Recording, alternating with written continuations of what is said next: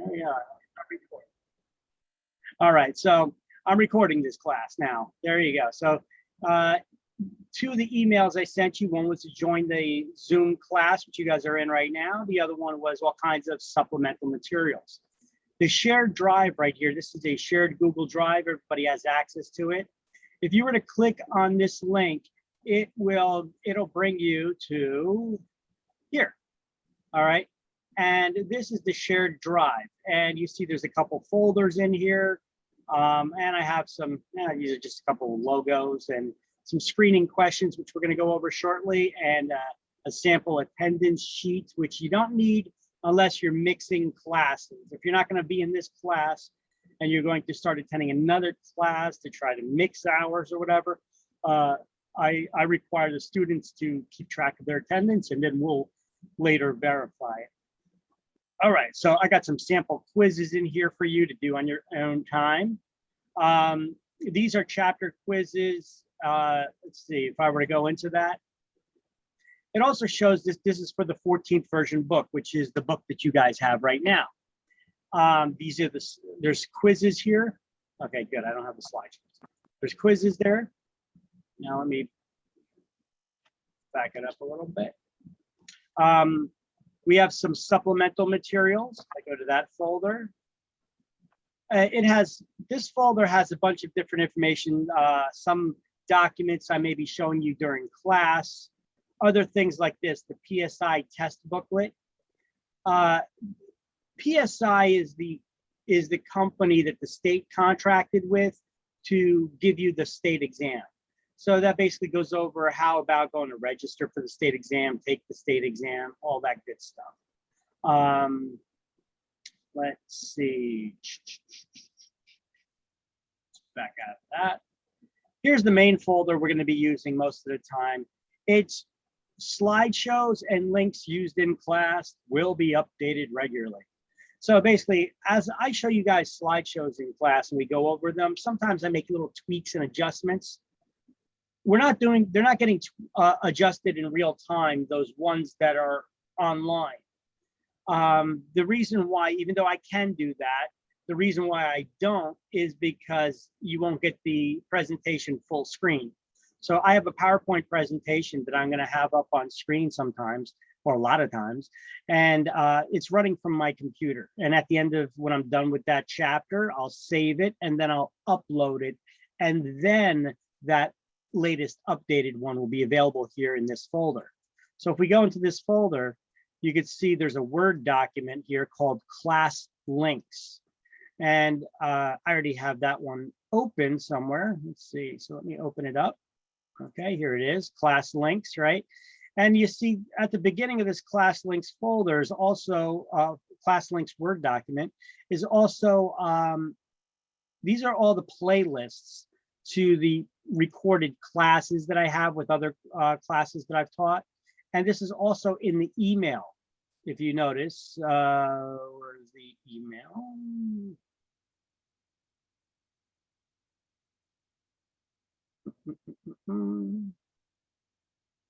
No, I have the email open. There we go. Oh.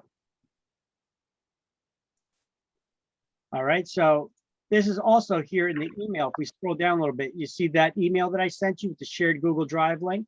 You scroll down a little bit further, it will also have that playlist. All right, but let's just say a couple months down the road, you want to see, I have other classes that I teach. I'll update that playlist in that Word document. I'll be adding more and more, whereas the email that I already sent you is not going to get updated. All right. But either way, there's tons of classes that I've taught, and you can watch these videos. So if during this lesson, you wanted to get a recap of something, the explanation again, well, I'll be having those videos up there, and I'll be uploading yours as well.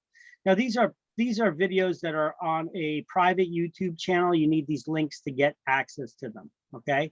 So our students have access to the classes that are being recorded here. Let's see. I have a little video here tutorial how you could copy all these documents from my shared Google Drive here that I've shared with you to yours without having to download them to your computer first. You could just have your own Google Drive. You could, for storage, you could download from mine and transfer to yours or copy to yours without having to download them to your computer, which is good. I have some test taking tips and some bonus materials here as well for you. Okay, so additional student resources I have available. Quizlet, if any of you ever heard that before, it's like a flashcard app. It's a free flashcard app that's out there. You can put it on your cell phone, you can put it on your tablet, what have you. And a lot of this class is learning new terms and definitions. So having flashcards is one way a lot of people like to do it. And this is like a digital flashcard app. And it's really good. It's real easy to use. And the best part is you don't need to create your own flashcards from scratch. You could search the title of this book over there, and you could see flashcards that other people created. And then you could just, they call them sets of flashcards, right? You could just pull somebody else's set into yours. And now now they'll be editable for you, and you could choose which ones you like and such. And you don't got to start from typing up from scratch. Sometimes people like online testing and quizzing. If that's the case, look, you don't need to do that. At the end of every chapter, there's quizzes. Okay, I'm giving you sample quizzes in this extra sample quizzes in this shared Google Drive. But if you wanted to have an interactive thing, there is a, this is the only one I really found that is related to, it seems like it was put together by somebody from New Jersey. So it uses wording most similar to New Jersey, even though there's a lot of quiz and testing apps out there that say, practice the New Jersey real estate exam specifically made for New Jersey real estate exam. But if you were to look up that company, they say that for all 50 states, and it's basically a generic thing that they just rebrand. Okay, this is the only one I've ever found. I've used this when I got my salesperson's license, when I got my broker's license, when I got my instructor's license. I thought that it helps, but it is not free. There is a fee for that. Okay.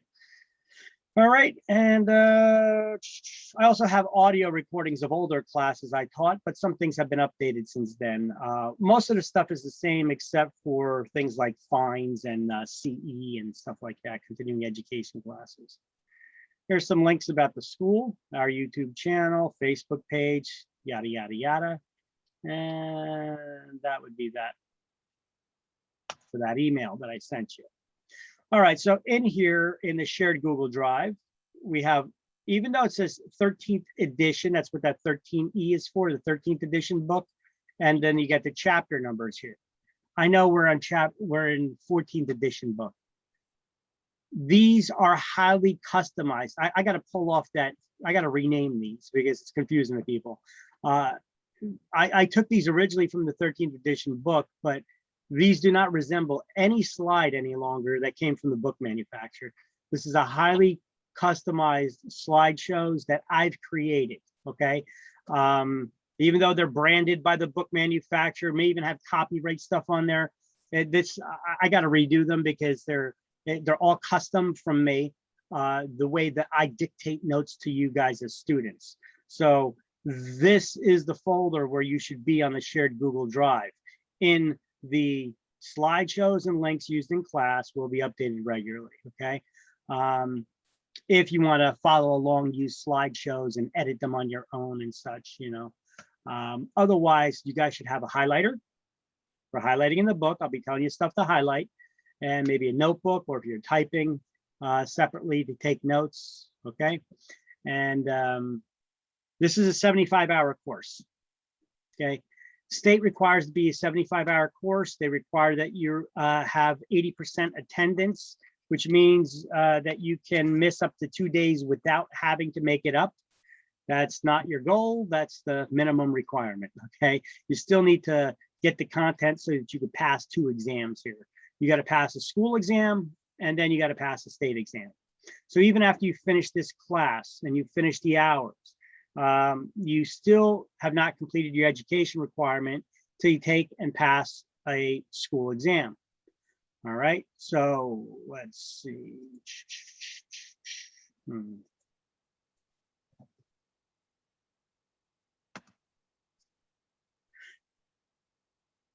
Well, let's go to the school website for a second. You guys can see them up here on the school website. After we complete this course on Monday, when is it that we're taking it? Let me open that folder up that has all the information about this class. Monday the 14th. Yeah, the 14th. There we go. So we're starting the 1st today. We're ending on the 14th, the Monday.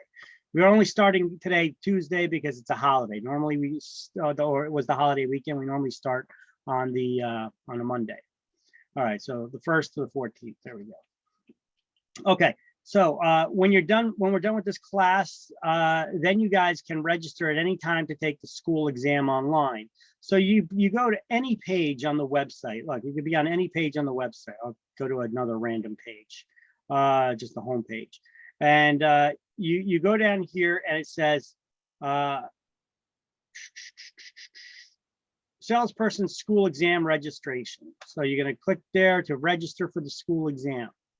All right. It is you get 2 attempts for $20 to take it online. We offer it online now.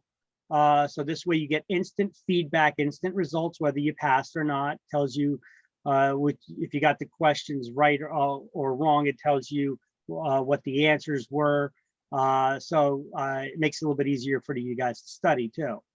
Now, there's no limit on how many times you could take the exam. However, that we're doing this through a third-party service that's administering the exam online, even though it's integrated into our website.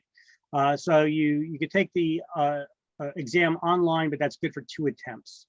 You would fill out this form here to register for taking the school exam. When you're done filling out all that required info, then you come back up here and you go to start the salesperson's exam. And it's integrated right here in the website. And this is the exam right here. You got to put in your email information and then continue. Now, it'll say, if you try doing that right now, you'll get an error message. It'll say, can't find you in the system. The reason being is because I did not enter you. That previous thing, when you fill out that form to register for taking the school exam, it goes into a database and it sends me an email. It's not a bad idea if you guys give me a buzz too. Let me know, hey, I filled out that the thing that I registered for the school exam, just so that I'm aware that somebody registered, you know. And then I'll go online, I'll verify all of your information, your student records, you paid for class, your attendance records, all that stuff. And then I have to go to the testing center or our testing provider's website and enter your information. And once I do, then this link will work for you. Okay. So just so you guys know, because I get a lot of times, oh, I put it in and it's not working for me. Okay. Well, that's why, because there's a little human intervention that has to go on in the background. Okay. You all good? All right. Yep. All right. All right, so that's what's required to take the, oh, by the way, school exam. A lot of questions people get on this. You get 4 hours to take the school exam. It is a timed exam. You got 4 hours to take it. State exam, you got 4 hours to take it. There's 110 questions on the school exam, 110 graded questions on the state exam. State exam gives you 120 questions, but I said 110 graded questions. Okay, they throw in like 10 extra questions that you're not going to know which ones are grading or not. So they may use them in a future exam by throwing it in their database. All right. Once you pass the state exam, you pass the school exam, you pass the state exam, you get fingerprinted.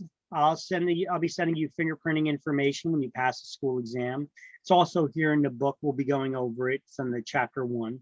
And then you affiliate with a broker. You find a broker to hang your license with.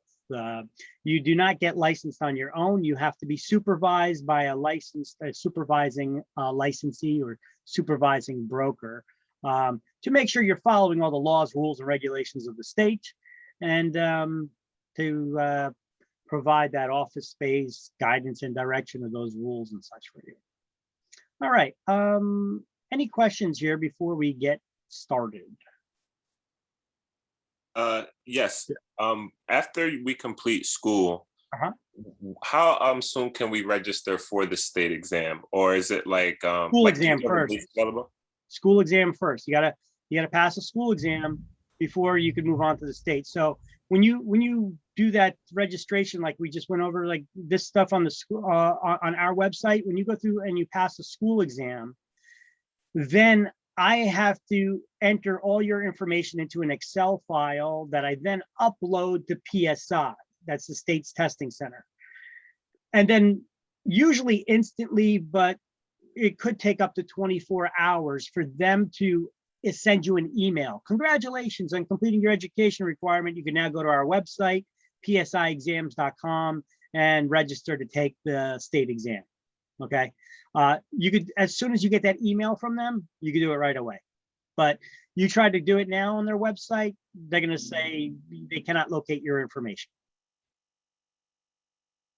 Okay. Thank you so much. But usually it'll be right away. Okay. Any other questions? Yeah, yes, Victor. Mhm. I had the wrong booklet. I see you're on the 14th edition. Yep. And I was under the assumption that we should use the 13th. That was my mistake. Oh, you didn't pick up a book from me? Yes, I need to come pick up a book. Okay, so you can do that later. That's fine. Just give me a buzz to remind me, and I'll put one out for you. Or email, or call me after class, and just remind me after class, and I'll put a book out for you.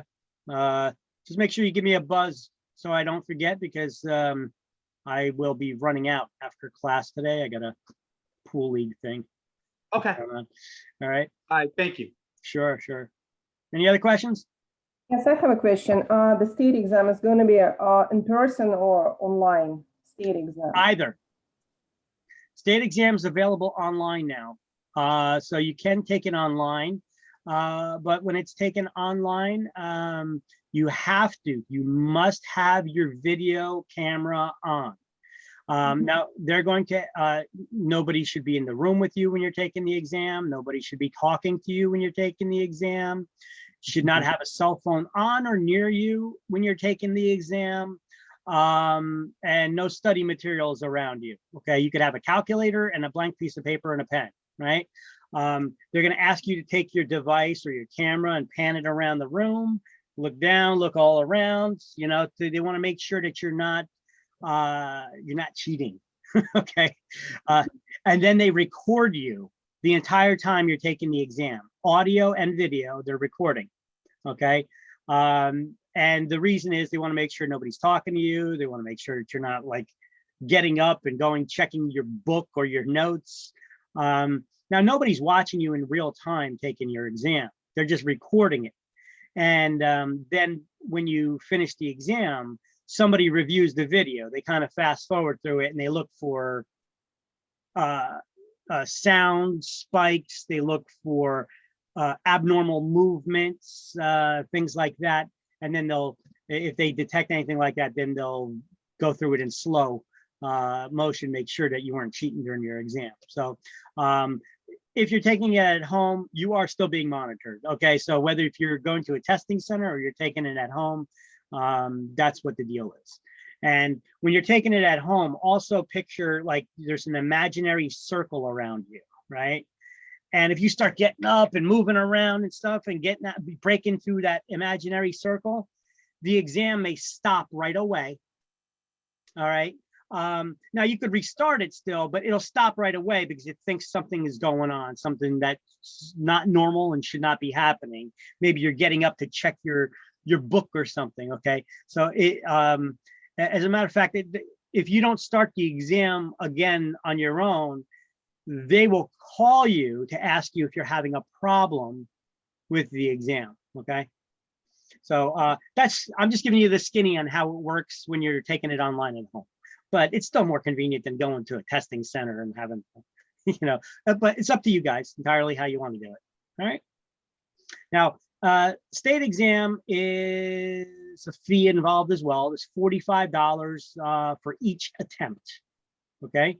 That's for state exam. You pay that directly to PSI. That's the testing center that the state contracted with to issue the state exam. Any more questions?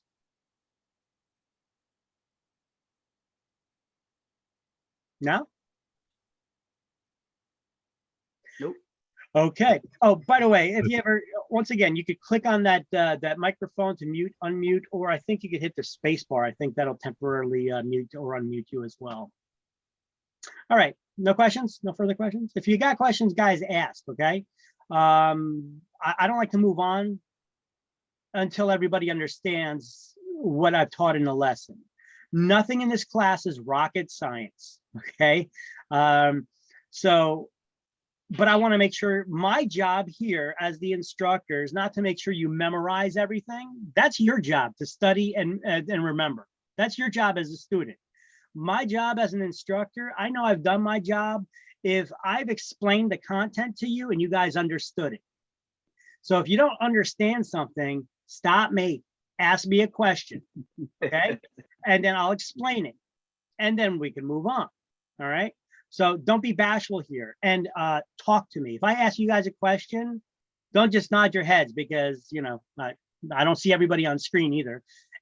Answer me, you know, this could be boring for me too. This is dry material, okay? I'm gonna try to make it as not dry as possible, okay? And it could be boring for me too when I got a class that's just silent as church mice, you know? I need the feedback, okay? Make me feel good so I don't fall asleep. All right, because yeah, it can be boring stuff. All right, any more questions? Okay, let's see. Minimize that browser. And okay. Said I was going to open up a couple things here to show you. Hold on, I got a couple screens open in my background. I need to close some of these windows.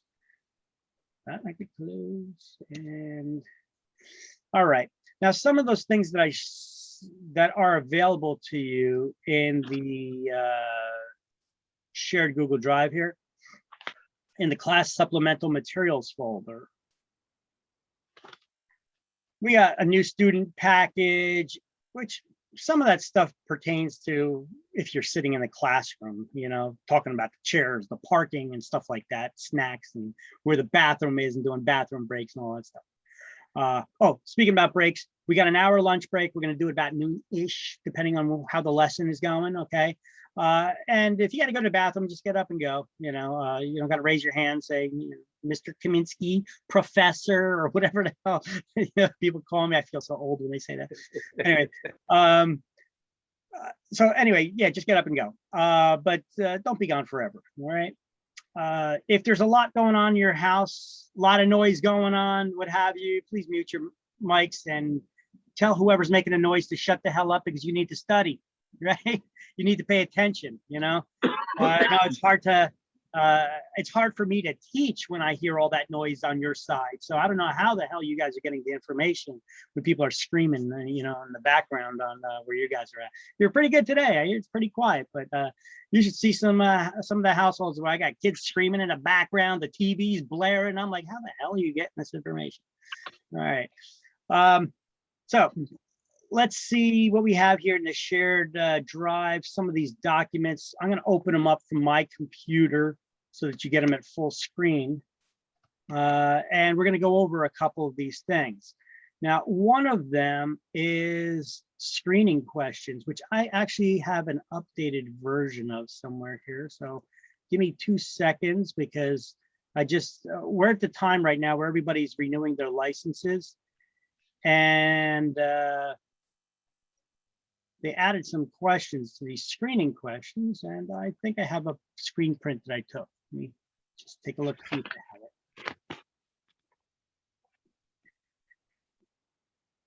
Hopefully I have it. Did I save it? I have a question. Sure. Do you mind if we just snack during the Zoom meetings, or is I'm that sorry? a problem? Like if we're just snacking during the Zoom meetings. Oh, go ahead. Yeah, you eat, drink. It's your house. Just spill it on your computer. It's your issue. yeah, it's fine. Don't worry about it. Just try to avoid drinking the alcohol or smoking the ganja during class. You know, it's not a good way to remember. Okay. All right. let me take a look in another application. I know I took a screen print of this. I'm just trying to locate it. I'm sorry I'm not prepared on this. I just took it the other day. The screen print of the state exam. I'm sorry, the state licensing site. They have some questions. You know what? I could just go to their licensing site and show you. Yeah, let's do that. Let me show you, forget about the screen prints. Let me just go and show you what I do. So.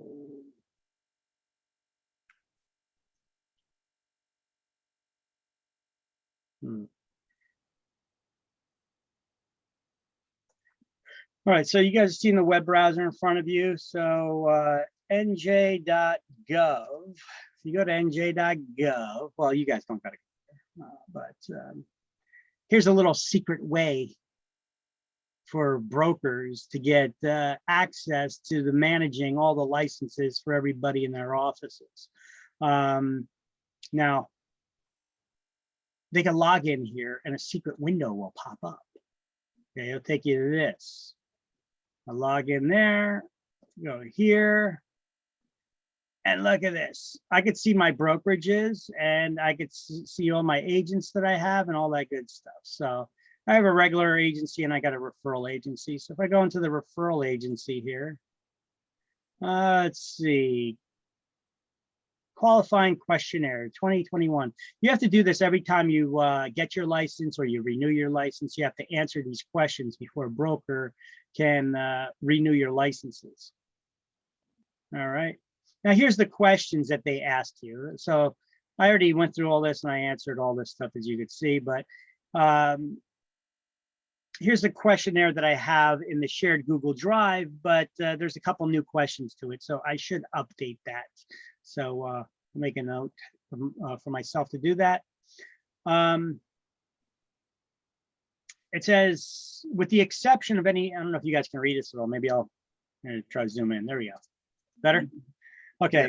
So with the exception of motor vehicle violations, since your last New Jersey real estate license was issued or renewed, have you or any business in which you were the owner, partner, officer, director, member, or manager, or limited liability company been charged, indicted, convicted, or pleaded no whatever?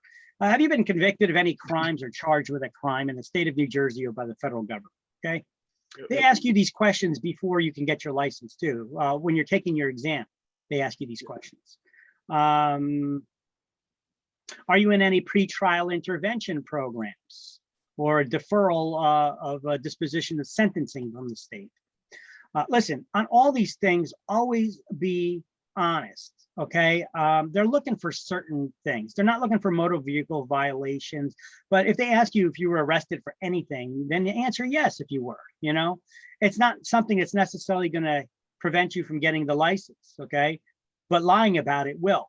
In that case, the lie would be worse than the crime. Okay, so they're not looking for DWIs or if you were busted with a joint or something like that. Okay, they don't care about that stuff. Okay, Is that only in the state of New Jersey? Yeah, this is for New Jersey. Okay. Yeah. Okay. Yeah, look, I mean, they make this stuff legal in New Jersey, not all states do, you know. No, I'm not talking about that. I'm just saying just in the arrest or in general.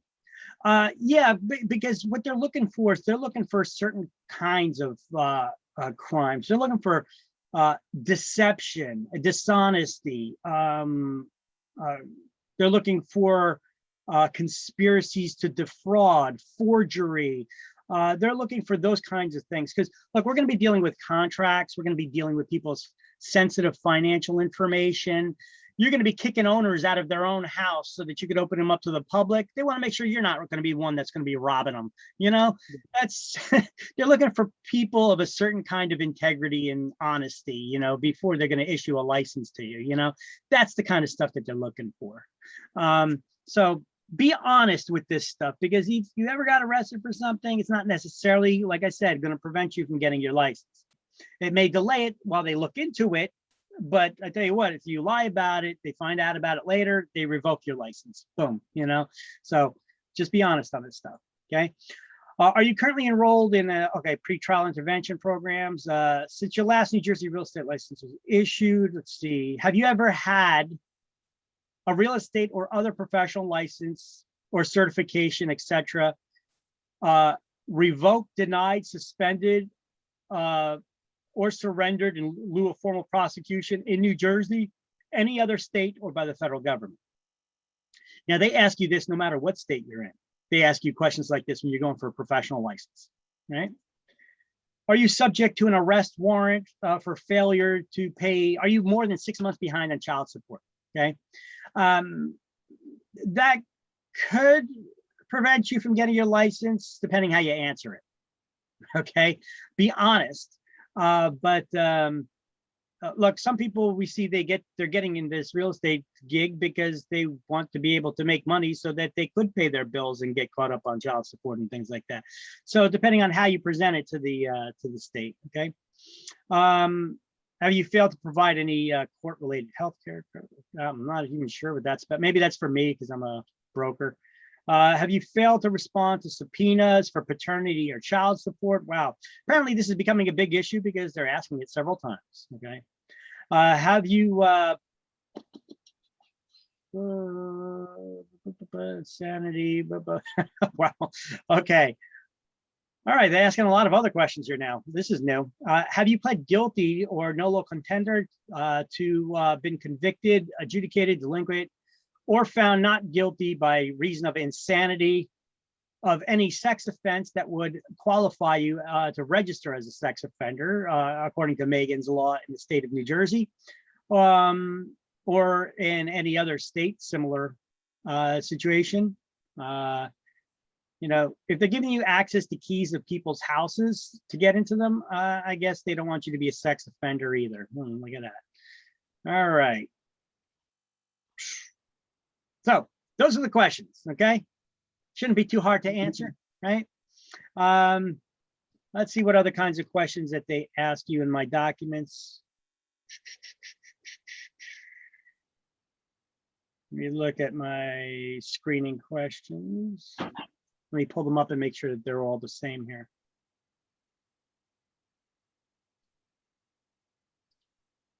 All right, so basically all the screening questions I have on this document that I'm pulling up are basically the same stuff once we get to the screening questions, but let me read the top part here. So before you make the commitment to enroll in real estate pre-licensing course, you should be aware of the following information. Sorry, guys, I got to go over this stuff with you, okay?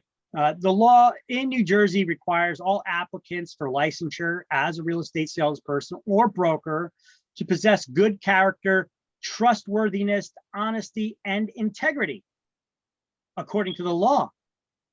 This is the New Jersey Statute 4515, Title 45, Chapter 15-9. That basically says in order to get your real estate license, you have to be a person that possesses good character, trustworthiness, honesty, and integrity. And they're just doing their best to try to figure that out by at least doing background checks on you and having you answer some questions. Now, to enforce this requirement, all applicants must submit to a criminal history record check. In addition, presuming you successfully complete the course at the time you take the state license exam, you'll be asked some of those questions, which I just went over. Those are the screening questions. Now, the questions relate to statutory qualifications to receive a real estate license. Among those, you have to be at least 18 years of age and possess a high school diploma or its equivalent, a GED, for example, in order to get your real estate license. Well, actually, or to take the state exam even. Now, the qualifications also include absence of convictions for forgery, burglary, robbery, or any theft other than shoplifting, criminal conspiracy to defraud, or any other like offense within the last 5 years preceding the application for licensure. Okay. Now, why did they say within the last 5 years? Well, they are the forgiving sorts, depending on what the crime was and what the particulars are of what happened. If sometimes they may be forgiving and still allow you to get a license if it was long enough ago. provided that you also show remorse, you know, because sometimes you're young and dumb and do stupid stuff, and they realize that. And they realize people grow up. And as long as you show remorse and you realize you're young and dumb and did stupid stuff, then they believe in second chances, okay? But once again, it depends on what exactly the level and what was involved in that too, okay? In that situation there. So, as noted above, the law also provides that applicant for a real estate license must establish good character, honesty, trustworthy, and integrity. So look, if you're dishonest and you lie about any offenses, well, that's reason for disqualification for licensure, right? If you're deemed untrustworthy, convictions for shoplifting and other offenses specified, which occurred more than 5 years ago, or the loss of real estate or other professional license, still may constitute grounds for denial of a license. Once again, it depends on the situation and if you showed remorse and all. So just be honest, because when you answer these questions, an investigator from the Real Estate Commission, which is a former cop, is going to ask you questions, and they're going to see if they're going to put to their internal lie detectors, you know, to work, and then they're going to do a little research, and they're going to see if they believe that you should have a second chance or not. Okay, so that will play a role into whether you get a license. Now, I'm not assuming that anybody here has ever been convicted of any crime or done any criminal thing whatsoever. This is just something that we're required to go over with you guys, because if you feel like you're not going to be able to qualify for a license, you may bail out of the class now, and you'll get a refund other than for your $42 for the book. Okay. And then unless you want to learn something good in this class, because this class will also teach you stuff that's not necessarily just for real estate licensing, but it gives you good practical knowledge on how to work in real estate, even if you're not in the real estate business as a licensed realtor. I'm going to be giving you guys a little bit of information beyond what's normal. So of these classes, I'm going to teach you guys how to make money in real estate in some ways. I'm going to give you guys resources, information. You get a lot of little good, extra little golden nuggets that I put in this course for you, okay? Hopefully you'll value them. Okay. If you guys have any questions, whether you qualify for licensure or not, there's no way to tell until you actually file for the license, but you could try to get some hints to that and talk to an investigator at this phone number down there in Trenton, okay? Between the hours of 8:30 and 4:30. Although they are the government, so sometimes those hours are shorter. Yeah. All right, and basically that's all that.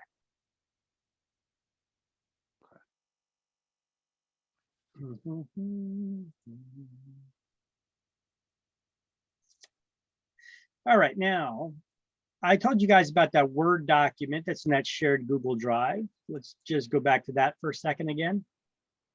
Here we go. I know we didn't even crack open the book yet. I know. So we got those playlists that are on YouTube. I got that additional information about studying. This is stuff that's in that email.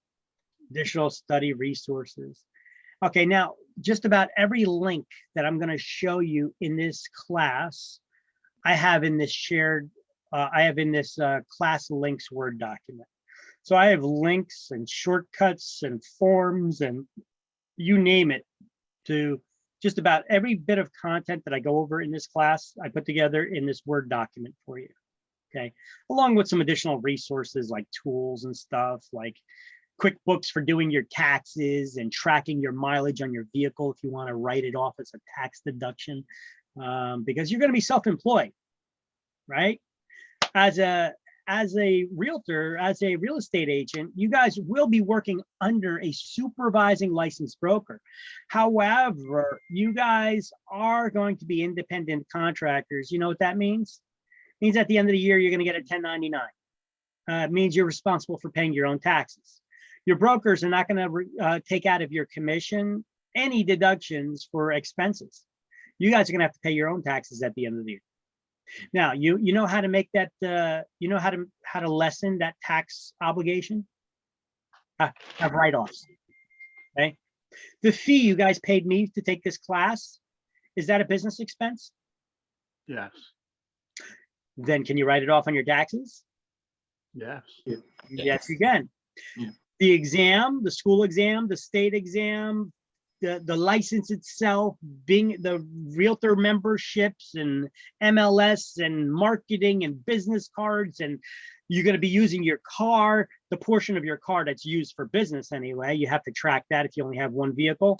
Otherwise, if you have two vehicles and the second vehicle you're only using for business, would be a complete write-off. But speak with your tax professionals, because I am not a tax professional. All right. I'm just throwing all that stuff out there. Here's a good way to track it through QuickBooks self-employed version. It actually has an app that you could put on your cell phone. And when you start moving in a vehicle faster than a person can walk, it says, we notice you're taking a trip. Is this a business trip? Yes or no? All right. You say yes, it'll say, care to provide more details now or later? You know, and then it'll log that information. It'll track your mileage and all that stuff for tax purposes at the end of the day. So it's a useful tool. And guess what? The cost you pay for it, is it tax deductible? Do you see what we're doing? Any expenses you have that are business expense can be used to lower your taxable income from real estate, right? So you sell a house, you get paid a commission, your broker pays you the full commission. They didn't take out any money for taxes or anything like that. So you need to pay your taxes on all that money. But, you know, tax deductions are not just for rich people, okay? You guys have access to them too. You're now going to be self-employed. You can reduce your tax burden by writing off your expenses. So you're basically lowering your income, which will also put you in a different lower tax bracket, hopefully. I don't know. We'll see. And then this way you pay less money to the government at the end of the day, right? So it's a good way to keep track of things, you know, keep track of all your expenses. Right now, you could start that out by writing it on a piece of paper, you know. Later on, you could maybe get QuickBooks or something like that. If you prefer not to do your own taxes and you want an accountant to do it, you know, the fee you pay the accountant is tax deductible, you know that? All right. So anyway, there's all kinds of tools and stuff that we're going to be going over, you know, websites for real estate agents, you know, where to get a domain name, you know, like www.isellrealestate.com, you know, get yourself domain names, guys. You're going to need a website. Get your own domain name. Even though your brokers have one, you should be generating your own leads. Don't be relying on your brokers for business. If you do, you're going to starve. Okay. Or you're gonna be like minimum wage in real estate. Yes, there are people like that, minimum wage. There are people that make no money in real estate. That's why real estate's got a high turnover rate, you know. People who depend on somebody else to spoon feed them and hold their hand every step of the way. If that is you, you better either step out of that shell or you will not make it in this business. Okay. You need to be a little bit of a get up and go person, be able to do things on your own, like to work independent, you know. Sure, that gives you more free time, but if you don't know how to adjust that time and apply it to work, then you're always going to have more time off. And when you have more time off, you're not going to be making money, you know. So anyway, there's all kinds of tools and stuff that I go over in the class here with you. Somewhere down here, I have people ask me information. Who do I use for health insurance? Well, I don't use that affordable care plan because there's nothing affordable about it unless you make no money. Then it's all subsidized by the state, right?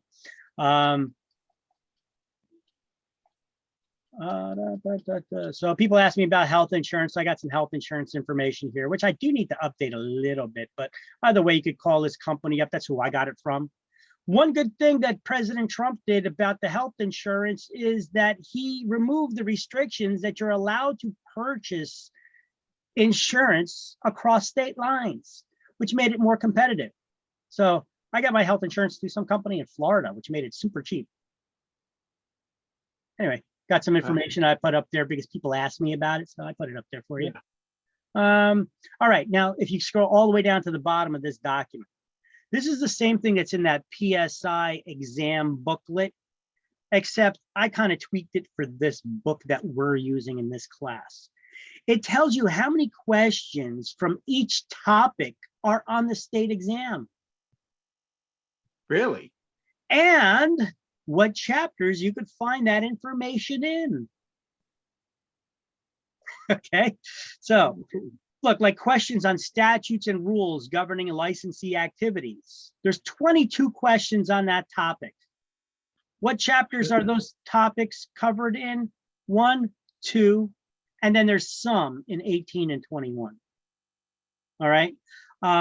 Most of them are going to be coming from those first couple chapters. Is the classroom test going to be in the same fashion as the state test?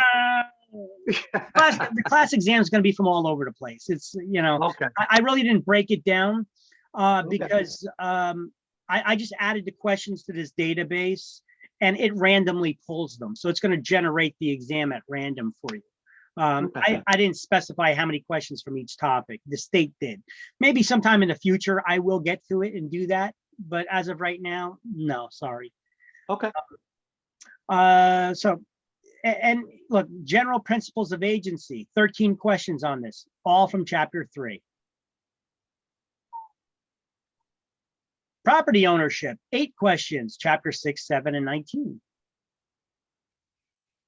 Land use controls and regulations, 5 questions, chapter 9. So you know more what chapters to maybe spend a little more time on studying, you know? 7 questions from chapter 16. 10 from 13, 14, 15, which is about financing, mortgages, all kinds of stuff like that. That's where a lot of the math comes from too. Actually, 16 and these chapters. Property disclosures, chapter 6, chapter 3 and 9. Okay, well, 3, we're hitting up chapter 3 again. Contracts, 17 questions from chapter 11. Ooh, that's another important chapter then to study, huh?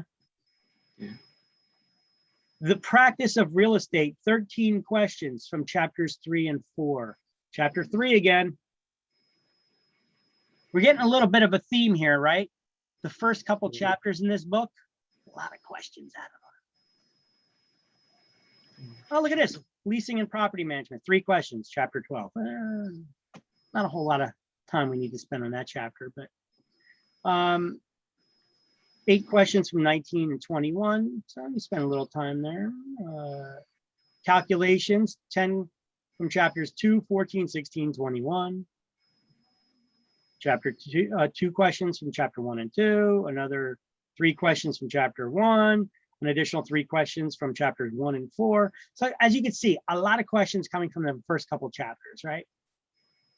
All right. Yeah. All right, so let me close this out now. Let me close out that Word document. So your screen will probably go back to the video. There you go. Hi. All right. And now we'll get started. All right, so let's see. You know, let me just see out of everybody that I got registered for this class, who is here? All right, let me see. Do we have a David Kress in the class? David, I had to- sure. Okay. Cordell. Cordell? Yes, okay. I see you there. You can't talk because you don't got a mic? You know how to unmute yourself? Or do you got a mic available, Cordell? You could just hit the mute button, the microphone, or you could tap that space bar. So if you ask questions, it's a little bit easier that way. I know he's here, but I see him texting me, but I just want to make sure that so many people have access to microphones. Okay. Sorry, I'm not sure if I'm pronouncing it properly here, but I'll say your last name, Sharma. What's it? Uma Ben? Yes. Uma Ben Sharma. Okay.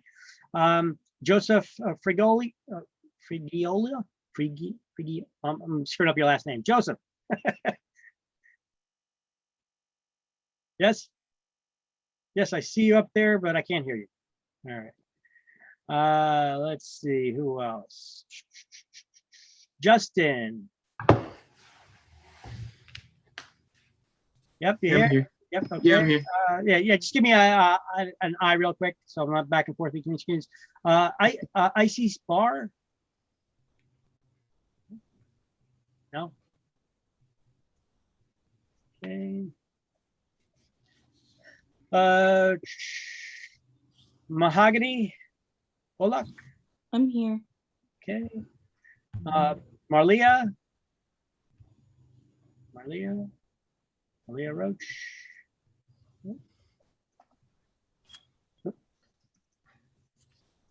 This way I could just follow up on people. Maybe they had trouble connecting and they didn't call me or something. I don't know. Christina.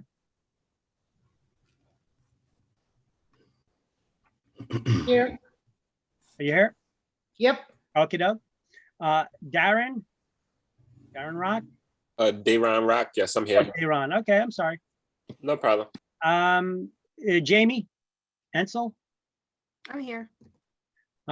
Jordan.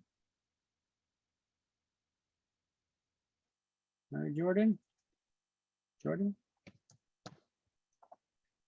Salvin. I'm here as well. Okay, and John Rodriguez. Here. Okay, doke. So, okay. Oh, Irina. I'm sorry, I missed you. I'm here.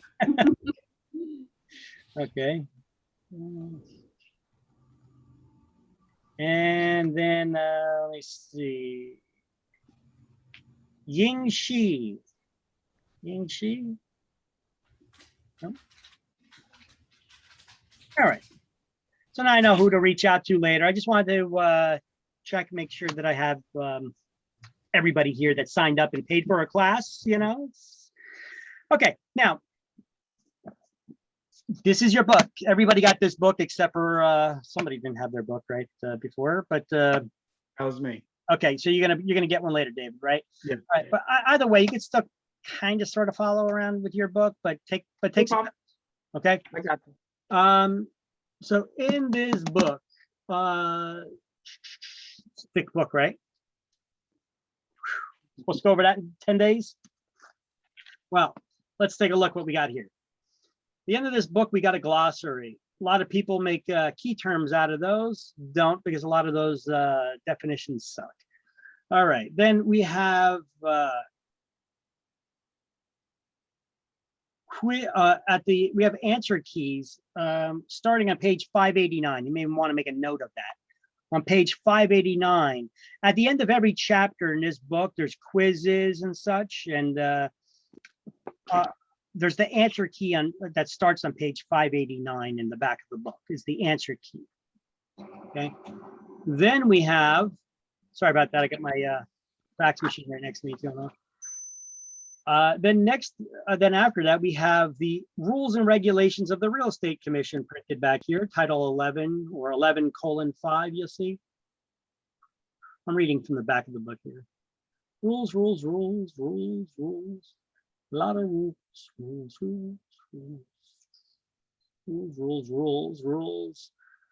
Those are all the rules.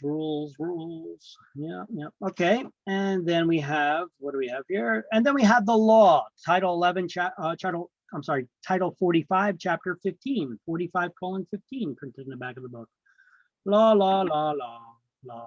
The laws.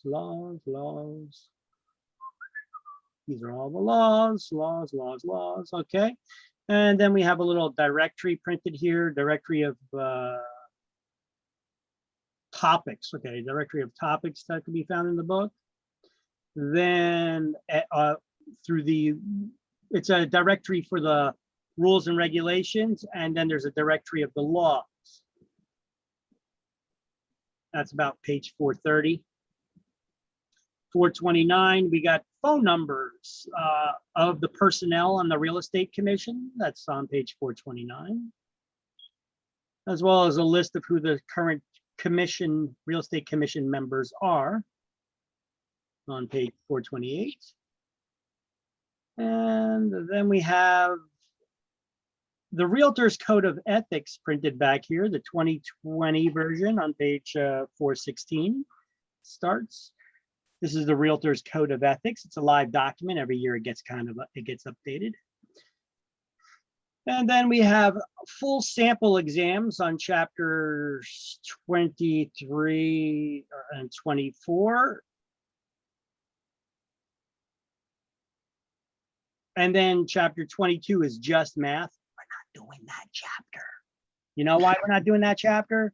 Because I like to do math as we come across it. This way you don't play hooky that day. We're going to do the math problems as we come across it, because I know some people get petrified of it. So we're not going to sit there doing one chapter just on math. I like to do math problems as we discuss the topics and math comes up.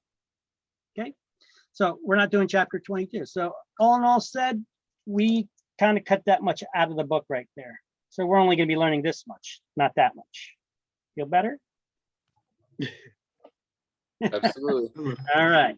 Now, if we just open up the cover, the front cover of the book, put a dust out of there, and there are some math formulas here on the front inside cover of the book. We didn't open up any pages but the front cover. There's some math formulas here. I'll have you highlight a couple, but don't worry, I'll be giving them to you in a math how to study guide, which is in your shared Google Drive as well, which I did not tell you about that one, did I? Let's see. In the shared Google Drive, where is the math how to study guide?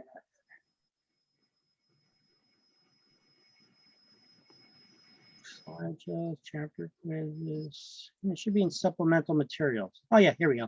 Print me math problems. Okay, this is actually not math problems. It's a math how to study guide. That it shows you how to do all the math problems, but you know the slideshows are updated even better with that stuff. So the slideshows I show you, and if you watch the videos as well as me showing you in class, how the math problems actually work. Don't worry, for the people who hate math, I'll make it easy to understand. Thank you. You're welcome. Don't worry, I don't like math either, but check this out. You can use a calculator, okay? For your exams too, you can use a calculator. It's just a matter of knowing the formulas. And, you know, I stink at math and I get all this stuff right. You know why? Because I know the formulas. All right. So I got no problem teaching it to you guys now. So nothing to be scared about math if you know the formulas. So one number that we're going to need to know on the upper inside left-hand corner here is how many feet are in an acre? How many feet in an acre? Oh, one thing I didn't open up was my whiteboard. Open up that Microsoft whiteboard. That thing can take a while to open. So What is that, 7-Eleven? 43, you know what? Somebody has some kind of acronym. I know what you're getting at, 7-Eleven, and then you got to figure out a math. See, you don't even remember it, but you kind of sort of maybe do, right? That's why I don't like that, because as an instructor, remember when I was a student, I couldn't grasp that 7-Eleven thing. Some teachers teach this how to remember how many feet in an acre by remembering this. The first two numbers before the comma have to add up to 7, and then the numbers after it, or 3 numbers after it have to add up to 11, 7-Eleven. Yeah, but then what order do those numbers go in? You know, I don't like that. I mean, I like the KISS concept. You know what that is, right? The No. KISS concept for learning. Keep it Keep it simple, simple. stupid. Oh. You know, I like it simple, stupid, you know, where you don't need to try to figure things out. You know, if somebody tells me, do I got to draw you a picture? I'm like, yes, please. You know, yeah, you know, I like it easy, you know.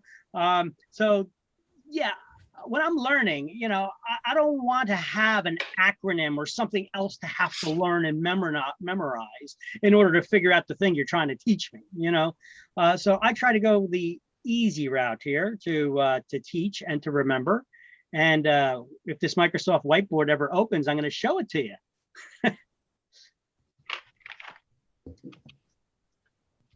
I also have a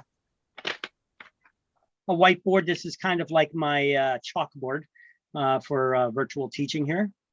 Microsoft it's a Microsoft whiteboard, just takes a couple minutes to open up here. Sometimes I got to close it and reopen it to try to get it to work, but whatever. Let's do that again. Boom, boom, boom. We'll get it open. And then we'll leave it open.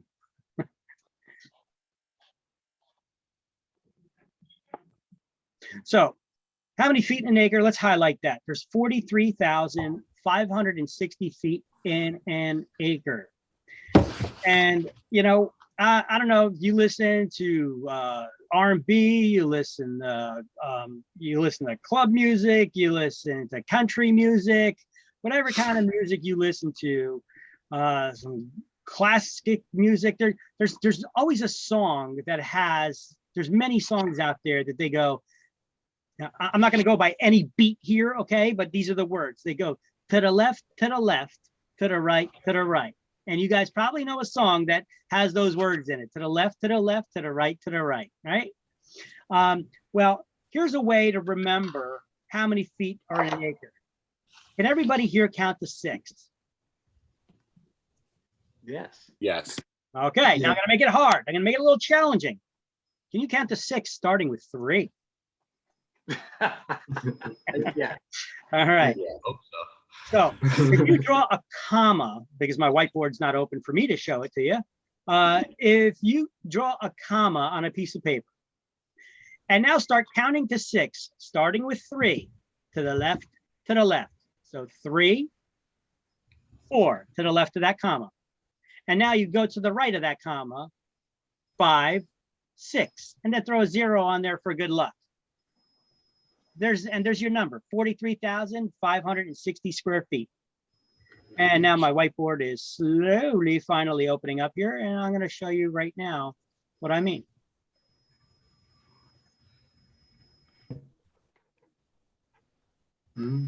So here's the whiteboard. I got it on screen. So basically you do this. You draw a comma, right? And then 3, 4, and then to the right of that comma, 5, 6, and then you throw a 0 on there for good luck. That's how many feet in an acre. Boom. 7-Eleven. Forget that, right? I mean, this is so much easier, right? Count to 6, starting with 3, to the left, to the left, to the right, to the right. There you go. Easy peasy, nice and easy. Yeah. All right. So that's how many feet are in an acre. And you do need to know this because you will get a math problem on school exam. You will get a math problem on state exam that you need to know this number. And if you don't know this number, you ain't getting it right. So here's a simple type of question that they could give you on the state exam or the school exam pertaining to this. Now, I'm not going to get too deep into all the aspects of math and geometry and all that, but trying to figure out an area. All right. Let's say we got a lot, and here's a lot. And let's say that this lot is 2.5 acres. It's 2.5 acre lot. Okay. Let's say that this 2.5 acre lot is 800 feet deep.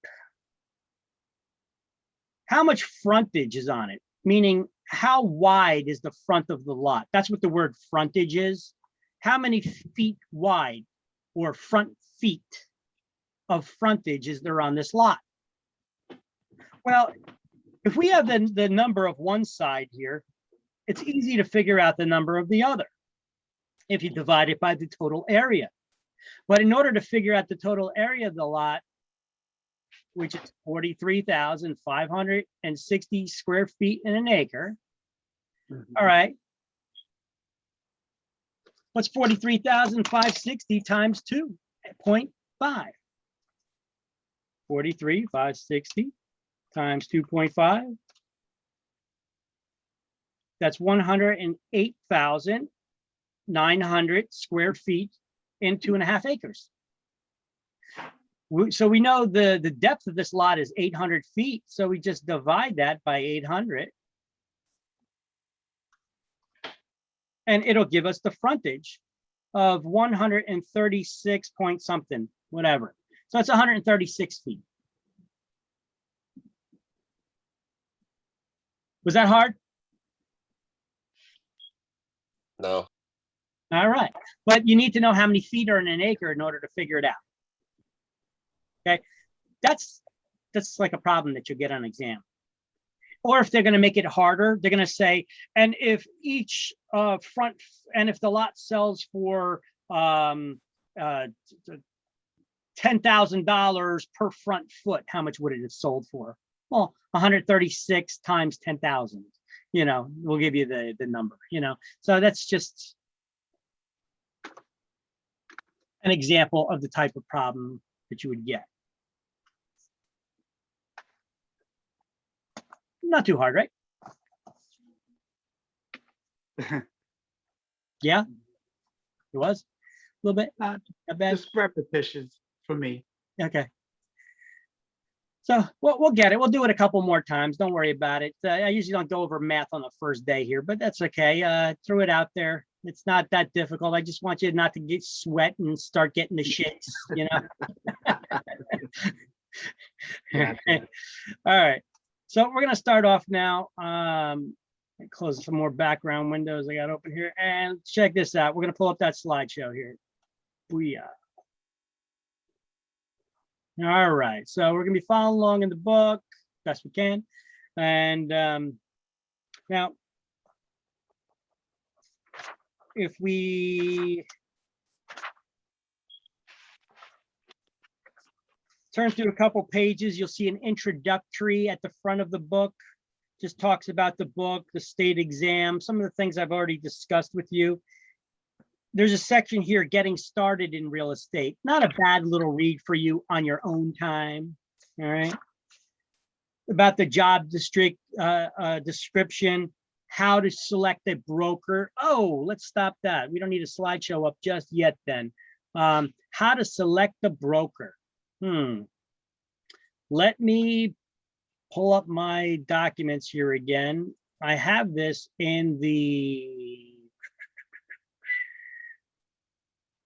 here we go. I have a section called interview questions that I put together for you guys, which I need to update. Okay, I got it up here on screen now. I need to update it because there's a couple more questions I can add to it now. These documents are always in a working, but I created this. It looks like this: sample RE salesperson interview questions that I put together for you guys, my students. When you guys go selecting brokers, how do you select a broker to work for? Are you going to choose one just because it's got a big name, or you like the name or the colors of their logo? How are you going to select the broker to work for? What's the most important thing to you guys in selecting a broker, would you think, at this point? I think like learning in terms of like teaching what they can teach. You, my friend, are good. Spot on. You hit the nail on the head. Most people, their go-to is commission splits. How much am I going to get paid? All right. And that's the wrong way to think. You're in the right frame of mind there. They need to teach you. Because even though I'm teaching you here, this class is mainly about, even though I'm going to give you some extra information and tips, this class is mainly about how to get your license and to learn the laws, rules, and regulations so that you don't break them. You need a broker out there to show you the ropes, who's going to train you, give you training, okay? Because without good training, you're going to fall on your face, okay? A lot of people that they say, well, I want a high commission split. I want a broker who gives me a high commission split. Okay. So let's just say that you find a broker that gives you 100% of the commission. They're not taking any of it, okay, which does not exist, by the way. I don't care if they say they're out there, that doesn't exist. How would they stay in business, right? If I give you 100% commission split, right? And you don't make money because I don't teach you how to, what's 100% of nothing? Nothing. Nothing. Right. So that high commission split really got you nowhere. So it is very important to get good training. And there's a lot of questions to ask. And I have a lot of those questions stuck in here because I got a couple pages of questions here to ask that you guys should take this with you on your job interviews when you're interviewing around with brokers. Don't say, are you hiring? Because they're just about all of them are hiring. It's a matter of finding which broker suits you. Don't let them just interview you. You got to ask them questions too. You know, what are the expenses involved for you to get started with them? Do they offer training? What kind of training? Is the training free or do they charge you for it? Yeah, some of them charge you for training. You know, don't go there. You know, not unless they're having a professional trainer that's going to be your coach and up, but still, even as a beginning agent, don't do that. You know, you don't need that right now. Okay. You need somebody just to hold your hand, show you the basics and the ropes that way, and not charge you for it. Okay. Is this a franchise or a mom and pop shop? Okay. Look, even franchises are mom and pop shops. You know what the difference is? A franchise pays for the luxury of using a big brand name like Century 21 or Keller Williams or Remax, you know, but there's a downfall to that too.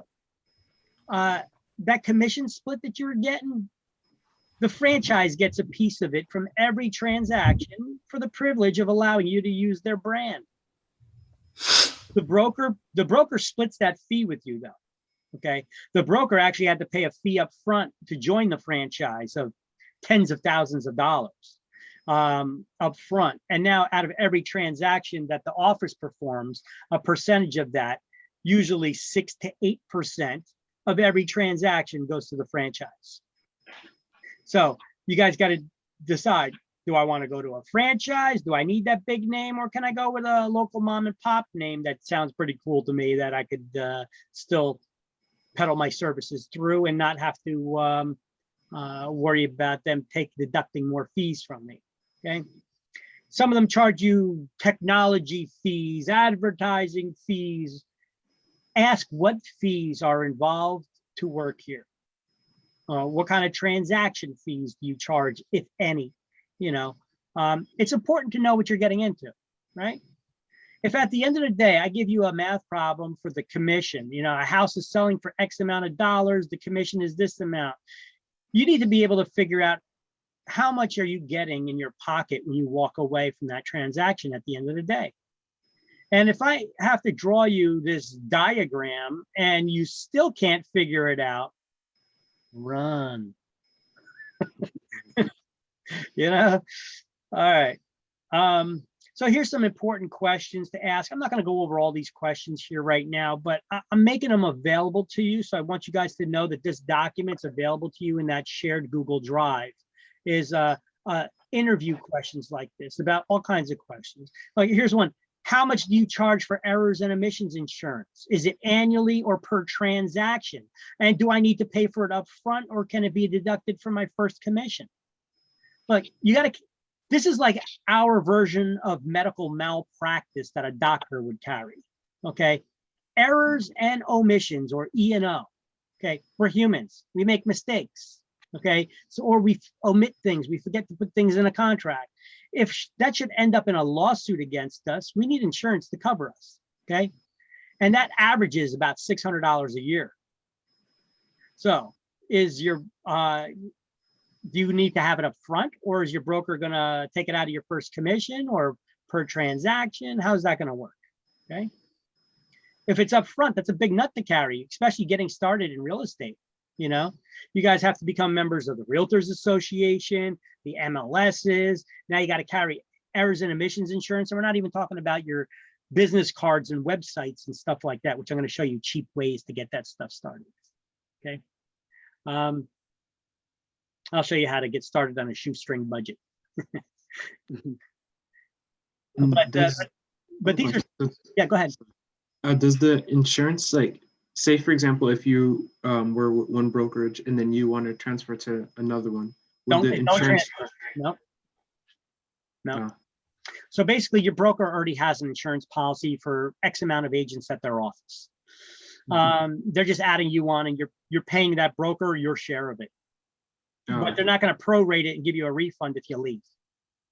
So interview wisely. Yeah. Because if you leave, you ain't getting the money back. Okay. Yeah. I understand, especially at the beginning. It's like, how do I know? Well, I'm trying to give you some questions here, give you a little bit of guidance, and also try to judge the broker, you know, judge them a little bit, you know, try to judge their character a little bit, you know. Do they place their top performers ahead of the integrity of the office? If that's the case, don't go there. Okay. You don't want a broker that's sure they all want to make money and they won't need top performers, but if their top performer there is treating everybody else like crap, and you go to the broker, they're not going to do anything about it. You basically, because you're the low man on the totem pole and they don't care about what you think. That's not someplace you want to be. Because the broker should be looking out for the overall integrity of the office in the public's eye, as well as to other agents there. You don't want to be working in one of them hostile environments where you got some top producer that's a total jackass, that's giving you misinformation and wrong information because they want you to fail. Whoa. This is our office. We want everybody to do well. We want all of our agents to work with each other and help each other out. I've worked at offices like that before, where you sit down next to somebody, and you're the new guy, and they're like giving you all kinds of wrong information and disinformation. When you go to the broker about it, he does nothing about it. Leave that office. That office is a toxic environment, right? You want to be in an office where people are helpful of each other, but you don't want to also, at the same token, be in an office that's kind of like a cult. Right. So it's anyway, I put this together for you. I just wanted to throw that out there. Let me not waste too much more time on that. Thanks. You're welcome. All right. So the book has some questions to ask for brokers as well, information about the authors, and then we're at page 1.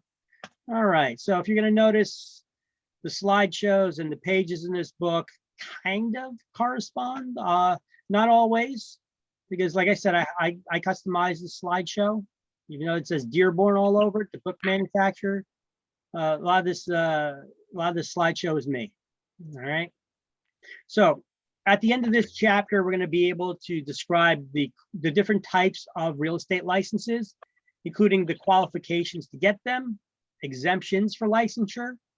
We're going to talk about the licensing procedures in New Jersey, some of the stuff we already discussed a little bit. For out-of-state residents, can you get your license here? Does anybody here not live in New Jersey?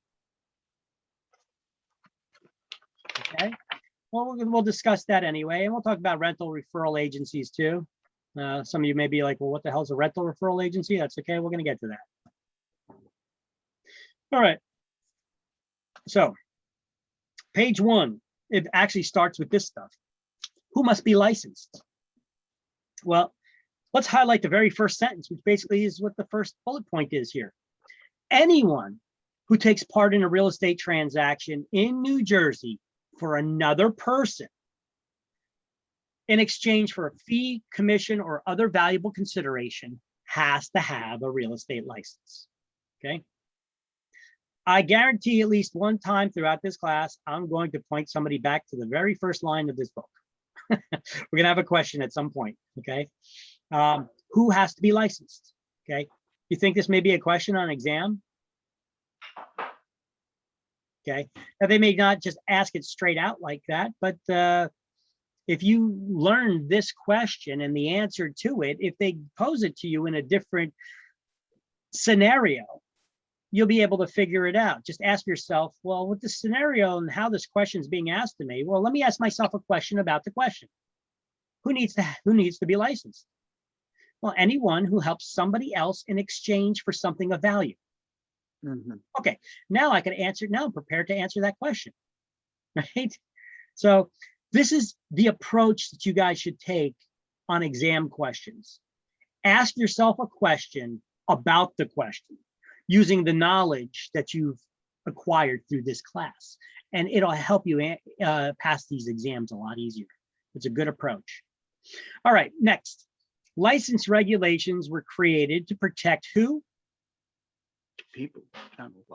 The general public from unscrupulous brokers and salespeople. Don't say to protect them from us, because hopefully you have scruples. Right? So, does it say that somewhere? Yes, it does. On the next line, let's highlight licensing regulations protect the general public from unscrupulous brokers and salespeople. I know the very first lines of the book, and I'm having you highlight already. That's all right. these will relate to exam questions. Now, who regulates our licenses? Who oversees and manages our licenses? Well, our licenses are governed by the Real Estate Licensing Act, which is known as Title 45, Chapter 15, or 45:15, as I have it written here on this slide. All right. If you were to read that, when you see this 45:15, that's Title 45, Chapter 15 of the law. And that's printed in the back of the book, remember, on page 440. So the two bullet points here, we could highlight them, put a highlighted box around them. You need to know these two items.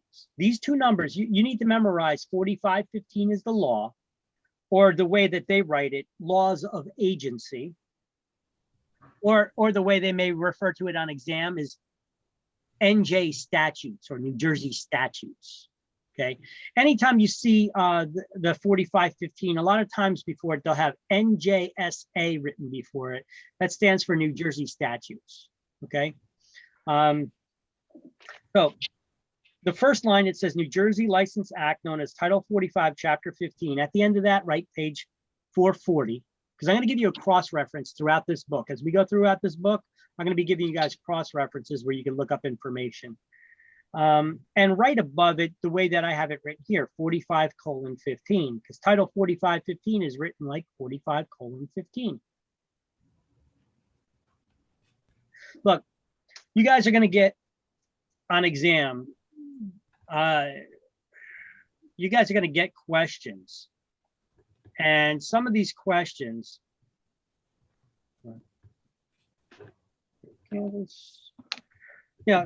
you say New Jersey statutes or New Jersey licensing laws are known as 45:11, 45:5, 11:15, 45:15. That's going to be your multiple choice, because this exam is multiple choice. Okay, so you need to know these numbers, and there's two of them you need to know. Okay, you need to know this one, which is 45:15, which is the law, and you need to know Title 11, Chapter 5, which is the administrative code or rules and regulations of the Real Estate Commission. Those are the people who are managing our license, which is the very next bullet point. Rules and regulations are set up by the New Jersey Real Estate Commission, or the REC, which we lovingly call them. And that's 11:5. That's Title 11, Chapter 5, which is also known as the Administrative Code. They could call it on exam simply the Administrative Code or 11:5. And those are the rules and regulations. Now, let me explain to you the difference between the rules and regulations and the law. You may be asking yourself, well, what's the difference? Well, let me ask you guys a question. Who makes the laws? Government. Politicians, to be more specific, right? Okay. The politicians make the laws. So they made up the 45:15 part. Now, do the politicians know the ins and outs of the real estate business? They do not. They create a framework. And within that framework, they created an authority called the New Jersey REC, or Real Estate Commission. They are put in place. They're the ones that issue licenses, manage our licenses, make sure that we're obeying the laws, rules, and regulations. All right. Now, the politicians gave the REC, the Real Estate Commission, the power to create their own rules and regulations based on the laws. Title 11, Chapter 5. So the rules and regulations of the Real Estate Commission are just as enforceable as the laws are. Think of them as an extension of the law. But this is known as the Administrative Code. These are the rules and regulations that the Real Estate Commission came up with, which get into the details of the law. So the the politicians created the law, which is the framework of the rules that we need to follow. But they didn't get into all the little details of how we're supposed to conduct our business. The Real Estate Commission does, and they do so in the administrative code. Hopefully that cleared it up a little bit. Yeah, it makes sense. Yes. Okay, so on the bottom of the page, that last bullet point, under Title 11, Chapter 5, just write it like it's here, 11:5, and page 486. That's where you can find it written in the back of the book. And then we go to page 2. Now, the Real Estate Commission, I have a breakdown here of a little more organized. This is probably, you could probably print this out as this slide as a study guide. A lot of my slides are just like that. All right, the New Jersey Real Estate Commission is a division within the Department of Banking and Insurance. You know, those people that give the bankers their licenses and regulate the banks? Well, there's a division within the DOBI, Division of Banking and Insurance, called the Real Estate Commission.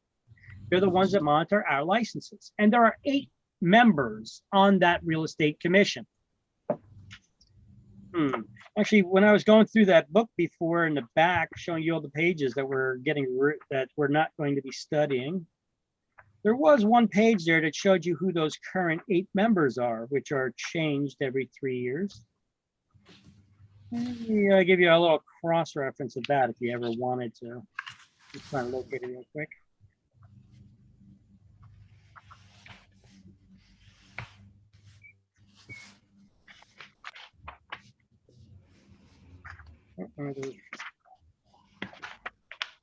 Page 428, that's where they are.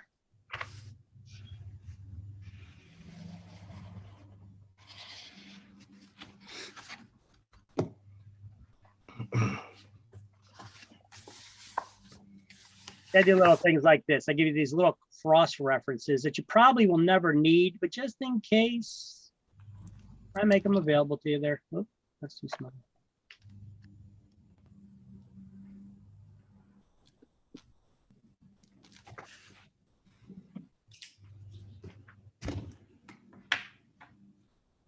You're doing a presentation, you try to go to the other screen. Make it a little difficult here to see stuff. Okay. All right, so page 428 is a cross-reference where you can see who those members are if you ever wanted to for whatever reason. Anyway, there's 8 members on the Real Estate Commission. 5 of them are real estate brokers who have been licensed as brokers, not just had their real estate licenses, but had their real estate broker's license for at least 10 years. Two of the members are people appointed from the general public. I don't know how they go about the process of doing it. It does not matter to us. And one person who's appointed by a Department of State Government. That means they're appointed by the governor. So anytime the governor changes, that person is swapped out. Okay. So appointed by a Department of, so they're appointed by the governor. So they all serve 3-year terms, but they also all serve at the leisure of the governor. The governor can switch any of them out at any time in between. Okay. So how many people on the rec? 8. 8. Consisting of 5 brokers, been licensed as such for how long? 10 years. Yes. 2 from the general public and 1 appointed by the governor, and they all serve how long? 3 years. 3 years. There you go. Great. Sometimes they get questions on that. I'm sorry, somebody's asking a question. Yeah, I have a question. Isn't it going to be asking in questions in the exam, like how many members going to be there? I mean, I'm just asking. They could. Yes, they could. They could. I remember when I took my exam, they did, you know, but that doesn't mean that you'll have it on it could be a question in a database, but you may not get it. They got a database of thousands of questions that they pull at random. Your exam is going to be generated at random. So I'm not sure if you're getting this question or not, but I'm just trying to prepare you for all the possible questions that you could get. Okay, thank you. You're And welcome. then I have a question. So you said although the one member is appointed by the governor, all members can be swapped. And they could be, yeah, because the governor is the boss of the state. Yeah. He could fire anybody he wants. Yeah. Okay. Yeah. All right. Now, there's 4 real estate license types. Now, under real estate licenses, we have the breakdown here. Okay. By the way, under Real Estate Commission was a place where you guys could highlight that information from the last slide. New Jersey Real Estate Commission. On the next line, 8 members, 5 real estate brokers, licensed as such for 10 years, 2 chosen from the general public, 1 represents the Department of Government, all serve 3-year terms. That's all. See, I break down what I highlight. I don't highlight everything. I just highlight the important stuff, you know, when I'm highlighting. All right, so here are the 4 license types. I've got it listed here, highest to lowest. Mine's probably in a little bit better order for these next couple of slides that we're going over. Some of the stuff I have, you may not actually start seeing in the book now after this slide. It's a little bit different order because the book starts getting fragmented on how they teach you things. So let's start off with a broker. What is a broker? Okay. Every company only has 1 broker, right? A broker is often referred to as a broker of record.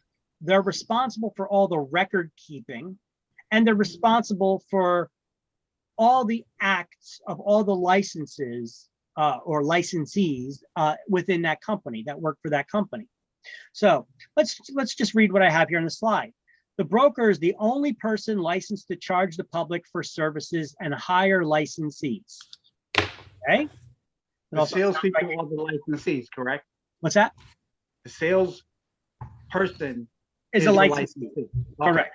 Okay. Correct. So that basically, when I say licensee, we're covering all the license types. Okay. Whether it's a broker, salesperson, or a referral agent. Okay. Now, that also sounds like this could be an exam question, doesn't it? Yeah. Now, every agency has only 1 broker, also referred to as the broker of record, because they're in charge of record keeping. They're responsible for providing office space and guidance and direction. That sounds like another exam question. Yeah. Now, what is guidance and direction? It's not training. Guidance and direction means the broker's responsible for making sure that you follow the state's laws, rules, and regulations. The Real Estate Commission does not give a crap if you know how to do your job well. They just care about that you don't break the law. That makes sense? Yeah. So when they ask these types of questions on exam, they don't care if you know your job. They don't care if your broker's giving you training on how to do your job well. They care if your broker's monitoring you to make sure you're not screwing anybody over or breaking the law. Okay? That's what they mean by guidance and direction. Okay. So it's ensuring agents are adhering to the laws and regulations of the state as well as the recs. What are the laws known as? Title 45:15. Title 45, Chapter 15. Okay, and the rules and regulations of the rec, what are they known as? 11-5. 11.5, 11:5, right? 11.5. So the broker has provided the broker has to provide office space and guidance and direction of the laws, rules, and regulations. Now, when they say office space, that doesn't mean that you're getting your own private office. Okay, they can have a small office for 20 agents. Okay, you all share one desk. You know, there's no regulations on how big the office needs to be, and that everybody has to have their own chair and whatever. You know, it's just a place where you bring your clients back to conduct business. As a matter of fact, most agents should not have their butts planted in a chair at the office. If you do, you're probably not doing work. Not unless you're preparing a contract or you're meeting with your clients. If you're just sitting in the office, you know, what exactly is it that you're doing there? You know, are you preparing materials to go out? Are you preparing, are you contacting clients or brokerages to set up appointments for showings? Are you preparing contracts? I mean, short of doing these items, are you faxing documents to attorneys or scanning them to send them to attorneys? I mean, short of doing any of these items, you're probably not working unless you're sitting on floor time, which they sometimes call now opportunity time. That basically means that you're the unpaid secretary waiting for calls to come in and hoping that there'll be a lead. That's a business lead for you, sale lead, right? You should be out there mixing and mingling with people, right? You guys got hobbies? Yeah. Okay. Hopefully those hobbies get you out of the house. They're not just playing video games or anything. Right? Hopefully those hobbies will get you out there. If not, hey, learn something, you know, learn a new hobby, learn a new game, get involved in your community, do something that's productive. Okay, let me do that. That's productive. Okay. Look, you could be involved in hobbies. You know, you like to look. I like to play pool in a bar league. You know, billiards. I play pool in a bar league. Right. I also like to ride motorcycles. You know, so I get out there and I mix with people. You know, people need a place to live. Just mixing with people.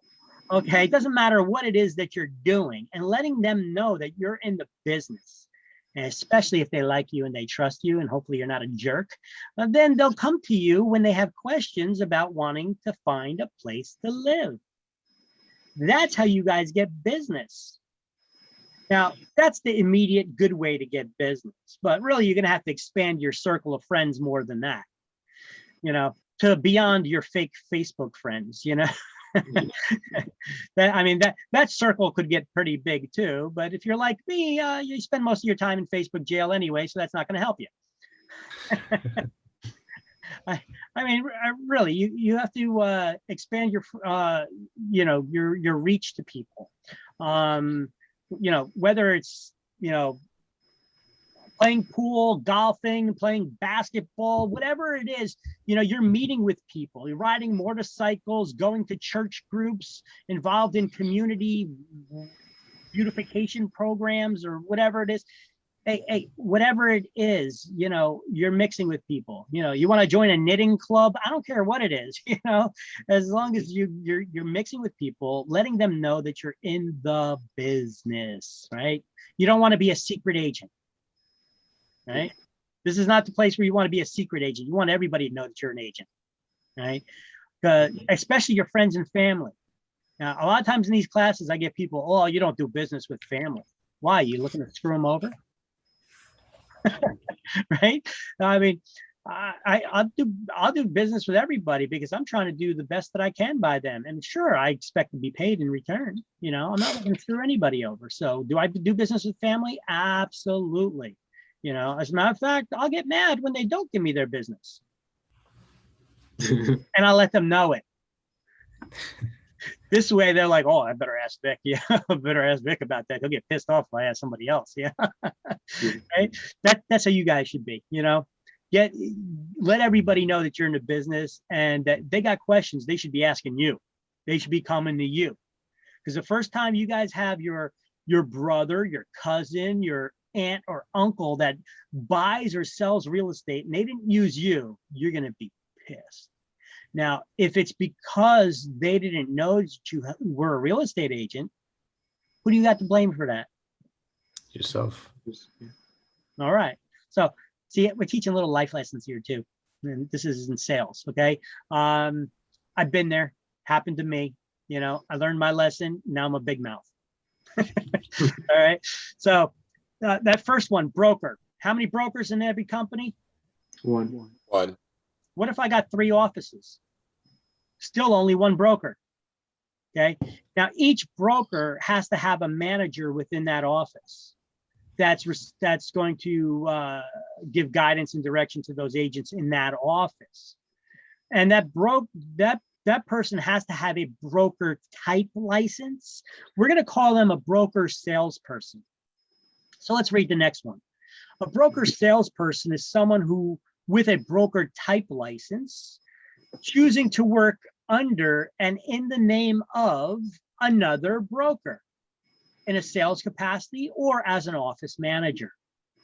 So a broker or broker salesperson's license is required to manage a real estate office, okay, or branch office. Salespeople, referral agents, or somebody who doesn't have a license cannot manage an office. You have to have a broker or broker salesperson's license in order to manage an office. Everybody got that? Yeah. Okay. Yeah. So broker salesperson, somebody with a broker's license choosing to work under and in the name of another broker, just like a salesperson. Okay. Now, a salesperson works under only one New Jersey sponsoring broker at a time. Okay. If you guys can have a real estate license in a different state as well. You guys can be licensed in multiple states and be licensed under a different broker in each state. But in New Jersey, if you're going to be, you can only be licensed under one real estate broker at a time. Now, this usually is not a problem. It becomes an issue usually for people that are involved in property management. Because when they work for property managers are usually not members of the MLS.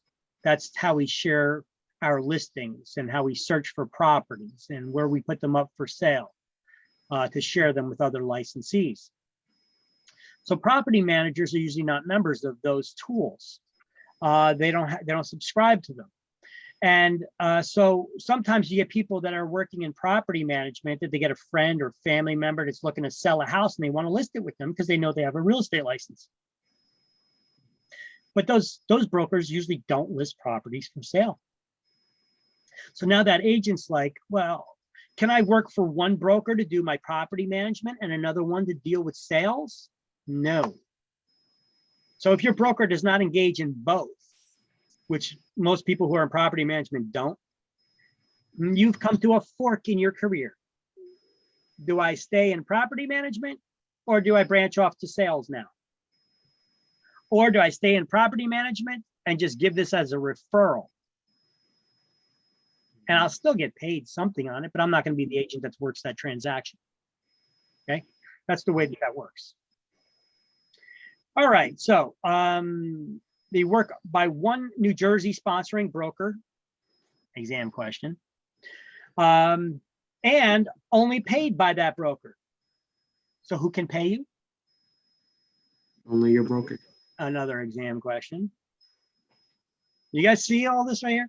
A salesperson can work directly with their clients and customers, and they can also send referrals to their broker or other agencies. Like I just told you, if you're working for a property manager, you don't deal with sales, you could refer that business to another brokerage. That agent, they'll close on the deal. When they close on the deal, they pay your broker the commission, then your broker pays you. Because you can't, because who can you be paid by? Only your broker. You can't be paid by someone else. Okay. So that's how the chain works when you're getting paid. Here, let's visualize this a little bit on screen.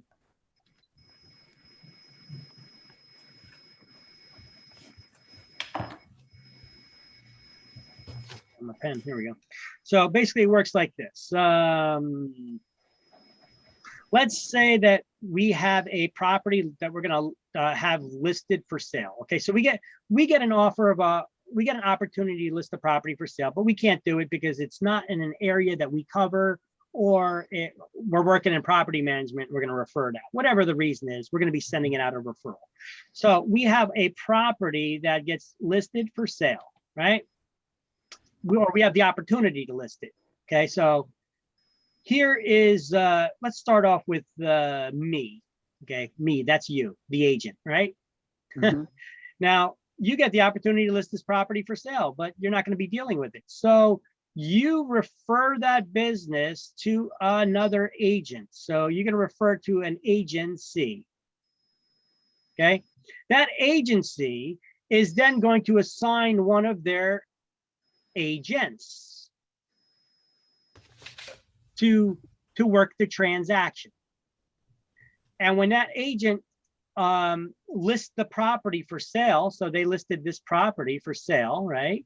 Let's just say that it was a $300,000 property and they listed it at 6% commission.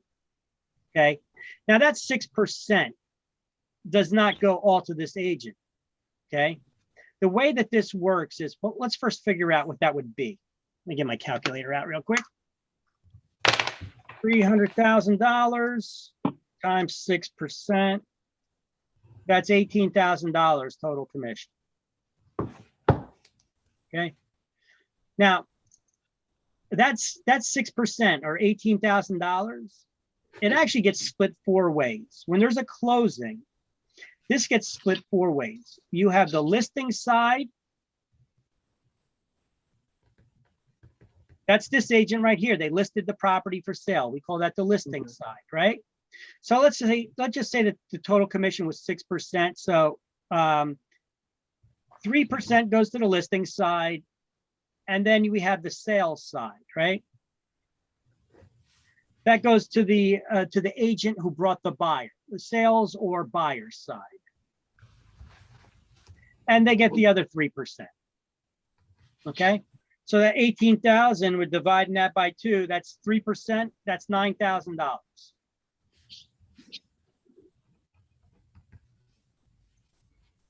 Now, does this listing agent keep that full $9,000? Or do they got to split it with their broker? You got to split it with a broker. Broker. They do. However, in this one scenario that we're working right now, didn't they get that deal from you?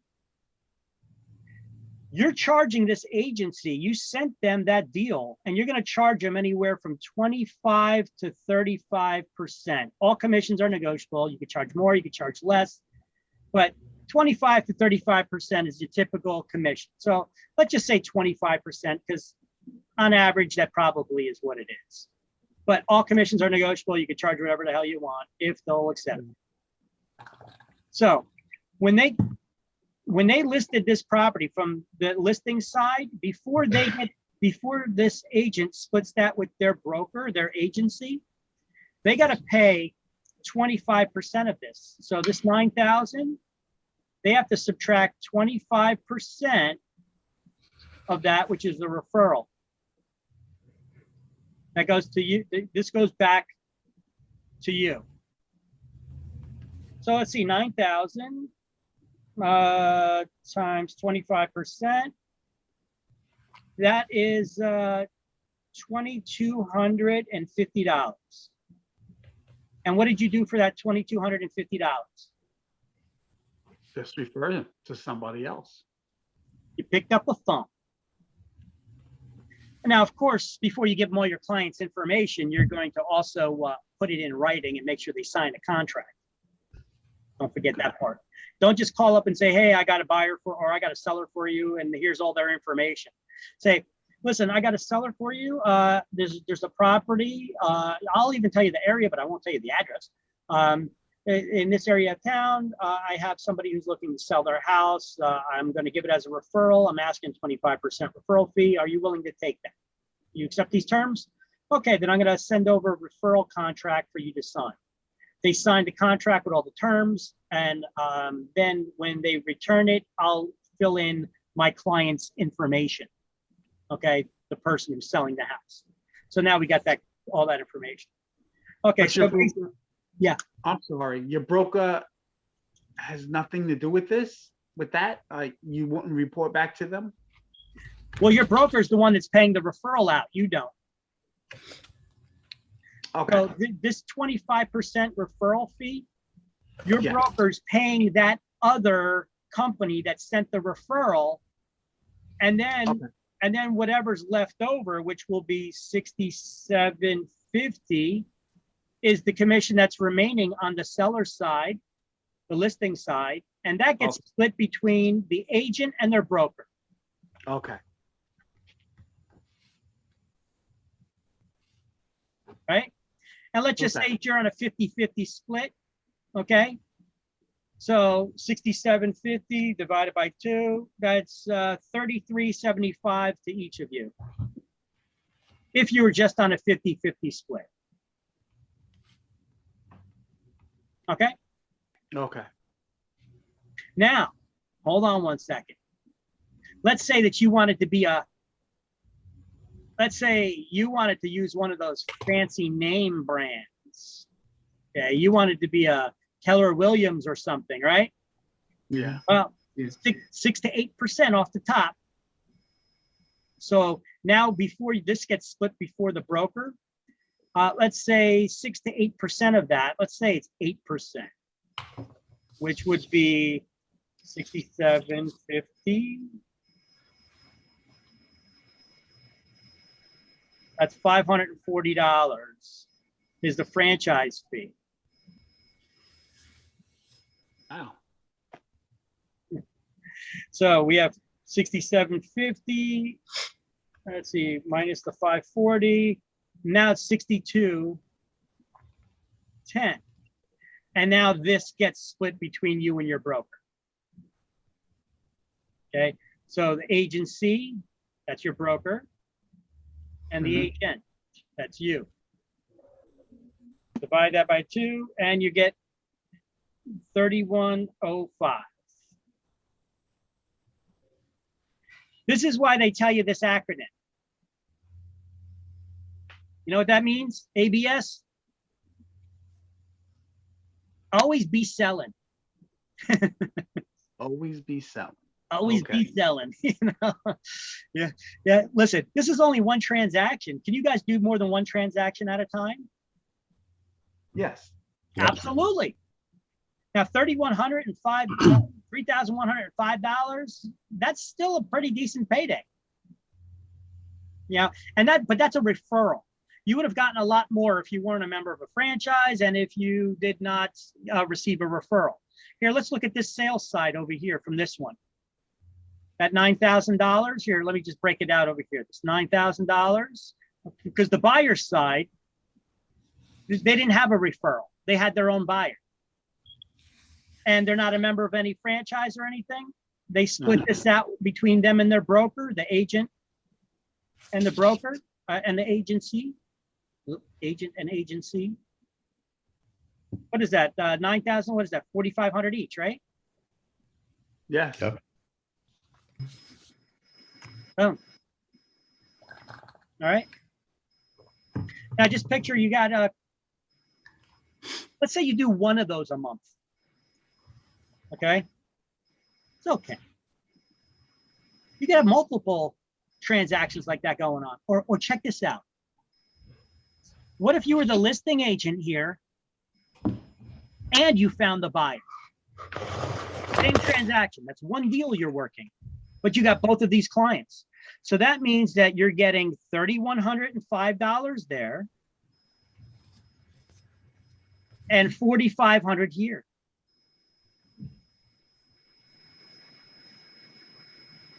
$4,500 plus $3,105. That means you got paid $7,605 right there for that one transaction. Starting to add up now, huh? Yeah. Now check this out. What if you were this agent that sent this referral? How much did you get? $2,250. Mhm. Well, that gets sent to your broker. Now, you got to split that with your broker. Let's just say you're on a regular 50-50 split. That means you got what, $1,125 out of that, right? Yeah. Divide that by 2, you got $1,125 if you were on a 50-50 split. Okay. And what did you do for that $1,100? Pick up the phone, like you said. You just Pick up picked the up a phone. phone. Yep. And look, guys, the more work that you do, the broker is going to pay you a higher commission split. All right. There's a lot of way that commission splits work. You know, you have your commission fee schedules, which work like this. There's a lot of different commission schemes out. Okay, I don't say scheme in a negative way, but there's a lot of different schemes that work out there. where maybe you start working for a broker and they say, hey, you're a new agent, I'm going to pay you 50%. And then as you start doing more business, we could revisit that. Okay. I don't like that way. I don't like that way. I like a schedule. So when I make X amount of dollars, I'm automatically going to go up to start earning more. So when you're starting me, okay, I understand you're giving me training and I don't know anything about anything. So I'm at a 50-50 split with the broker. Okay. So you're a 50-50. Okay. But then when you bring in, let's say after you've done 25,000 in what we call GCI, gross commission income to the brokerage, it's total sales. Then you're going to go up to maybe 55 or 60%. Here, let's just call it 60. You're at a 60-40 split now. That means you're getting 60, the brokerage is getting 40. And then when you go to maybe 45,000 in GCI, then you're going to go up to 70-30, and so on and so forth. That's the way that a lot of these commission schedules work. Now, keep in mind of one thing, end of year, end of year, they reset. That means you go back down to 50-50. Really? You know what we call that? Recruiting time. Because those agents are now pissed. They worked all year, they got their commission split so high, and then they drop back down again. Right? That's why a lot of brokers are kind of moving away from that, although some brokers are still doing it. Here's a better plan. Here's a better version of the same thing, where we call this a 12-month rolling schedule. A 12-month rolling schedule it never resets at the end of the year. However, you need to earn more money before you go up to the next level. But then it never resets though. That's actually pretty good. I mean, it takes longer to get to the higher splits, but it never resets. The broker looks at the total commissions that you've earned over the last 12 months. And then that'll determine what area in that schedule that you will be at. Okay, that's another way of doing it. Look, there's a lot of different schemes out there, commission schemes. It should be easy to figure out just by looking at this and being able to figure out how much money you make at the end of the day. If you can't, run, like I said, some of them talk about having, well, there's a retirement plan where the broker will give you a percentage of their income of their thing that goes into your retirement plan too. Be wary of those. That's just a way of keeping you at their brokerage. Retirement plans, basically, can I transfer that money if I ever leave your brokerage? Mhm. Nope. Then it's not a real retirement plan, right? I know certain franchises that do that. But I'm not going to talk about them here. Can't. After class, maybe something, but I can't talk about any particular businesses or franchise here. All right. Let's see another way that they could do this. Some of them say, hey, listen, you're gonna start with us at 50-50, at a 50% split, and then once you make a certain amount, you'll go up to maybe 70%. And then when you make a certain amount, you'll be at 100%.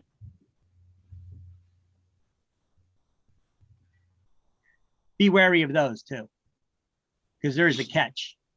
I bet you it's still not 100% because they're going to charge you transaction fees or technology fees or management fees. They'll give you a login for the fax machine or the copier, and they charge you for copies that you make.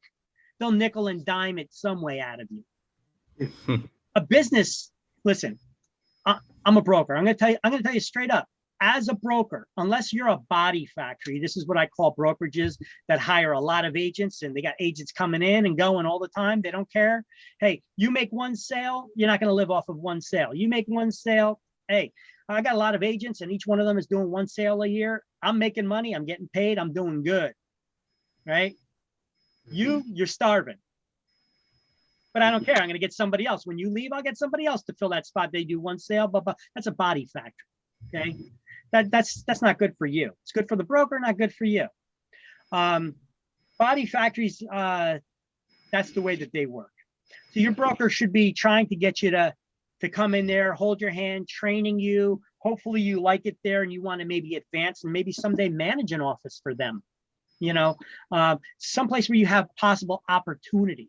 You know, that's the kind of place that you should be at. I forgot my whole thought train here, where I was going with this, but that's okay. we're talking about those commissions there and those plans. If I figure it out, if it comes back to me, I'll get back to it. But anyway, so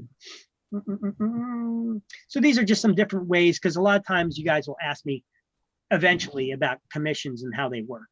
So just one thing you got to realize is commissions work, they get split 4 ways. Okay.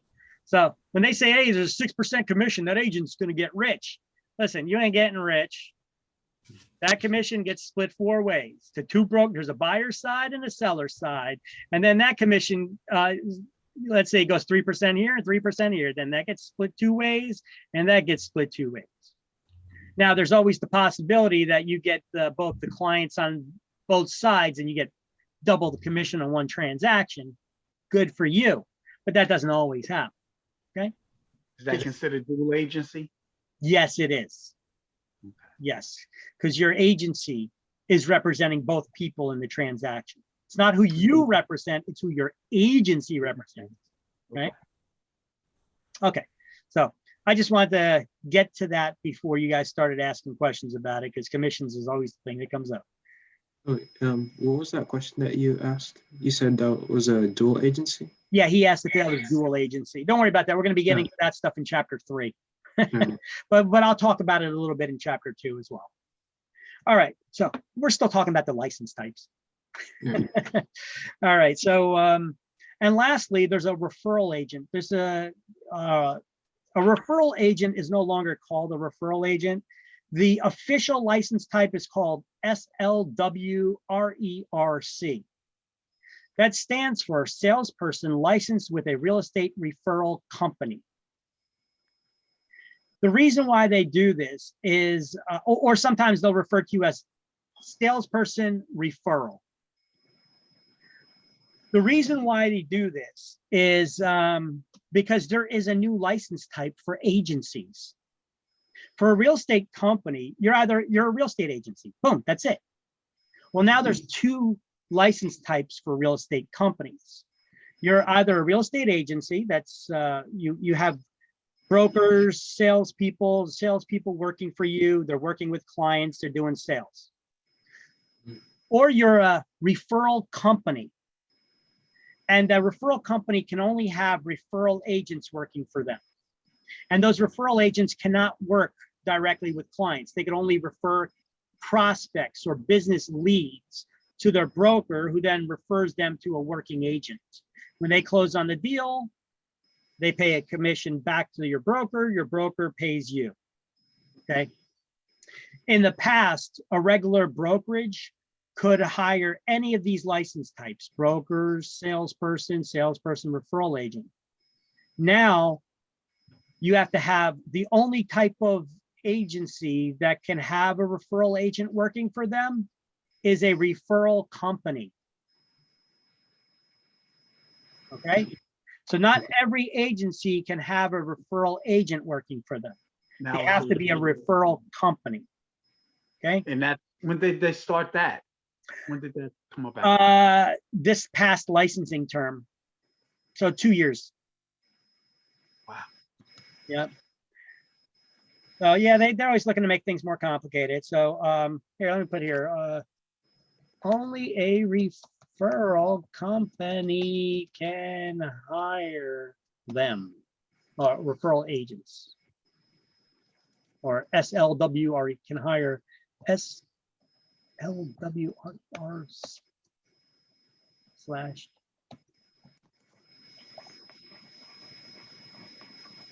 All right.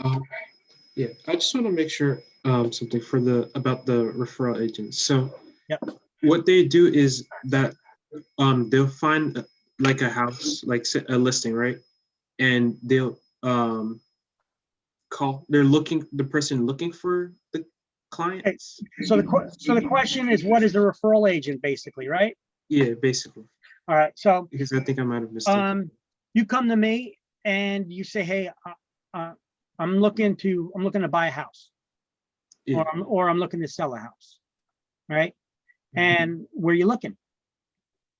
And you're looking in an area that I'm not familiar with. It's an area that I don't work. It's way out of my way. It could still be in New Jersey. Look, because my license allows me to work anywhere in the state of New Jersey, right? If you're a New Jersey licensee, you could work anywhere in the state. You could work residential, you could work commercial. There's not separate licenses for that, okay? You could work in property management. You could do anything in real estate. Your license will allow you to do anything in real estate anywhere in the state, But let's say you want to buy something down in Cape May, or you got something to sell in Cape May.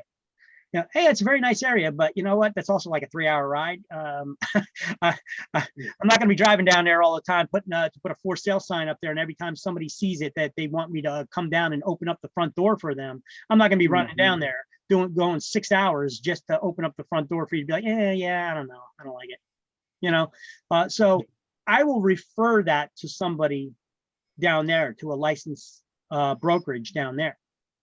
Okay, that's what a referral is. So a referral agent only sends referrals. They could only do that. Okay. Whereas a salesperson or broker salesperson or a broker, they could actually work with clients showing you the houses or listing your property for sale, or send referrals. A referral agent is restricted that they can't work directly with clients showing them properties or selling them. They can only give referral business prospects to their broker, who will then refer them to a working agent. Okay, I got it. Thank you. You're welcome. And so are there like brokerages that would just work very closely with referral companies just to get leads? And like how often do you know? Like, yeah, but you don't know when that's going to happen. So it's the referral company that decides who they're going to send the lead to. Yeah. So it's not like they're not working like 2 and 2 together. Oh, no, we get people all the time that I get emails constantly. I got a referral company. It's called Quality Reload. So I get people all the time that, agencies, and not from just New Jersey. I get agencies from all over the United States that send me emails constantly, or they're trying to friend me on LinkedIn or what have you, to introduce their company. Hey, if you've got a client that's looking for a house in Florida or in Georgia or in, they're looking for the lead. They're trying to introduce themselves to me. So yeah, they do schmooze. Yeah.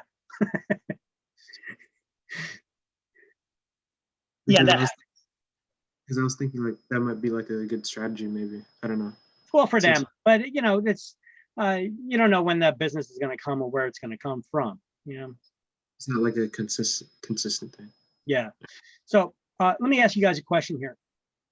Who here plans to be working as a salesperson, and does anybody plan to be working as a referral agent at all? Only as a referral agent? No, just as a salesperson. Okay. Well, just curious, because you could only work if you're working as a referral agent, you can only send referrals. You can't work directly with people. Sometimes we get people in this class that want to become referral agents. They don't want to work directly with clients. Now, you may be thinking, well, why would they want to do that? Well, because they already have a career and they're not looking to start a new one. And what's the only way that you could legally earn a commission in New Jersey? By helping somebody else in a real estate transaction in exchange for something of value? You have to have a license. Now, we learned that there's 4 license types. What license type is required to send referrals? Salesperson. It's a trick question, any of them. Oh. All right. What kind of license can only send referrals? A referral. The referral agent, or that SLWRERC. Yeah. Yeah. So you don't got to memorize that acronym. Just know if you see that acronym, that's a referral agent. Okay. Let me see. Yeah. So back to the slideshow. Here we go. Now, you notice that I never said realtor or realtor associate because it's not a license type. A lot of times we get people that call up the school and they say, yeah, I'm calling because I want to get my realtor's license. I'm not sitting there trying to educate you over the phone right there at that point. I'm just signing you up for class, right? I know what you're talking about, but in reality, there is no such license. What does it mean to be a realtor? It means that you're a member of a private trade organization called NAR, the National Association of Realtors, and it calls its members realtors. Now, if you want to get technical about it, only a broker of record can be a realtor. Anybody that works under the broker of record would be a realtor associate. They're associated to the realtor. So the realtor is the member of the Realtors Association, and its members are realtor associates. Their agents are realtor associates. Okay. So on your business cards, if you want to use the term, I see you guys use a lot of agents, salespeople, they use realtor still. Technically, it's not right. Technically, it should be realtor associate. Okay. Only a broker can call themselves a realtor on paper anyway. When you're talking to people, it's okay. You could say, oh yeah, I'm a realtor, you know, that's fine. But technically you're a realtor associate. Okay. Now we could even go off on a tangent from that. Okay. You could call yourself a realtist. We didn't get into that one yet. That's in chapter 2. You know what a realtist is? No. Okay. They're a member of REBAC. It's basically the African American Association of Realtors. They call themselves realtists. Okay. We're going to be learning there's African American Association of Realtors. There's the Asian Association of Realtors. You have a Hispanic Association. There's Women's Council. And I could join them all. White male here. Because that would be discrimination if I was denied, right? As a matter of fact, they all want me to join. You know why? Because you generate sales. Because I pay them a fee to be a member. That's why. They're looking for members to pay the fees. They're looking about making the money. The Realtors Associations, they only make their money from fees.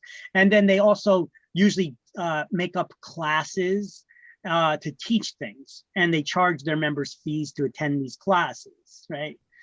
Seminars, and they're useful. They should be useful anyway. Well, they ask you, what's the benefit of joining then if you just have to pay a fee?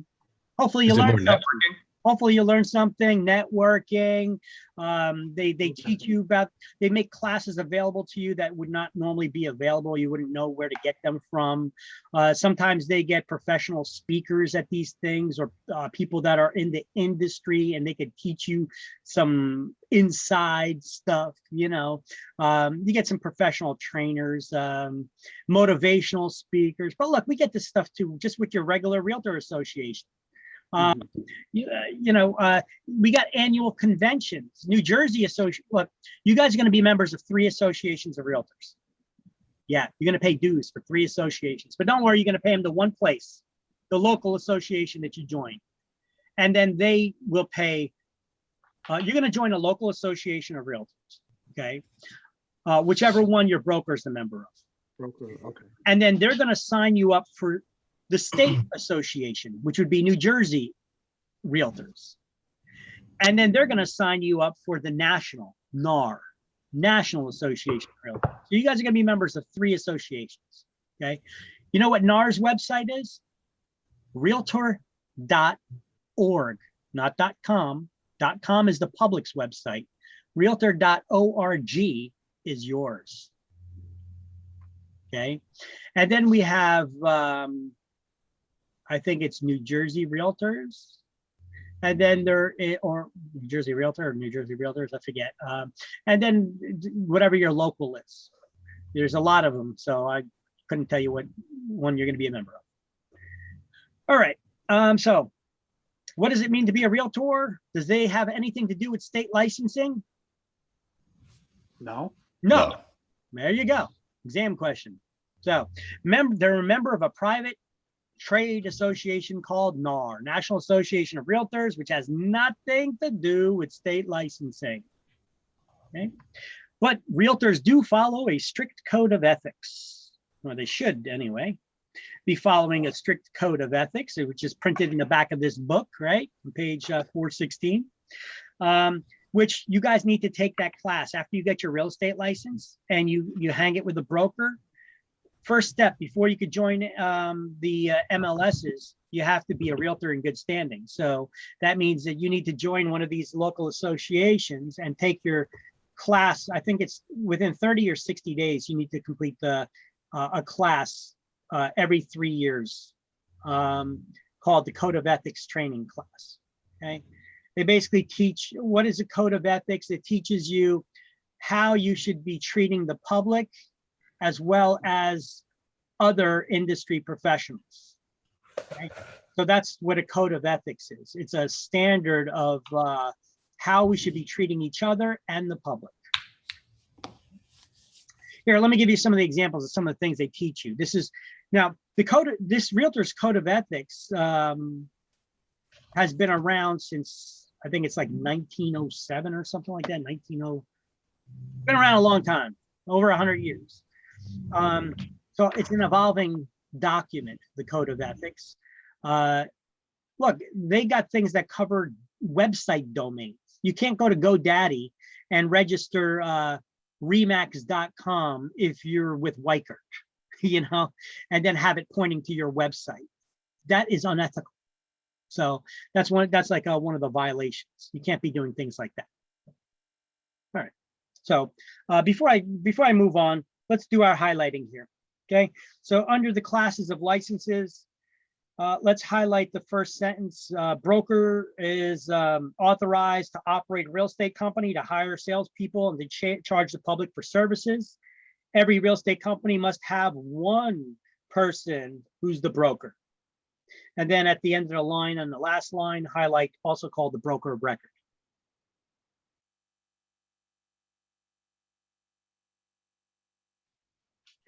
Number 2 in the book would be salesperson.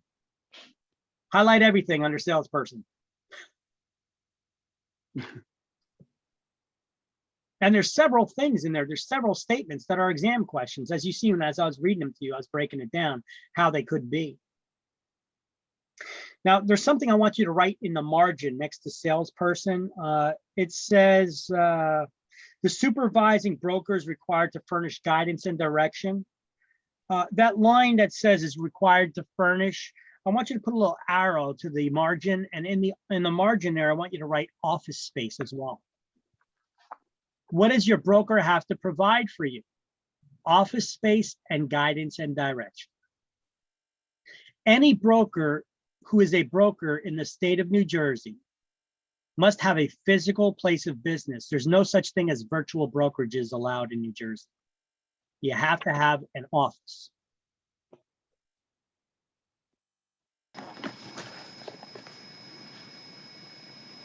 Then, number 3, highlight the whole thing. It's one sentence. You know, a broker salesperson filled all the requirements as the broker of record did, but they're choosing to work under and in the name of another broker.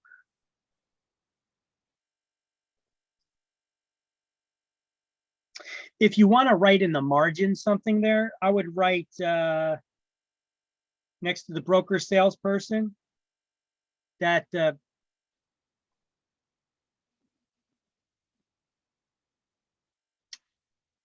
they can manage branch offices, or they could manage an office. Sometimes they refer to them as branch offices. So a branch office is just like a second office or third office that a brokerage has.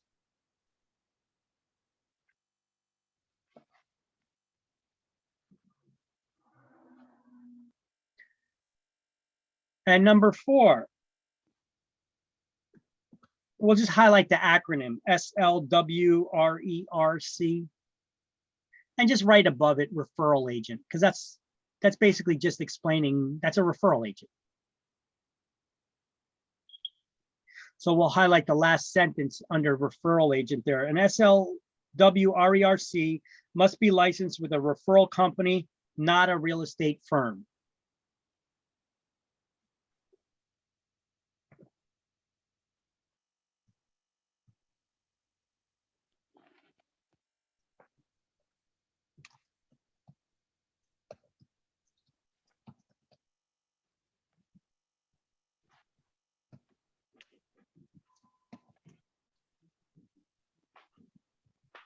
And I made that little adjustment here to the notes on the slideshow too, if you noticed. Only a referral company, not a typical real estate brokerage, can hire referral agents. So actually my slide here is probably a better thing to study from, right? You make the call. Okay, so these are notes that I usually dictate to students in classes when we're in person teaching. So you got them right here, already typed up. It's in that shared Google Drive. Okay. Underneath all those 4 license types, we're going to highlight all initial, renewed, and reinstated licenses are issued on a biennial term that expires June 30th of odd years.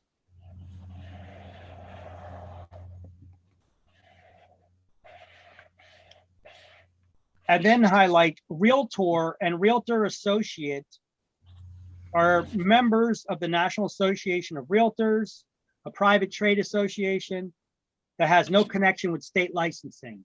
And underline has no connection with state licensing. You'll always get a question on exam about that. State exam.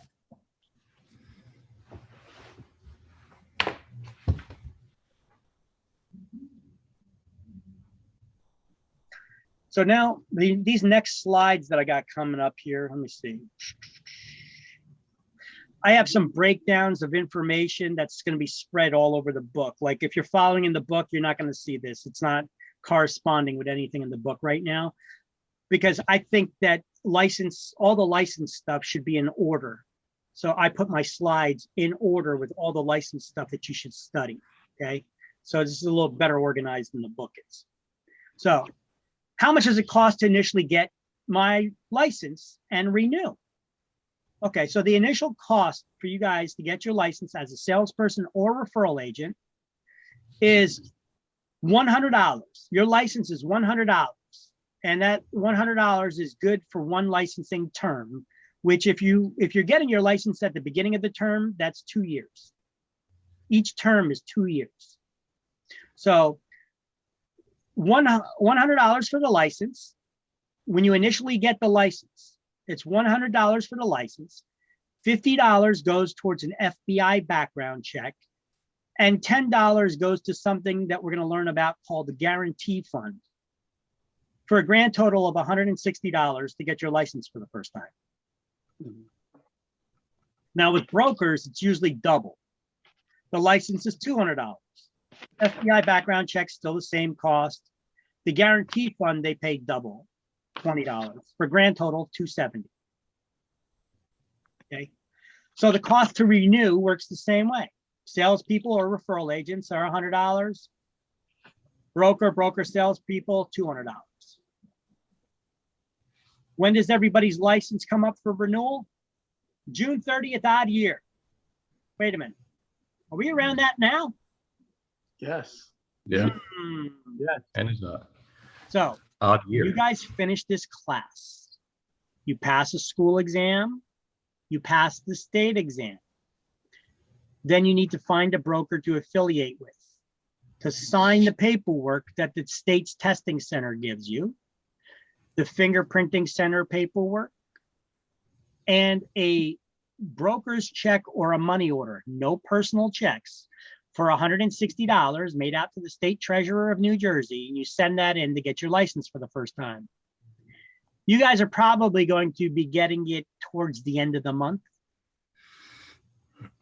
So I would suggest for you guys right now, because we are, where are we? We're in June now, right? Yeah, June. First. June 1st. Okay. So it's up to you. If you want to save $100 or not. I would not send it in until July 1st. Even if you got the broker, you know, you could spend this whole time after, you know, you pass your classes and everything, pass the state exam. Just don't send the paperwork in until July 1st. Because if you do, say you send all your paperwork in and you get licensed on June 29th. How good is your license? How long is your license good for? A day. Well, 2 more days. The remainder of June 29th and June 30th. That sucks. And then you got to pay $100 to renew it on July or by June 30th. Okay. Okay. So this is why I'm telling you, probably hold off on sending it in. Now get everything done. Don't hold off on taking the exam. Blow that stuff out of the way. Get it out of the way. Spend your time researching brokers and finding a broker that you want to work for, you know, and then just don't send the paperwork in until July 1st, right? If you do, you're gonna have to pay to renew your license. And listen, I've had this situation before. It's been a couple years, but I've had this situation where I said this to my class, and then I still had one person who sent it in, and they got their license on June 29th. And then they said, Vic, the real estate commission's telling me I just got my license. I sent in all that money, $160, and they're telling me I got to pay another $100 to renew my license. And I'm like, I told you to hold off on. Well, is there anything you could do? Can you call the real estate commission? Now, against my better judgment, I did, trying to help them out, call the real estate commission, but I knew better. And instead, I made myself look like an ass.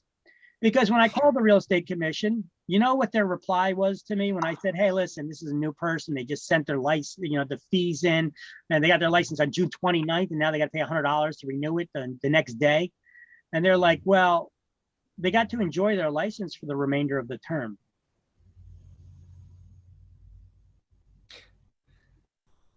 They don't care. That's a lot.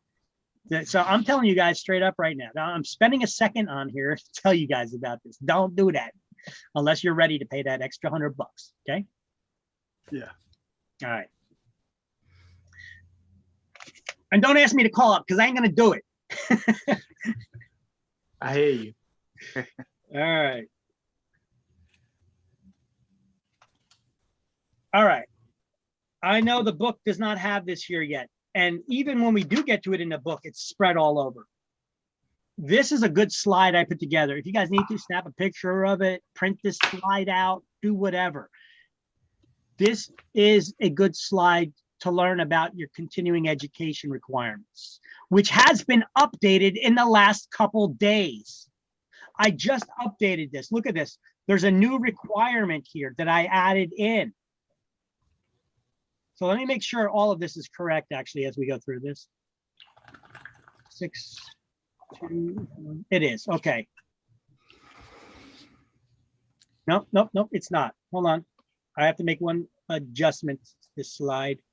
I do have listed here all 12 credits can be in ethics classes. They cannot. You could have 11 credits in ethics classes and 1 in fair housing. Okay, so they added a new requirement to the law, a fair housing requirement now. So in what law am I talking about here? Let's first get that on track so you guys understand what I'm talking about. Okay, in order to renew your licenses need to be renewed by when? June 30th. June 30th. Every June 30th? Odd Odd year. year. Odd Odd year. year. Okay, we're in 2021 now. That's an odd year. So license renewal is coming up right now. So June 30th of odd years, odd numbered years. But before you can renew your license, you need to complete 12 hours of continuing education classes. Did I have that down here? Here we go. Let's see, if not renewed by June 30th, the license will become inactive in July 1st. Inactive licenses can be reactivated for an additional fee within the next licensing term. Otherwise, it'll become void. That's an exam question. Okay, so you don't renew your license June 30th. Is your license still good on June 30th? Yes, Yeah. it is. Your license would expire the next day, July 1st. Okay. And what happens? Your license doesn't technically expire, it becomes inactive. And when your license becomes inactive, how long can it remain inactive and you could still reactivate it? Well, as long as you do it within the next licensing term, which is how long? 2 years. 2 years. 2 years. Okay, so you guys know what you need to know. Okay, and if you don't renew it within that 2-year term, now your license becomes void, and you would have to come back to school, take exams, and start all over if you wanted to go get your license again. Okay. Now, before you can renew your license, you need to complete 12 hours of continuing education classes. Okay, so we call them CE for short. CE short for continuing education classes. Each credit is equal to 1 hour of class. So 12 credits or hours of CE are required to renew your license. CE classes must be approved and registered with the New Jersey Real Estate Commission. CE must be completed 2 months before license renewal. So when? April 30th is the deadline. Otherwise, the state will charge you a $200 processing fee. It's not a fine. They say it's a processing fee because you did it late. CE classes can be taken in person or they can be taken online. We offer them online right now. And CE credits are required to change your license type. Okay, so if you hang your license as a referral agent, depending on how long you're hanging it as a referral agent, you're going to be required to take more than 12 hours of CE to convert it back to a salesperson. You could change your license from salesperson to referral agent or from referral agent back to a salesperson. Of course, if you do that, there's a fee involved. It's a $50 change of license fee, okay? And if you were to click on this, which I'm going to do right now, just to show you. And it's opening up in the browser. So let me go to the web browser.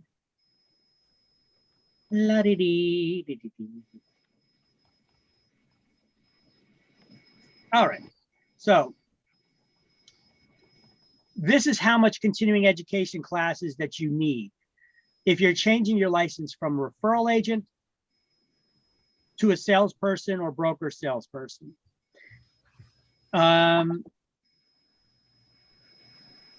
If you were hanging your license in referral for less than 3 years, you just need to complete 12 hours of all of the topics have to be in core subjects. Okay. Now they're going to have to update this soon because they're still even referring to it as ethic topics only when they need to update that because they're required to have 1 hour of fair housing now too. So I should send them an email on this link. Come on. I'll do that later.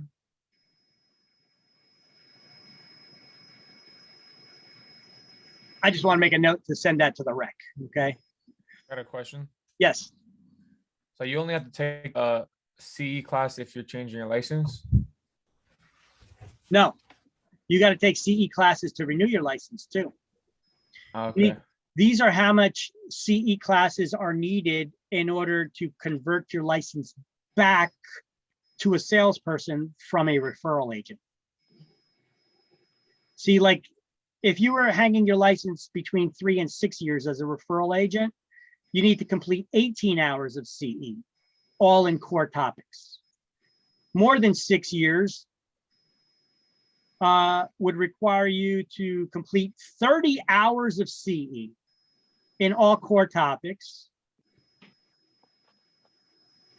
Okay, so it depends on how long you were hanging the license in referral. Would require you to possibly take more CE than normal.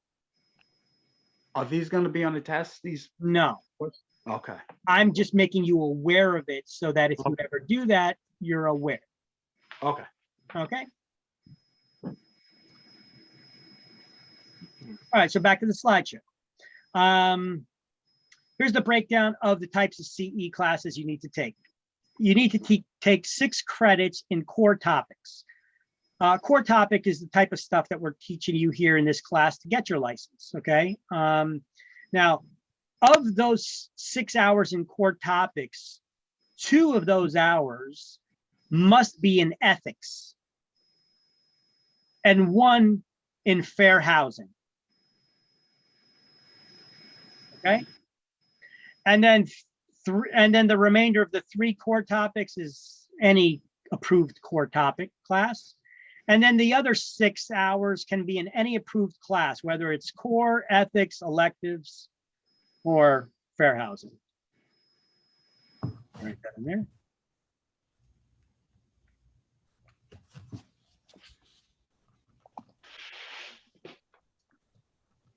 Okay, now ethics and fair housing are considered core topics. All right, now you could take all 11 credits in ethics and 1 in fair housing as well. So you don't have to do the breakdown like this. You could do 11 in that way. I shouldn't say all. Take 11 or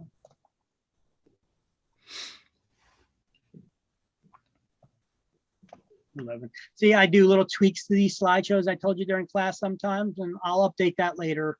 So you guys will have the all the tweaks in the latest slideshow. After class, I'll update them. All right. And then if you want to check your CE credits, after you take classes, you could take classes with schools or online or where in person, whatever. When you take these classes, whoever you took the class with, they submit those credits to the state. To make sure that you have those credits, you got to log in here, okay? So this is the website link where you could check your CE credits. So I give you all those links. These links, by the way, are also in that Word document, the class links Word document. You don't need to know this for exam, okay? All right, now exempt from the CE requirement. Who is exempt from CE? This is usually an exam question.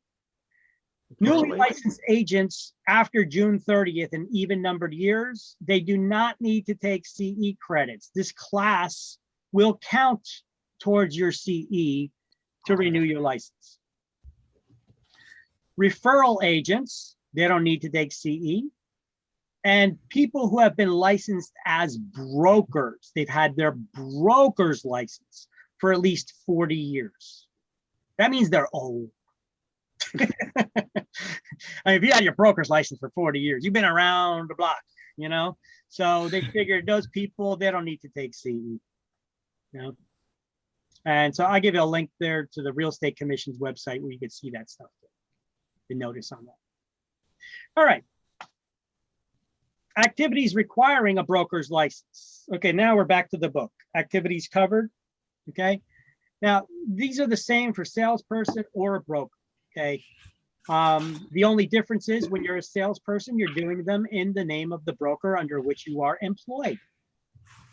So when performing any of these acts for someone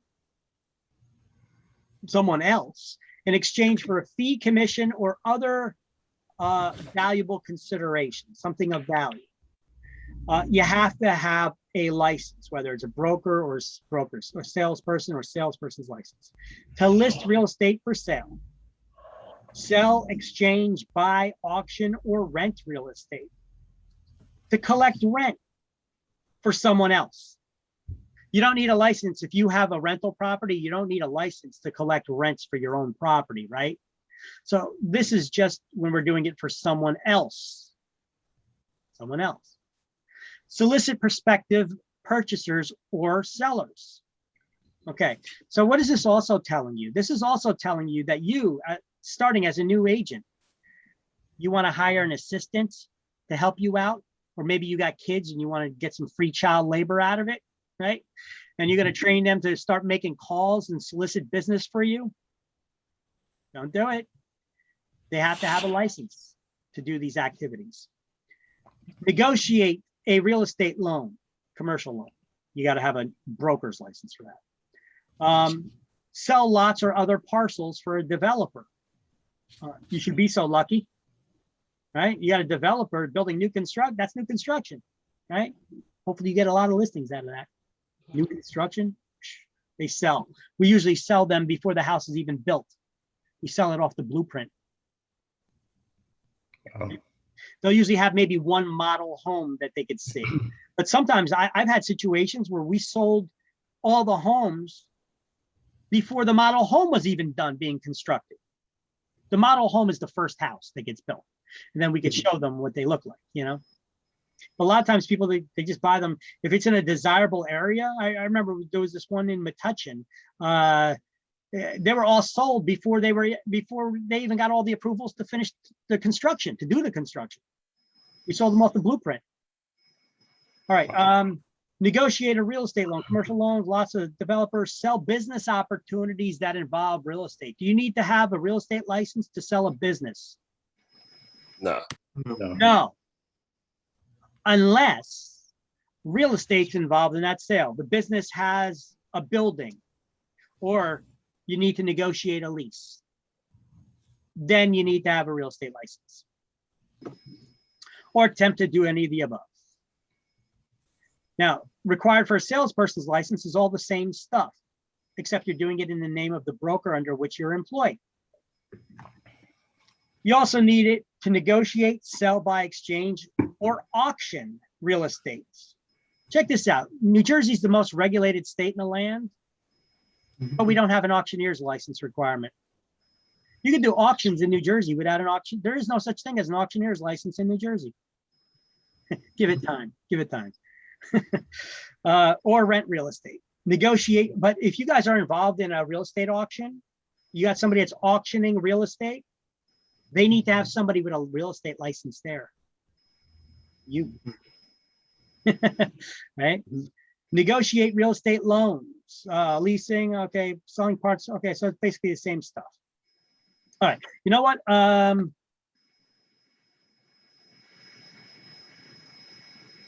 going to throw a poll out there. I want you guys, I'm going to launch a poll right now for the morning attendance. Just answer present. Do not answer the one that says do not select this option. Just so I get everybody that's there. All right, everybody answered that? Yep. Yes.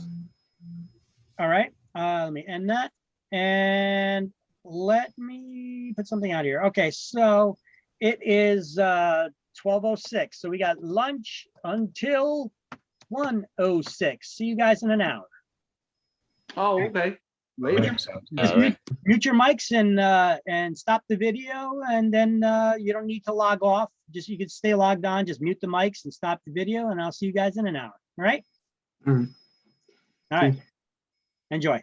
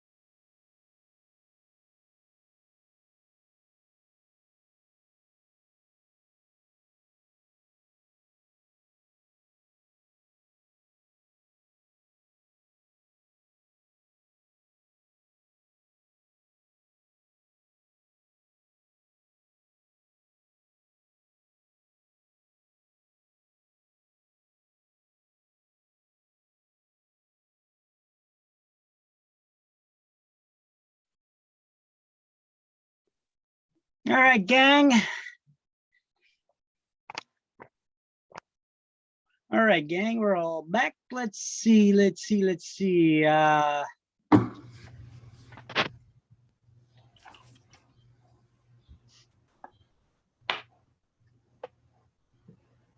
So continuing education, how many credits are required to renew your license of CE classes?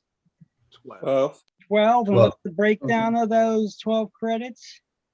That, Right, so 6 core and then 6 for Ethics.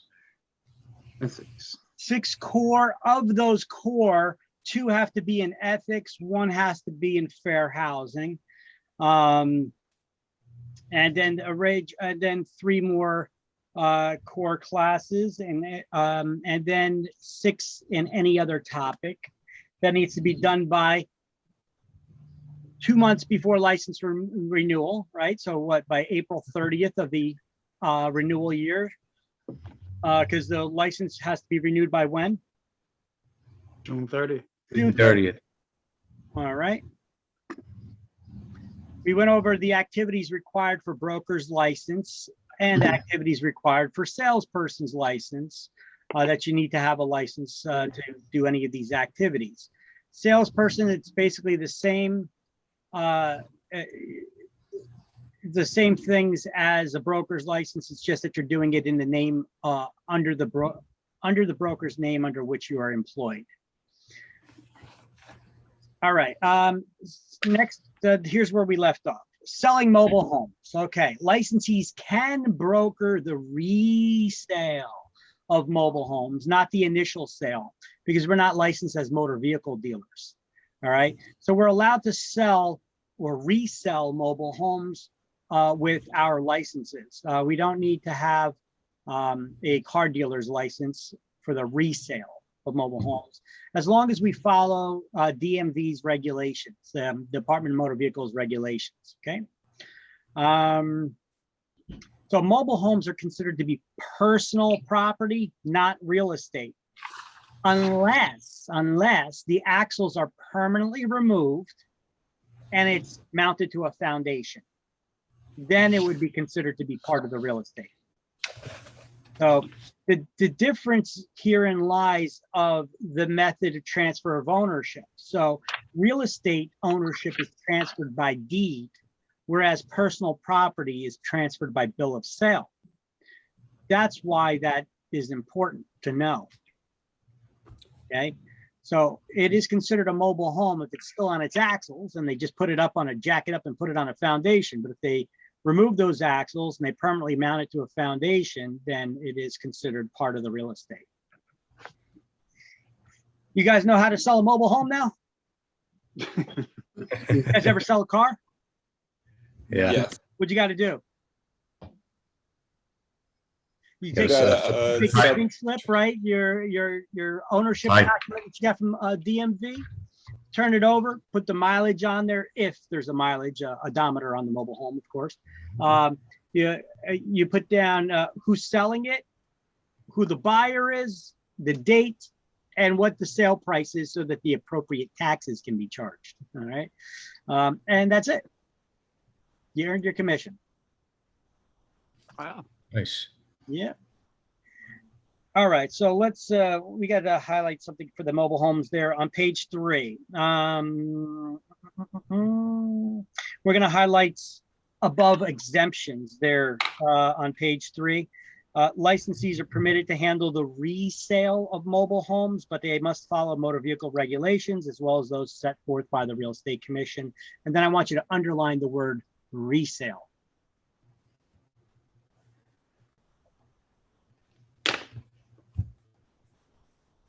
Now, continuing with the exemptions section here, we talked about you need a license to perform all these different activities. But, you know, I pointed out, yeah, except if it's your property, except. So here are some of the exemptions when you don't need to have the real estate license. And it basically boils down to if you're a for sale by owner, you know, you don't need to have a real estate license to sell or rent your own property. It's the key lies in when you're doing it for someone else in exchange for a fee, commission, or other value, something of value, right? Valuable consideration. So owner selling FSBO. FSBO is that acronym in real estate. It's short for sale by owner. That's what that stands for. You don't need to have a real estate license. There are exemptions in place for attorneys, executors, or an executrix if you're a female, trustees, receivers, administrators, legal guardians, or others handling real estate under the order of a court.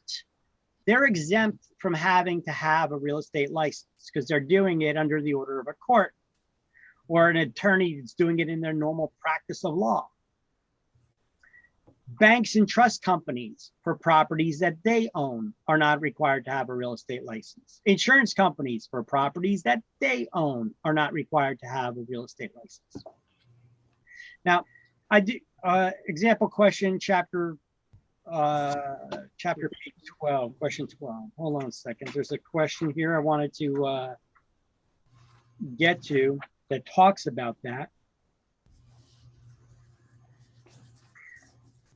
On at the end of chapter 1, question number 12 has a question. Which of the following are never allowed to sell real estate without a license?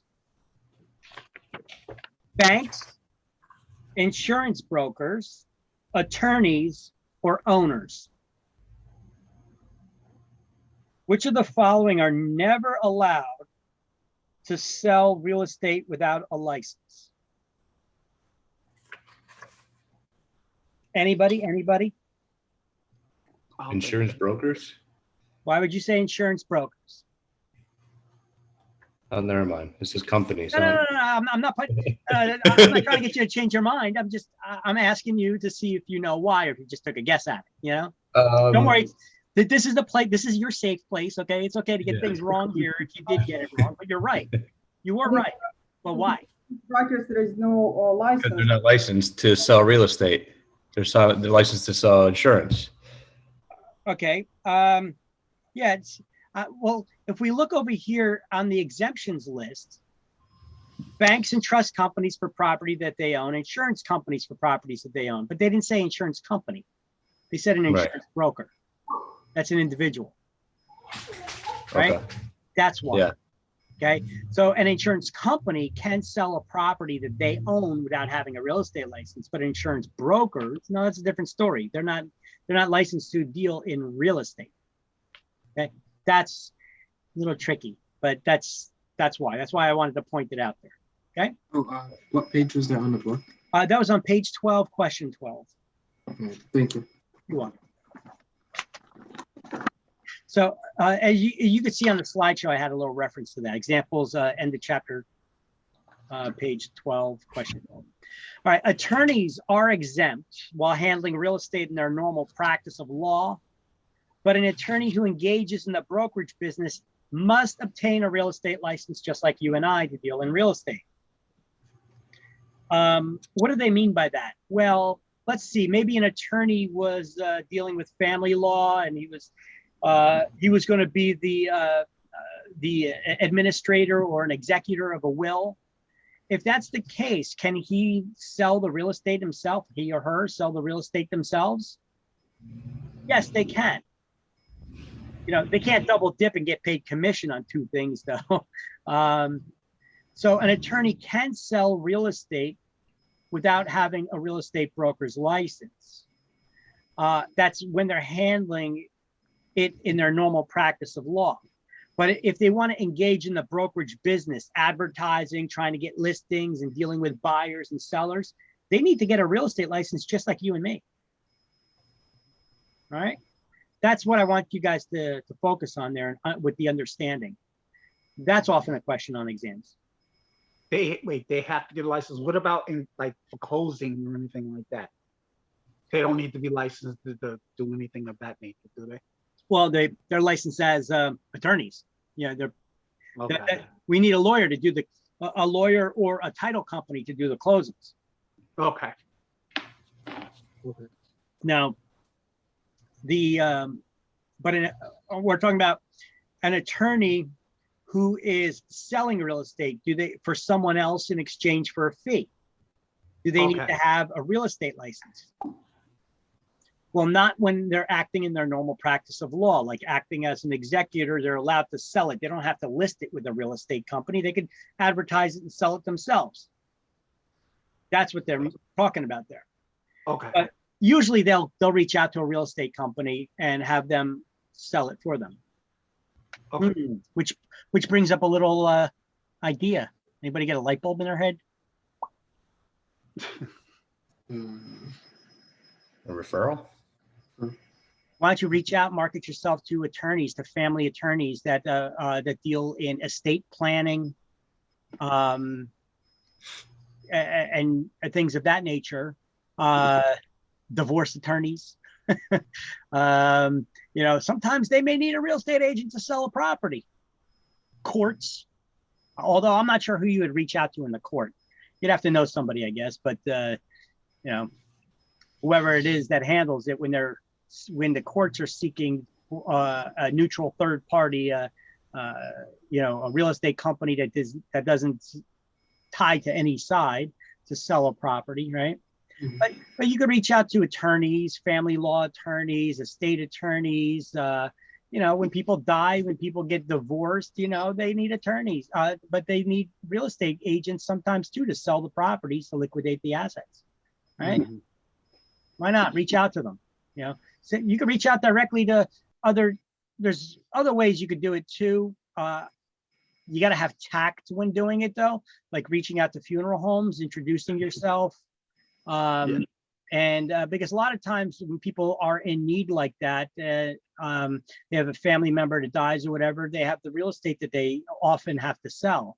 And when they sell it, sometimes they ask the funeral parlor director when they're in their consulting stage, do you have accountants? Do you have a real estate? Because they can't really think at that time. They're more buried in their grief, But so they have they do have a list of professionals, service providers that they could provide to those people at that time. So they give them brochures, they give them business cards, they give them all kinds of stuff like that.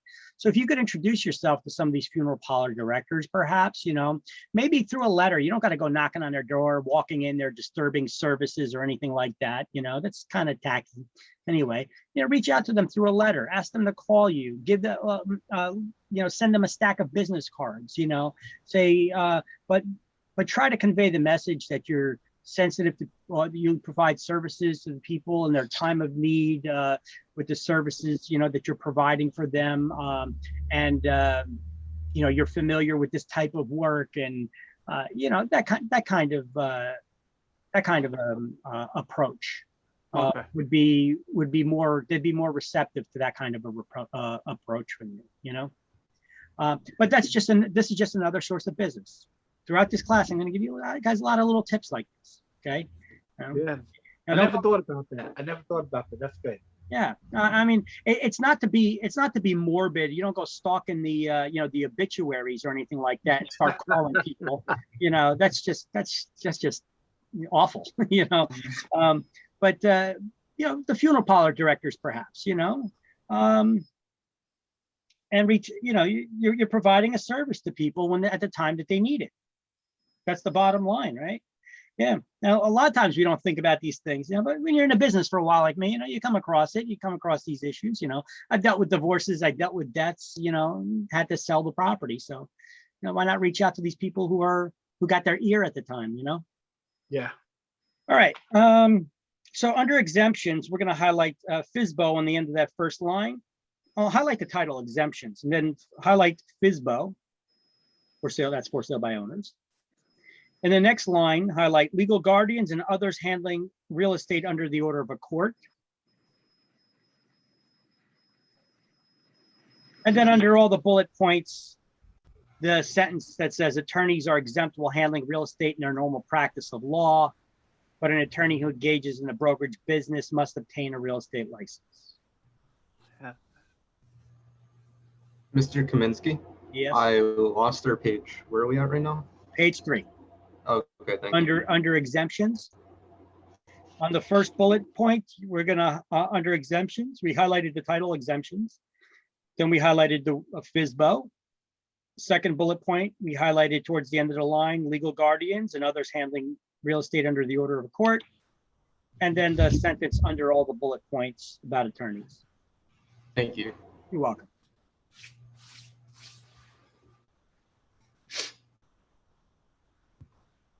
All right, now payments for services. Who could collect a commission? Who could be paid a commission? Well, it's illegal for anyone to share any portion of a commission without a real estate license, right? We learned line 1 in this book. You know, who has to have a real estate license? Anybody assisting someone else in exchange for a fee, commission, or other valuable consideration, right? So you have to have a real estate license. You must be licensed at the time that the service is performed. So you guys aren't working with anybody now, right? Yeah. Right. Right. And finder's fees, which we often refer to as kickbacks, would be money or gifts to an unlicensed person who refers business prospects. That's forbidden. In other words, here, let me break it down, make it a little bit more understandable here. Your buddy, you got a license and your buddy says, hey, I know somebody's looking to sell a house. I'm gonna refer them to you. Just throw me a little something, something when you close on the deal, you know? Who can you pay? Only the broker, right? Broker. You pay nobody. Uh-huh. Who can you be paid by? Only the broker. Only your broker. Yes, your broker. Who can your broker pay? Well, let's look at the last section here. Brokers can only pay or share a commission with any of their licensees. That covers all the license types. Any of their licensees. So their licensees, that's all license types. They could pay another broker. You know, when they pay out a referral fee, they don't pay that broker's agent. They pay the broker, and that broker pays their agents. Because who could you be paid by? Only your broker, right? Yeah. Or a law went into effect in early 2010 that allows us to pay a rebate to a buyer of a primary residence. So buyer's rebates can be paid out to a purchaser of a primary residence. That doesn't mean first-time home buyer. That means somebody who's going to be buying a house that they're going to be living in. That's their primary residence.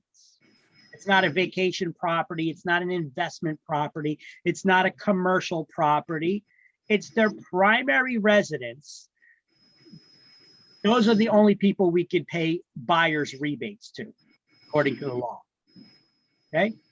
So buyer's rebates only to purchasers of a primary residence, not second homes or commercial or investment or vacation properties. Okay? And like a rebate is. It'll be a rebate will be a direct reduction of your commission before our agency gets paid.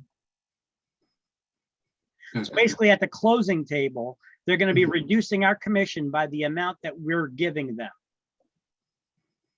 Now, in order to offer rebates, let me see if I got something here on the next slide about it. No, but I think I got something coming up on rebates. A rebate is a direct reduction of your commission. Okay, you'd be paying it to the buyer. Okay, it's you don't get your money and then you pay the buyer. It's a direct reduction at the closing before we even get our commission. Now, in order to offer this rebate to buyers in New Jersey, the law says we have to have an agreement with them in writing stating that at the time we started working with the buyer, that we were offering them a rebate and how much that rebate was going to be, whether it's a dollar amount or a percentage of our commission or whatever, okay? It has to be in writing at the time we start working with them. And then we need to inform everybody in the transaction, the buyer, the seller, the buyer's mortgage company, that we're offering a rebate. Because the buyer's mortgage company can say no. Depending on the loan program that the buyer's getting, they may be forbidden from getting rebates. I don't know the laws or why they do that, or even their reasoning behind it. But I've had that happen before, where I offered rebates to buyers, and then we're getting towards the closing, and their mortgage rep said, "Hey, you can't give them that rebate." Why not? Well, that's what the underwriter told us. You can't give them the rebate. And I'm like, okay, so I got to keep all my commission. Okay. You know, now how do I tell that?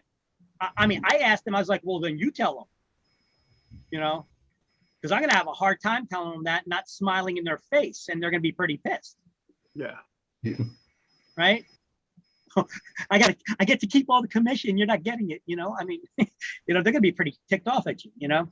So, you know, I told them, I was like, listen, it's your mortgage company. They could reject the rebate, and for some reason they did. I don't know. Maybe it's a loan program. I don't know. You'd have to find out from them, but they're not allowing us to give the rebate. I really wanted to give you the money. I'm sorry. You got to keep it all now. Yeah, try saying that without smiling, right? Yeah. That'd be hard. I'm getting more money. Yeah. Send that in an email. Yeah, right. Send it out in an email. Hope they read it. Yeah. All right. Now, some of you may be asking, why the hell would I give a rebate to a buyer? Are any of you asking that? Why would I give a rebate to a buyer? Yeah, I was I think thinking you it. do it to get business. Get their business? I don't know. well, being honest, right? Well, let me ask you a question. If an agent from another state had somebody that was moving to New Jersey and they called you on the phone, they said, "Hey, I got a referral for a buyer," would you take that referral? Yes. Yeah. Now, when they refer that business to you, aren't they doing it for a fee? Aren't they going to charge you like 25 to 35%? Yes. Yeah. But you would still take the business, right? Because it's found business. It's money I wouldn't have otherwise, right? Yeah. All right. So once again, why give a rebate? Let me ask you guys a question. You guys ever go to an open house? Repeat that. Yeah. Sorry. You guys ever go to a real estate open house? Yeah. I think. Yes. What's the first thing you do before you go walking through the house in the open house? You have to sign in. You Oh, sign yeah. it. You gotta sign in, right? Mhm. Did you put your real name down? Yes. Did you put your real contact information down, or did you Yeah. change one number, or did you change your email address or put some fake stuff down there? No. Oh, you did? Oh, well, you're in the minority. A lot of people, they change like one number in their phone number, or they put a fake email address on there. A lot of times they put fake names too. You know, Okay. Wow. I mean, I can honestly tell you that I've had Mickey Mouse and Donald Duck come to my open houses. I really did. And when I'm reviewing this open house sign-in sheet after the fact, I'm like, son of a, you know, Mickey Mouse or Donald Duck was at my open house. Well, you know what? Why do we have sign-in sheets? So you can email them later on. To follow up, see if they're interested in making offers and stuff, right? Yeah. Yeah. Maybe to get feedback for the seller, right? Maybe suggestions of things that we could do to try to sell the property. Yeah. Well, do you know that we're required to have sign-in sheets at open houses? No, I didn't know that.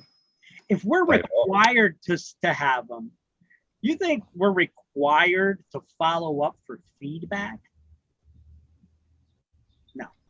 No. Why would we be required to have a sign-in sheet then? In case something gets stolen or something goes missing. For security reasons, we could turn it to the police, and the police can then investigate, because now we have a record of everybody who came into that open house. But if I have a sign-in sheet there with Mickey Mouse and Donald Duck on it, I got you. you know, that ain't too good, right? So I try to encourage people to put the correct information. By the way, are you working with a realtor? If you're not, if you buy a house, whether it's this one or any other home, if you use me or my services, I pay up to 25% of my commission to buyers at closing as a buyer's rebate. What are the odds that they're going to put their real information down on that sign-in sheet now? A lot higher. A lot greater. It went up. Yeah. It just went up, right? Because a lot of people don't know that you could get rebates. Why is that? Because most agents don't offer them. That's why. Simple as that. But you know, I take it a step further because you guys, as brand new agents, you're gonna have to try to find ways to differentiate yourself from other agents that are already out there. How do I try to differentiate myself from other agents that are out there? Do something different, right? I don't let people sign in at open houses. Why? Now you may be like, wait a minute, but you just said it's required. I didn't say I don't keep an open house record. I say that I don't allow them to sign in. I ask because look, a lot of times people sign in, they got atrocious handwriting. I can't read it. You know, I could read my own writing. So I'm going to sign you in to the open house. I'll still have a sign-in sheet, but I'm going to sign you in. And I'm going to ask for your ID. Okay. Let me ask you a question. If you went into an open house and a real estate agent asks you for your ID, what could possibly be your reaction? Be honest. Just why you need it? Yeah. Why do I need your ID? Yeah. Well, so it's for the record for putting down who came into the open house. I mean, I don't know who you are. You could tell me that you're Joe Schmo, right? So Yeah. I just need your ID real quick. You know, you think that I may get some static from people? You might, yeah. You know, People- Yeah, some people are afraid of weird. that. So, Yeah, I Yeah. can see that. There's the door. I don't have to let everybody off the street into this house. True. These are the rules. I got a sign-in sheet. I need to see your ID. You don't need an ID to vote, but you need an ID to come to this open house.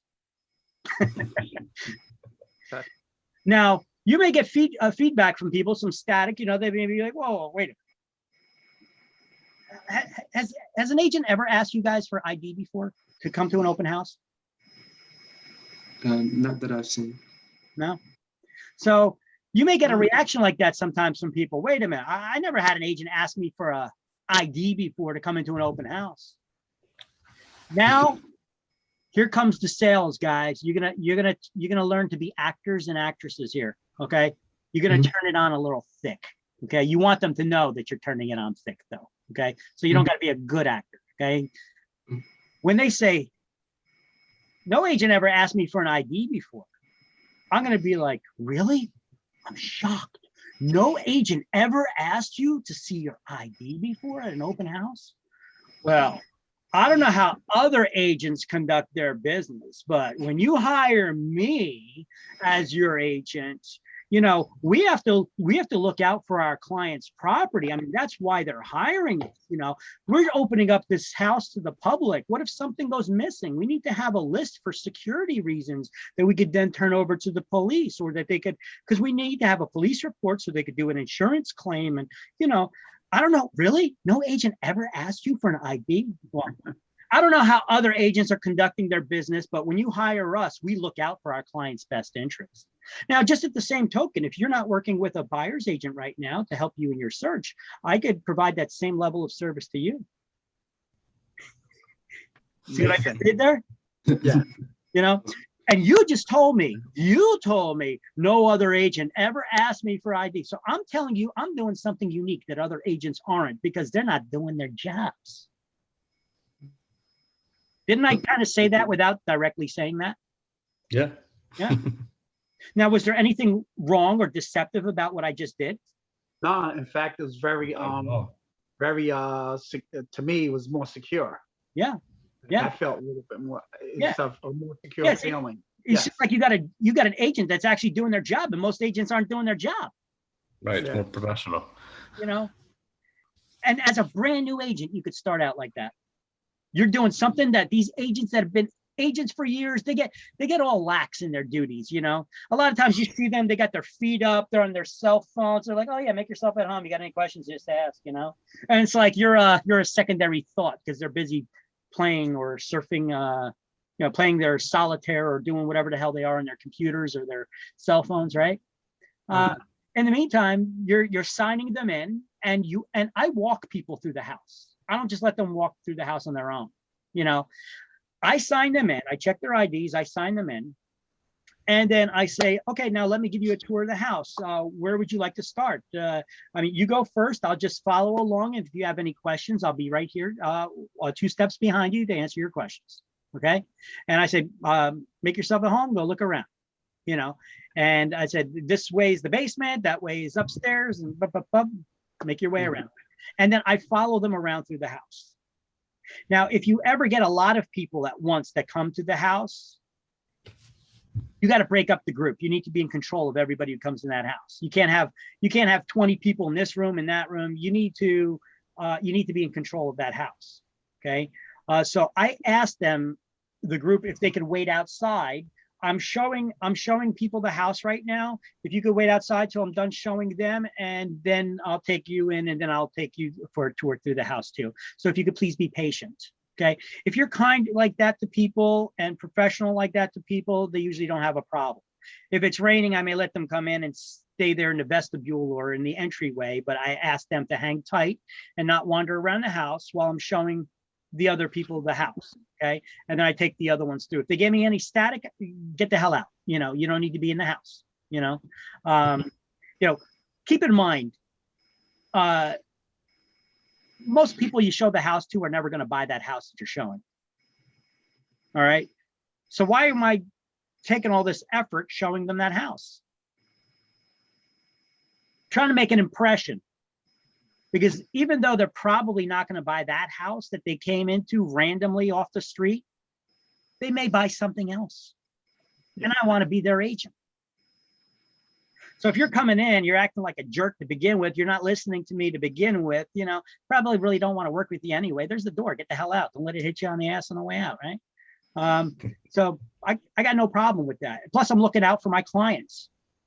I'm looking out for their house. Let me show you.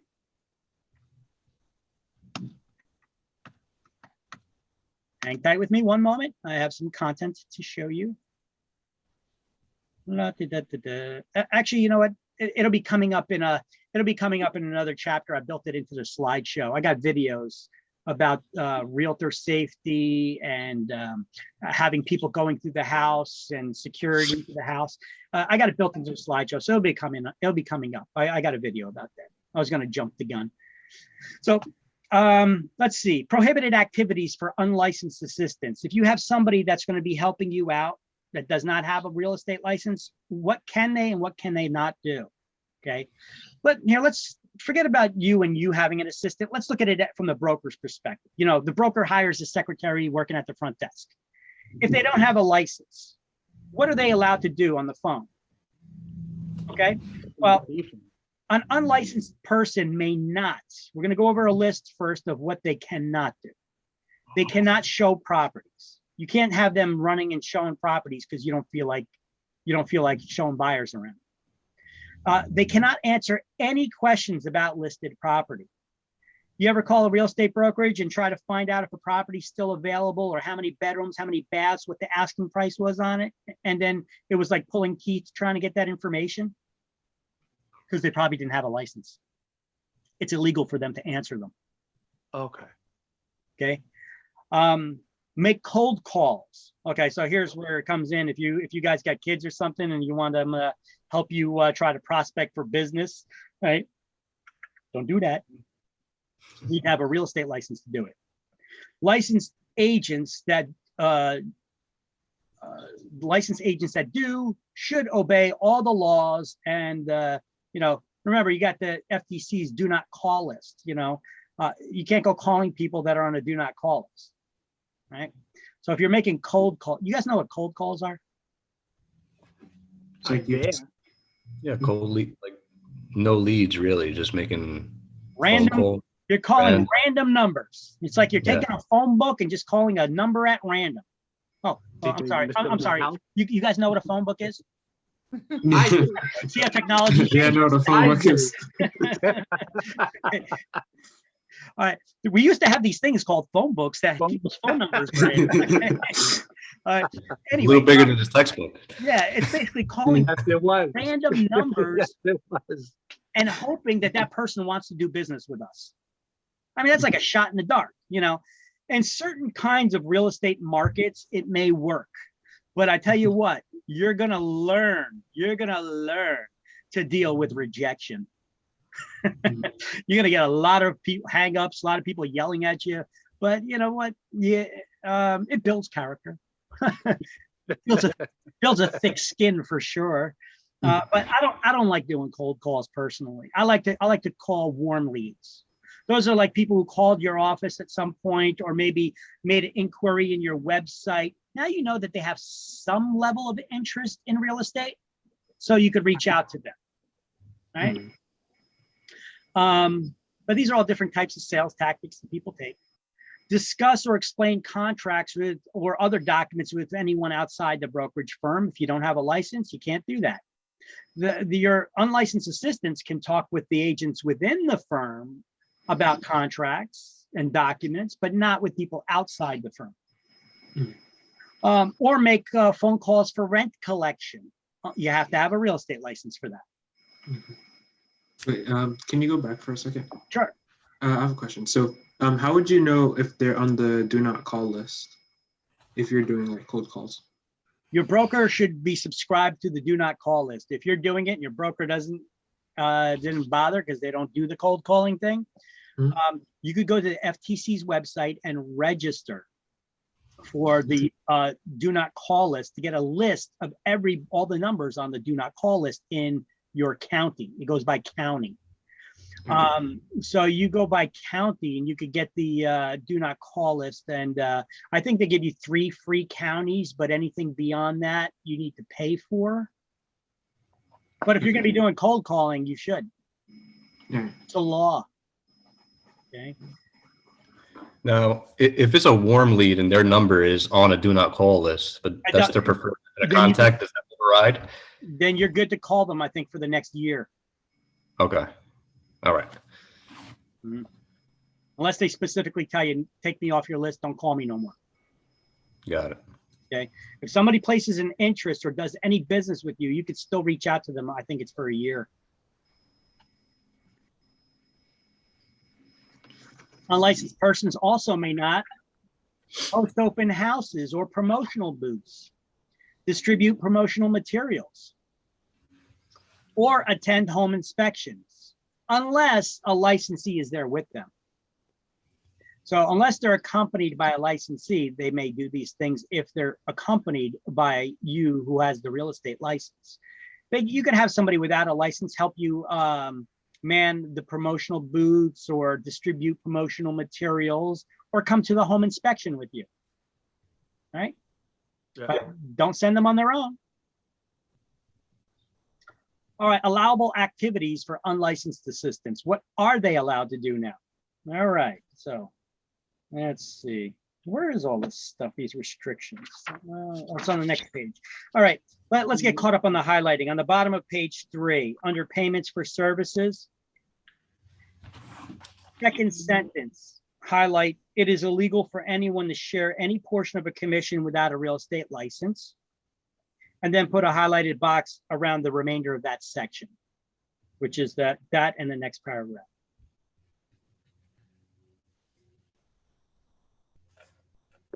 And then it starts getting into unlicensed assistants, which continues on to the next page, which we're already in. So you could turn the page after that.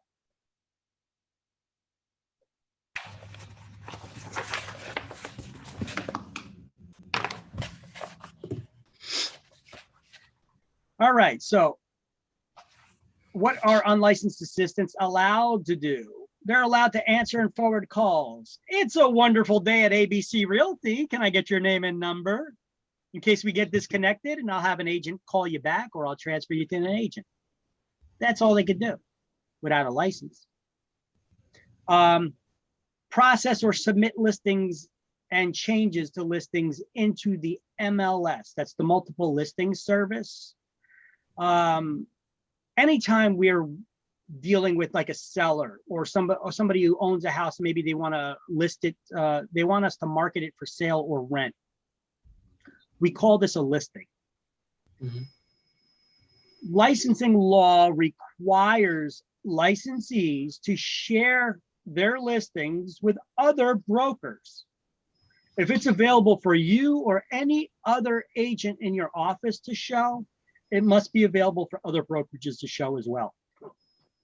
So you have to have that listing in the MLS within 48 hours. And the information has to be accurate. If there needs to be any updates, you have to update them right away. Now, I have a link here to Garden State MLS because they're one of the only ones really in New Jersey. There's a bunch of MLSs. Garden State MLS is one of the bigger ones, and they here's their list. Here's a sample of their listing input sheets of all the information that we have to put into the MLS. So here's a bunch of different, we have property change forms coming soon, FHA. Okay, we got all kinds of different types of property profiles. Let's look at a single family house. Here's your typical listing input sheet for a single family home. Oh, excuse me, it's not showing on my screen. Thank you. I clicked on it and it pulls this up. Okay. Well, it brings up this site right here and it shows you all the this is the Garden State MLS. Here's their listing input sheets. And then I clicked on single family here and it pulled this up. So this is the form. All the fields in red are the required fields of information that we have to gather when we're getting a listing. Okay. Well, we gather a lot of information about a property when we go to the house, and then we get back to the office and we have to input all this information into the computer along with pictures of the house and stuff like that. So it's it takes a lot of time to fill this out, the paperwork, and then the owner needs to initial the bottom of every page and then sign the last page of this, that they're confirming that all that information that you've entered is correct, you know. By the way, look at this style of house. They're talking about the architectural styles. You guys familiarize yourself with different architectural styles. You know, what's a split level? What's a Cape Cod? What's a ranch? What's a colonial? You know, it's important to know. In one of these chapter slideshows, I have a list of an architectural style guide that you could find on realtor.org. But I'm trying to put together a better one for you guys. And it'll be on probably on our new website when that eventually comes out. And I'll post it also on our Facebook page. So subscribe to our Facebook page, by the way, facebook.com/Career Path Academy. No spaces. All right. Like us, love it, love us, share it. I put information there that you guys can use on your own websites, your own real estate websites, and knowledgeable information, updates to real estate news, all kinds of goodies I put there for you. Oh, and I give free giveaways every now and then too. So you may like that. All right, so you got to fill out all this information about properties. So you may want to have a secretary do the actual input for you. So that's what they were talking about. They allow the input of all this information, which can take a while to do. As you can see, it's a lot of information to gather. You can have a person without a license do that for you. Okay. I just want to give you a visual of what exactly it is that we're talking about here. Okay, place signs on properties. Pick up keys. You know, you don't need to have a real estate license to put a sign on a property, put a real estate sign on a property. Often that's a state exam question. I forget how they word it, but I know that there's a state exam question pertaining to that. And so many times students get it wrong. And the only reason why I could figure that you get it wrong is you got a picture in your head already of a real estate agent being this rich person that has a suit on, or they are driving their Mercedes Benz and they're pulling the real estate sign out of the trunk to put it on the lawn, you know, and oh yeah, you have to have a real estate license to do that. No, you don't. Listen, Think about commercial real estate, because remember, when our licenses are good for commercial real estate too. You guys ever see a commercial real estate sign? There's like a 3-man crew of a couple guys on the back of a pickup truck. They're digging a ditch and putting posts, and they're building this sign on this premises. You know, they're like billboard size, right? Yeah. Those guys don't got licenses, you know, they're handyman, right? So have that image in your head instead of the Mercedes-Benz finely dressed realtor pulling the sign out of their trunk, okay? So that way, you know, you don't need to have a real estate license to put a sign on a property, or to pick up keys for company listings, or to deliver documents, although they're not allowed to explain them. Remember, unlicensed people, they can deliver documents, but they can't discuss them with anybody outside the brokerage firm. They're allowed to schedule appointments for showings of property. Sure, you get a secretary. Hey, can you set up a showing for me? Schedule the showing for me. Set up files, track and secure documents. Yeah, that's secretarial work. They're allowed to do that. Now, they're also allowed to do these activities only under the direction of a licensee. Keep records of deposits and earnest money. Earnest money is any money that a buyer gives us for like deposit for down payment on a house, or to rent the house, or what have you. We have an obligation to turn that money over to our broker immediately. That has to put it in a bank account that's used only for keeping clients' money in for the short term. We refer to that as an escrow account, correct? Escrow or a trust account, sometimes it's referred to as. So we have our secretaries often handle the taking that money and putting it into QuickBooks or our financial software, and they do all the accounting, and then they run it by the broker. The broker confirms everything is correct, and then they go and they deposit it into the bank, right? So they do have secretaries that don't have licenses that assist in these things. Follow up with loan applications. Yeah, can you call ABC Financial to find out if we got the mortgage commitment letter yet for the Smiths, you know? Compute commission checks. Yeah, can you find out, can you do the commission check and for whatever agent they're closing on that property? You get the secretary that computes the commission, they prepare the check even, and then they give it to present it to the broker reviews everything, and then they sign off on it if it's all right. Okay, so let's see. On page 4, this all looks like one giant run-on list of a bulleted list, right? So before the bullets start, let's highlight or underline it with your pen, however you want to do it. The title. An unlicensed assistant or secretary may not. Highlight it, put it in a box, do whatever you need to shade it so you know it's not just one giant list.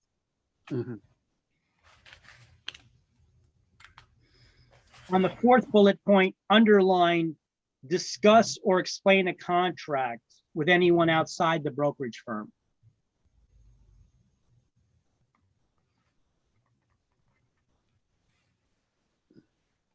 Three more bullet points down, you're going to see there's another title. An unlicensed assistant or secretary may. I like that. Underline it, put it in a box, do whatever.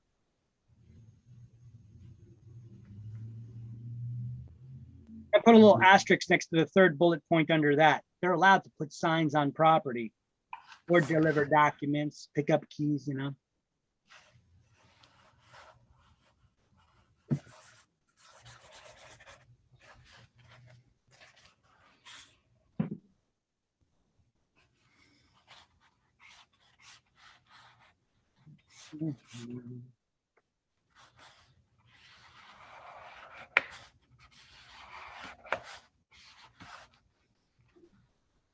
All right, so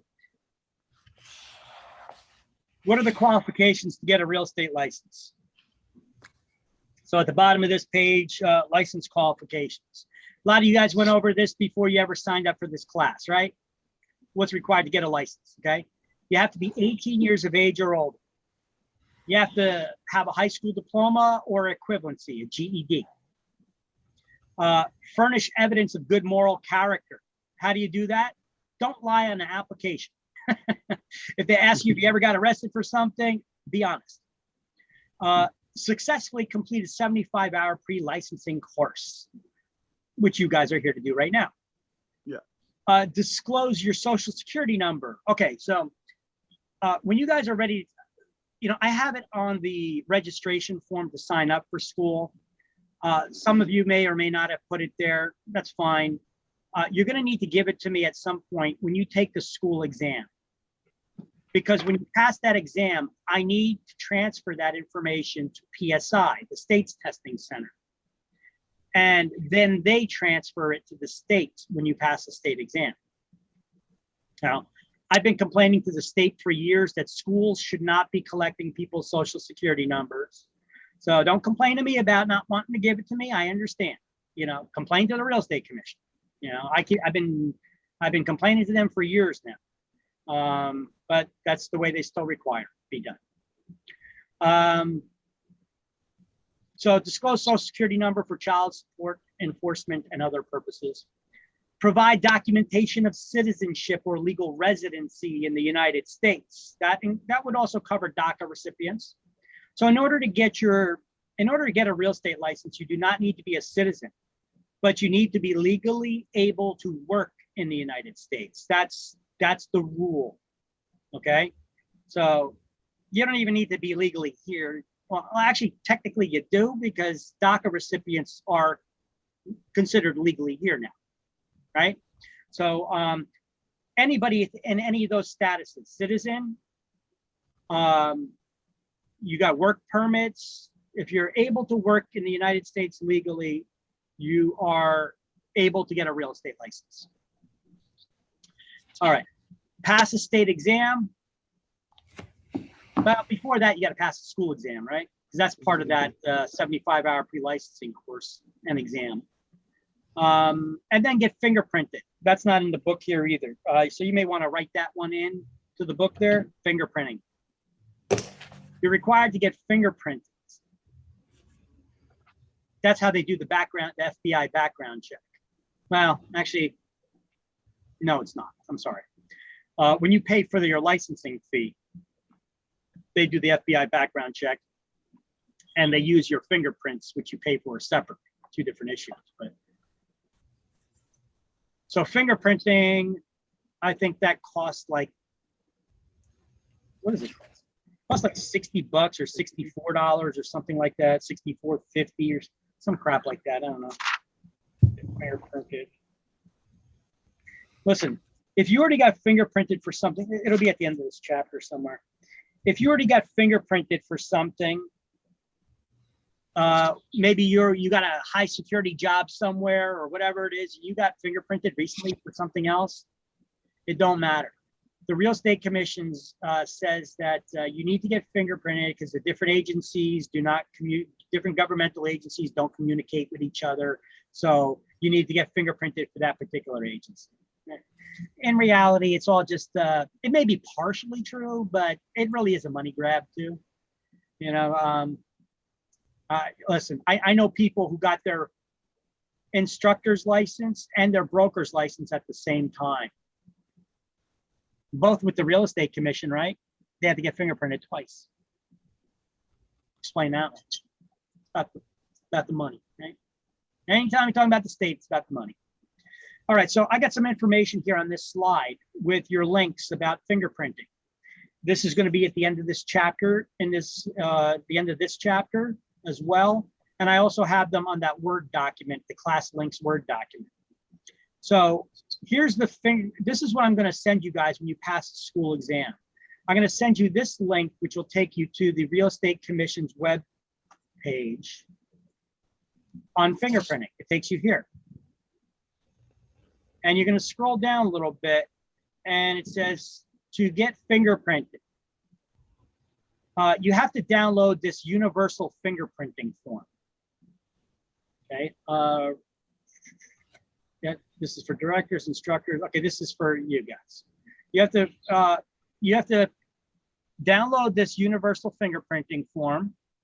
I'll click on it and open it. Show you what it looks like.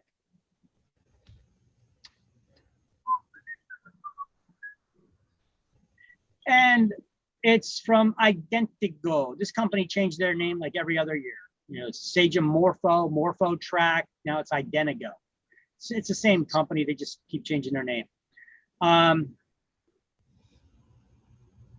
You're going to go to this website, unroll.identigo.com, which I do have on the slideshow. If you see here, unroll.identigo.com.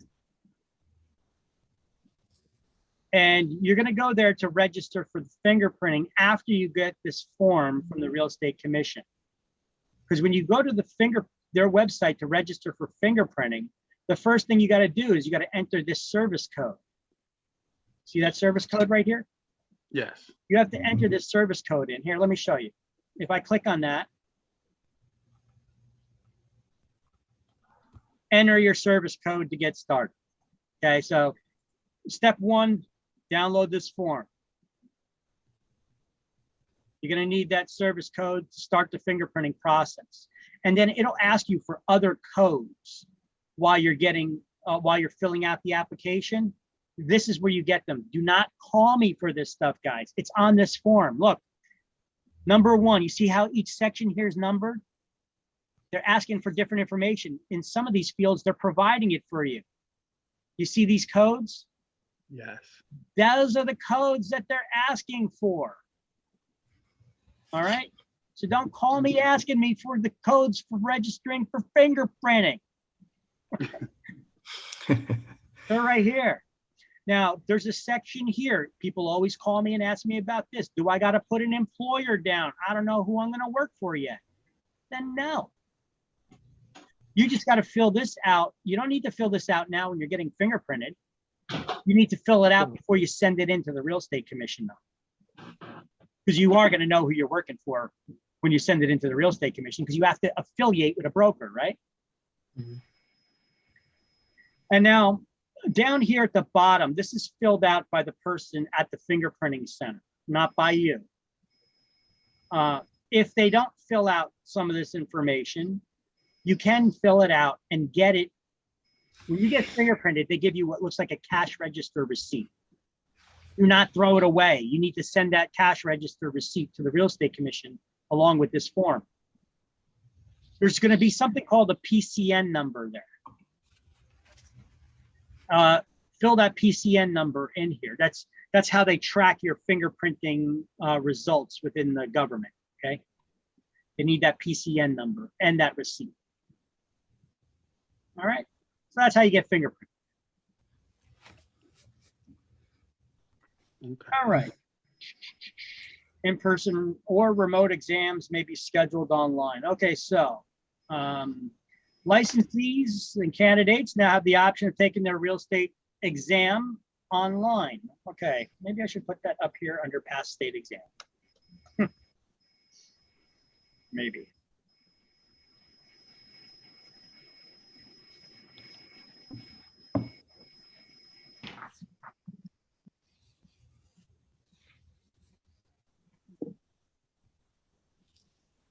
Yikes, I got big.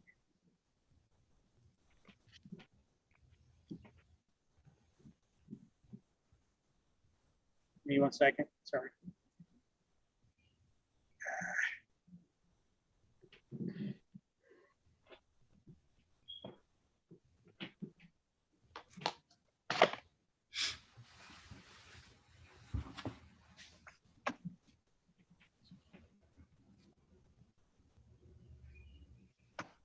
All right, I just shuffled things around a little bit on that slide, sorry. So,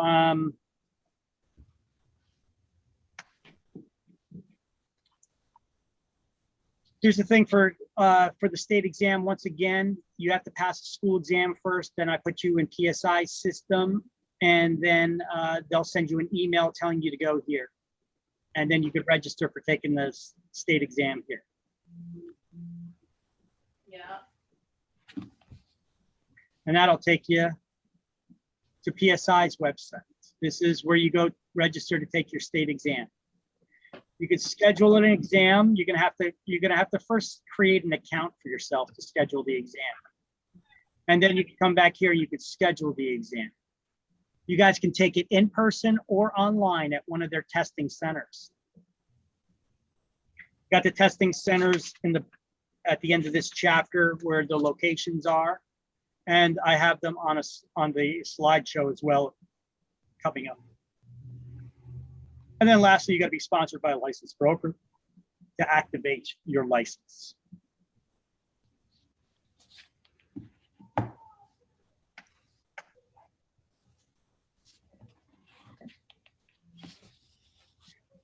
Now,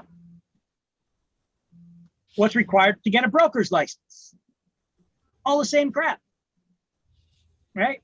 You got to be 18 years of age or older, prove a high school education or its equivalent, furnish evidence of good moral character, serve 3 years full-time as a salesperson. How long do you need to be full-time as a salesperson to get your broker's license? 3 years. 3 years. 3 years. All right. Got a question for me about full-time? How full is full-time? What is full-time? Well, I got a cross-reference here, page 5 and page 16. So page 5, right over here, we could see required experience. On the next page, required experience, you guys see that? Yeah. It says a candidate for a broker's license must be continuously employed on a full-time basis as a real estate salesperson during the 3 years immediately preceding their application for the broker's license. Highlight, full-time means the applicant worked at least 40 hours per week between the hours of approximately 10 a.m. and 8 p.m. and during that time was not employed elsewhere except on a part-time basis for no more than 25 hours a week. That's full-time. Now they go on to say that the licensee has to be able to show that they have evidence that they were listing properties and selling them, and they were working with clients during that 3-year period as well. But when you apply for a broker's license, you have to fill out this broker experience history report that the broker fills out, and there's a part that you as a salesperson has to fill out too.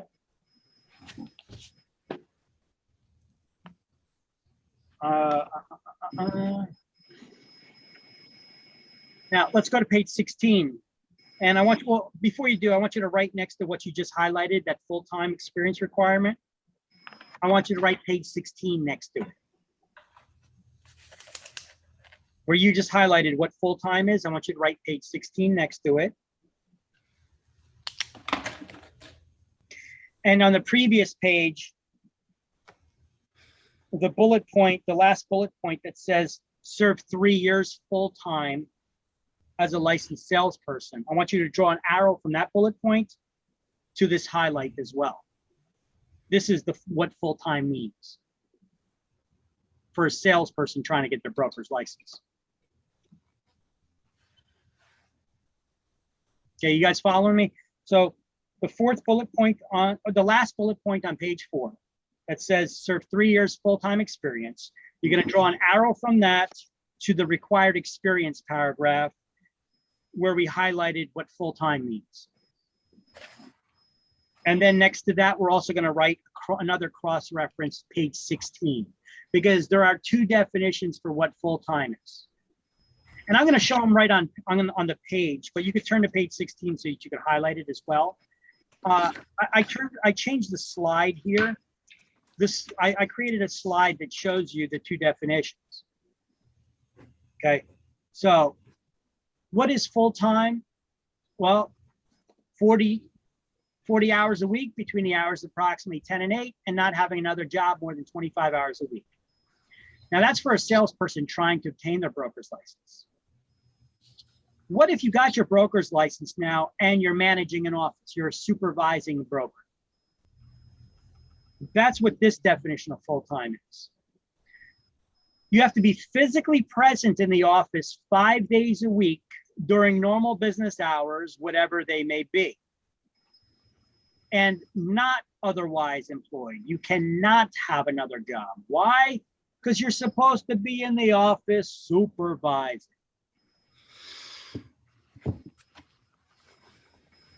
So let's highlight on page 16, under main office, third paragraph, the last sentence. Full-time means the supervising licensee is physically present in the office during usual business hours, 5 days a week, and is not otherwise employed. And then right after that, this is full-time for an office manager. Or how they word it on exams sometimes, supervising licensee.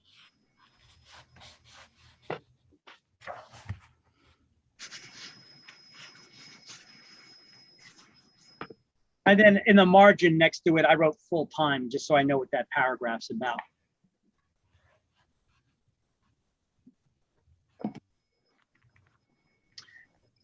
Or you could just study this slide. It gives you both definitions of full-time right here. What did you say right next to it? You said full-time. Yeah, just the words full-time. This is full-time for a supervising licensee or an office manager.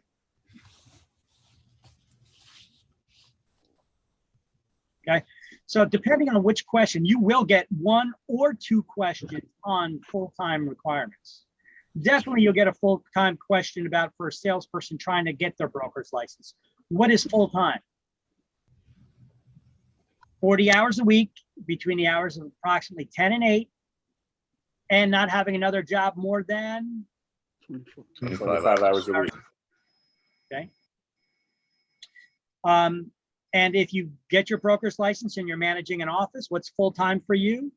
Physically present in the office 5 days a week during normal business hours. So does that mean that if I'm a broker, I have to have my butt planted in the chair 5 days a week during normal business hours? No. It means I need to show my face there.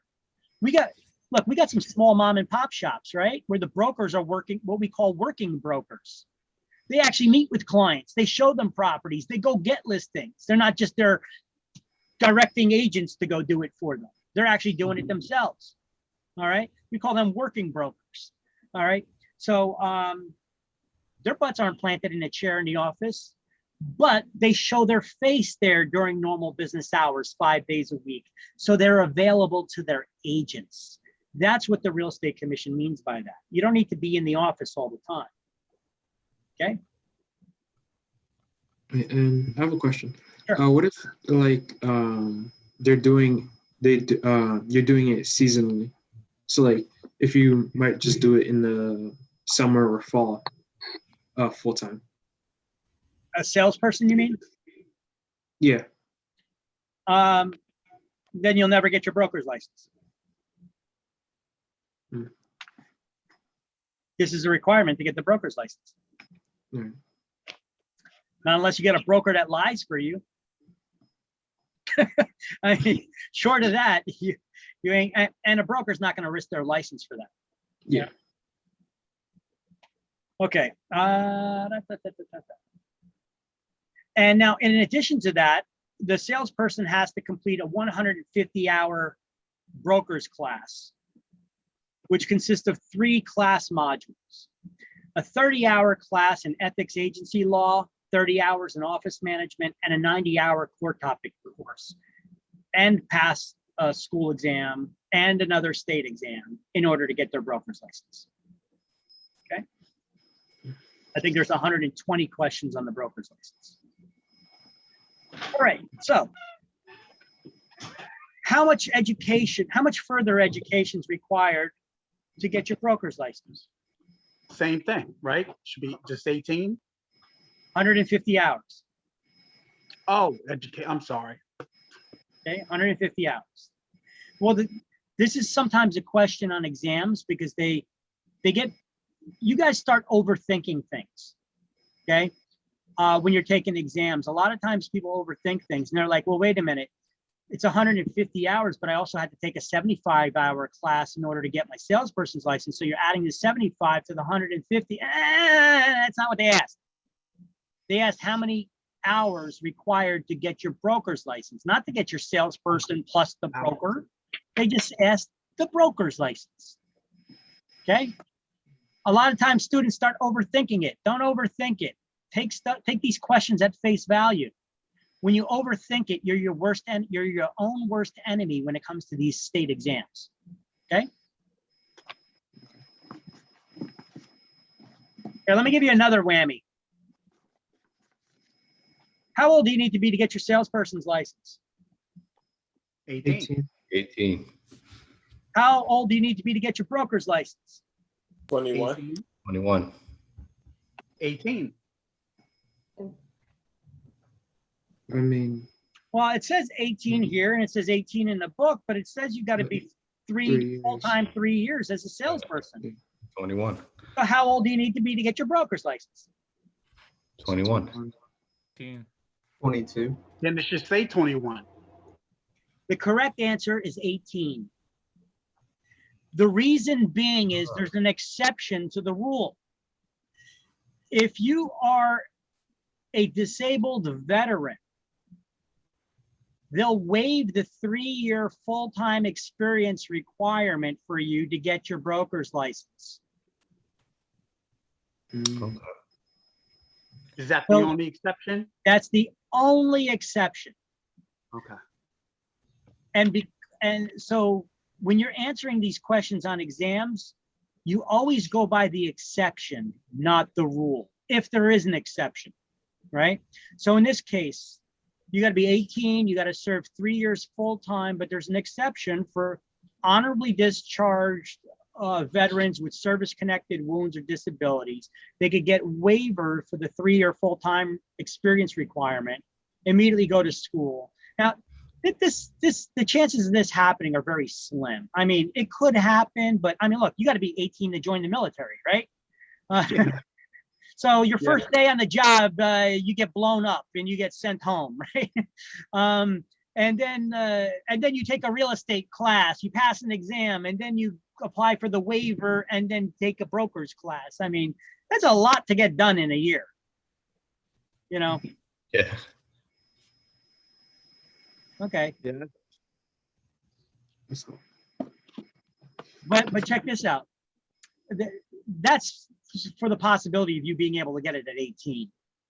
But I've seen the people use this that are older, where they were like, hey, I served in the military and I'm 100% disabled. I just took the salesperson's class. Can I get a waiver and now go get my broker's license? Yes. Okay.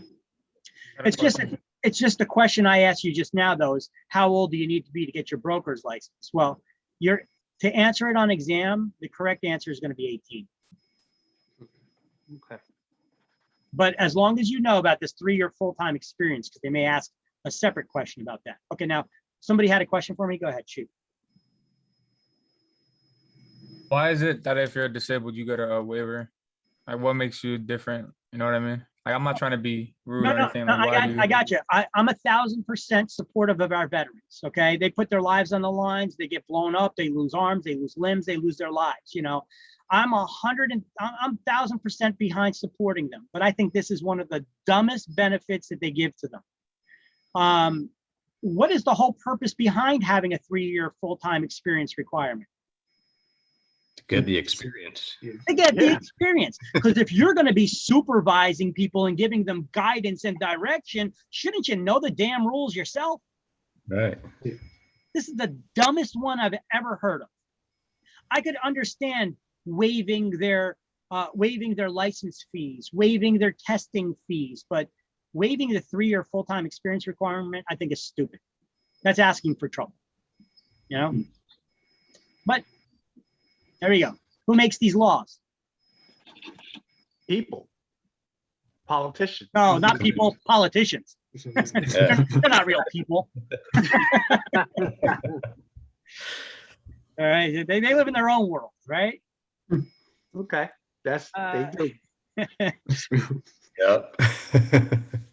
All right, so they got to disclose their social security number again, provide citizenship and everything. So everything, if you get fingerprinted again, everything's the same, just like with the salespersons. Okay, so, but we do have a couple questions here.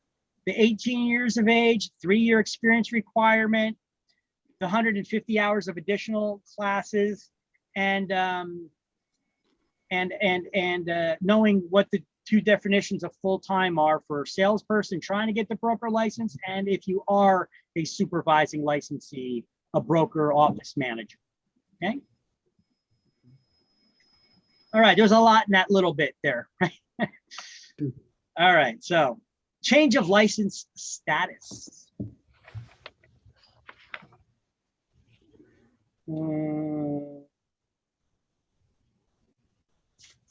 Hold on.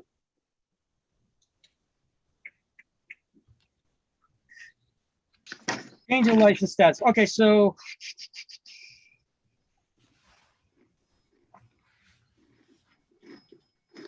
under the exceptions section, we're going to highlight something that we skipped before. On page 5, under exceptions, the last line, we're going to highlight New Jersey does not recognize licenses issued in other states. We have no reciprocity.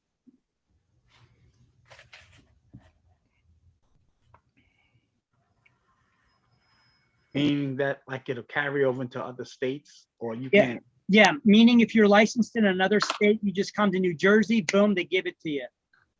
New Jersey doesn't have reciprocity with any other state. Okay. Okay. So like both ways? Yes. Alright. Yes. Now, if you're coming from another state that required the 75-hour class, at least 75-hour class to get your license in that state, New Jersey will give you an education waiver, and you could just take the state exam here. But that's not reciprocity. They're not just giving you a license. They're still requiring you to take an exam. Mhm. You know? Yeah. Here, look, you guys want to know how to get licensed in 3 states really quick? Yeah. Take this class here with me in New Jersey. You get your New Jersey license. When you get your completion certificate from me at the end of this course, take it to New York. New York will give you a waiver for their education requirement, and you could take their exam, which is easier than ours. Mhm. And then when you get licensed in New York, you show the license to Pennsylvania. Pennsylvania will just give you their license. So Pennsylvania has reciprocity with New York. They'll just give the license to somebody from New York. Mhm. Okay, so that's how you get licensed in 3 states real quick. But Okay. keep in mind, in each state, you got to be licensed under a broker. Mhm. Okay. Yeah. All right. I don't know. 1 state's enough. You know, I'm gonna be traveling all over. I know we're kind of close, but I'm not gonna be traveling all over different states, then becoming members of MLSs and in different states, and perhaps realtor associations and all that. What a hassle. So that's a lot of fees. And expensive fees too. Yeah. All right. So time limit on application. Where do I have this? I know I have this on the slideshow somewhere. The 3-year experience, licensing fees are also waived.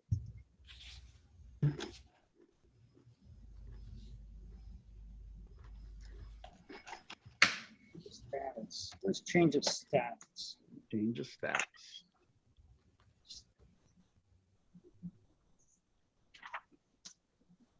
Must have been mentioned somewhere here because I got them out of order. I don't know. Anyway, let's go over the change of status slide really quick. Brokers can change a licensee's status from a broker salesperson or salesperson to a referral agent and vice versa. You could change from a referral agent back to a salesperson or broker salesperson. Remember, I told you anytime you're doing something like that, though, there's a fee involved, $50 fee. Change the license. And brokers can do this by logging on to this website or just going to nj.gov and clicking on that secret link I showed you earlier, right? Now, here's a little side note for you. If you spelled your name wrong when you take your tests with PSI, and they give you the paperwork that you got to send into the state to get your license, make sure they correct your name right then and there. Because if you send it into the state misspelled and then you want to correct it later, you realize that your license has the wrong name on it. The Real Estate Commission does not do corrections because they don't make mistakes.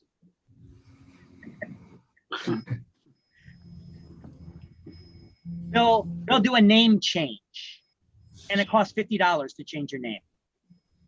Really? Really, really. Okay. Now, if you're getting married or getting divorced and taking your spouse's name, well, same thing applies. You want to change the name, $50 to change your name.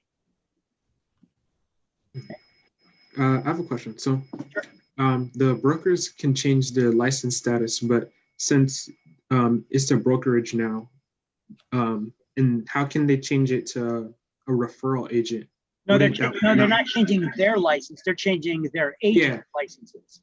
Yeah, but I'm saying like that wouldn't work because they can't have a referral agent in the agency.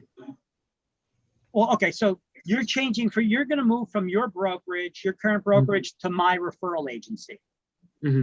Okay. There's a license transfer fee of $25 and a license type change of $50. So it's going to cost you $75. So it's not your old broker that's changing your license type, it's the new one. Oh. All right. So you're going to pay that fee to the new broker, and because the new broker pays the state. You never pay the state directly. It's the broker that pays it. Okay. Okay. Actually, I shouldn't say never. When you first get your license, you do. When you send in the package and everything. But you're going to send it in with a money order, not a personal check, because they don't accept them. They only accept money orders or broker's checks. Okay, we already went over this. The 3-year full-time license experience requirement is waived for a honorably discharged veteran with service-connected wound or disability. And then I have the link here to the waiver form for the veterans. Here's some exceptions for the education requirements. Where is this crap? This crap's all on the next page somewhere, I'm sure. There's some exceptions for the education requirement.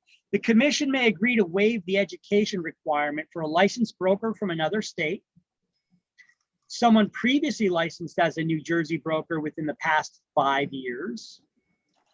Let's say that they were licensed as a broker and they just let their license expire. They could come back as a salesperson. I don't know if they would reinstate it as a broker's license, but they would reinstate their license if they come back within 5 years. Normally, it's how long? Within the next term, right? Yeah. All right. Someone who has taken equivalent real estate courses in college, what does that mean? That means that you majored in real estate classes.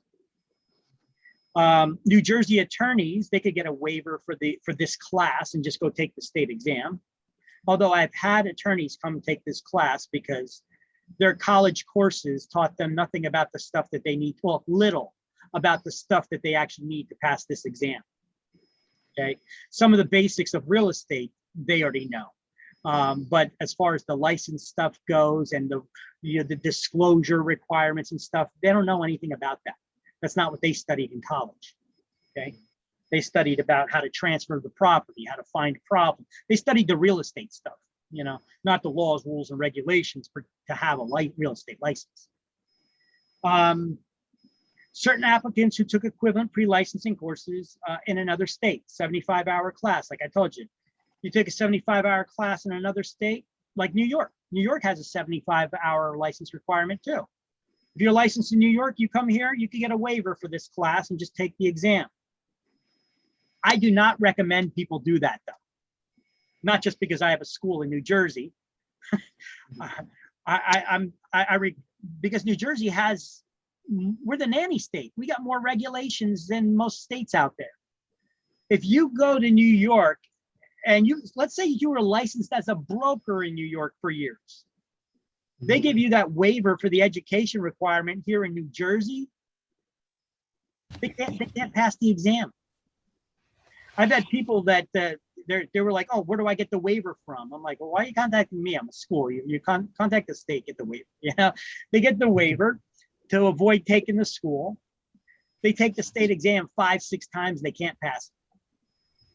And then they finally break down and they come to me and take the class. And they're like, wow, New Jersey got all these rules and regulations. I'm like, yeah, I'm telling you, it's no joke, you know? So all this little crap that I'm teaching you right now, nothing is rocket science that we've gone over yet, right? But a lot of these things are exam questions. And if you never studied them, you ain't gonna know them to pass the exam, right? These are just little things here, but you got to study all these little things in order to get the license. All right, license and criminal convictions.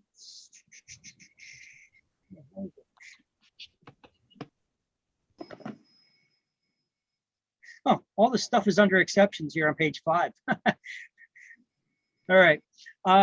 No license will be issued to anyone convicted within the preceding 5 years of forgery, burglary, robbery, or any theft other than shoplifting. I went over this with you when I read to you that those questionnaire, the qualifying questionnaire before we started even opening the book, right? All this stuff was included in there. I just have it all on a slide now for you, because I have other instructors that teach this class too, and they may not be showing those other documents, but at least I got it built into the slide for them. All right. Additional licensing issues. New Jersey does not have reciprocity with any other state. Okay, now we're at that reciprocity section right there where we just highlighted. All right, so before that, you see the bullet point list under exceptions? Just put a little asterisk next to that section, or put a bracket around it and say needs to know.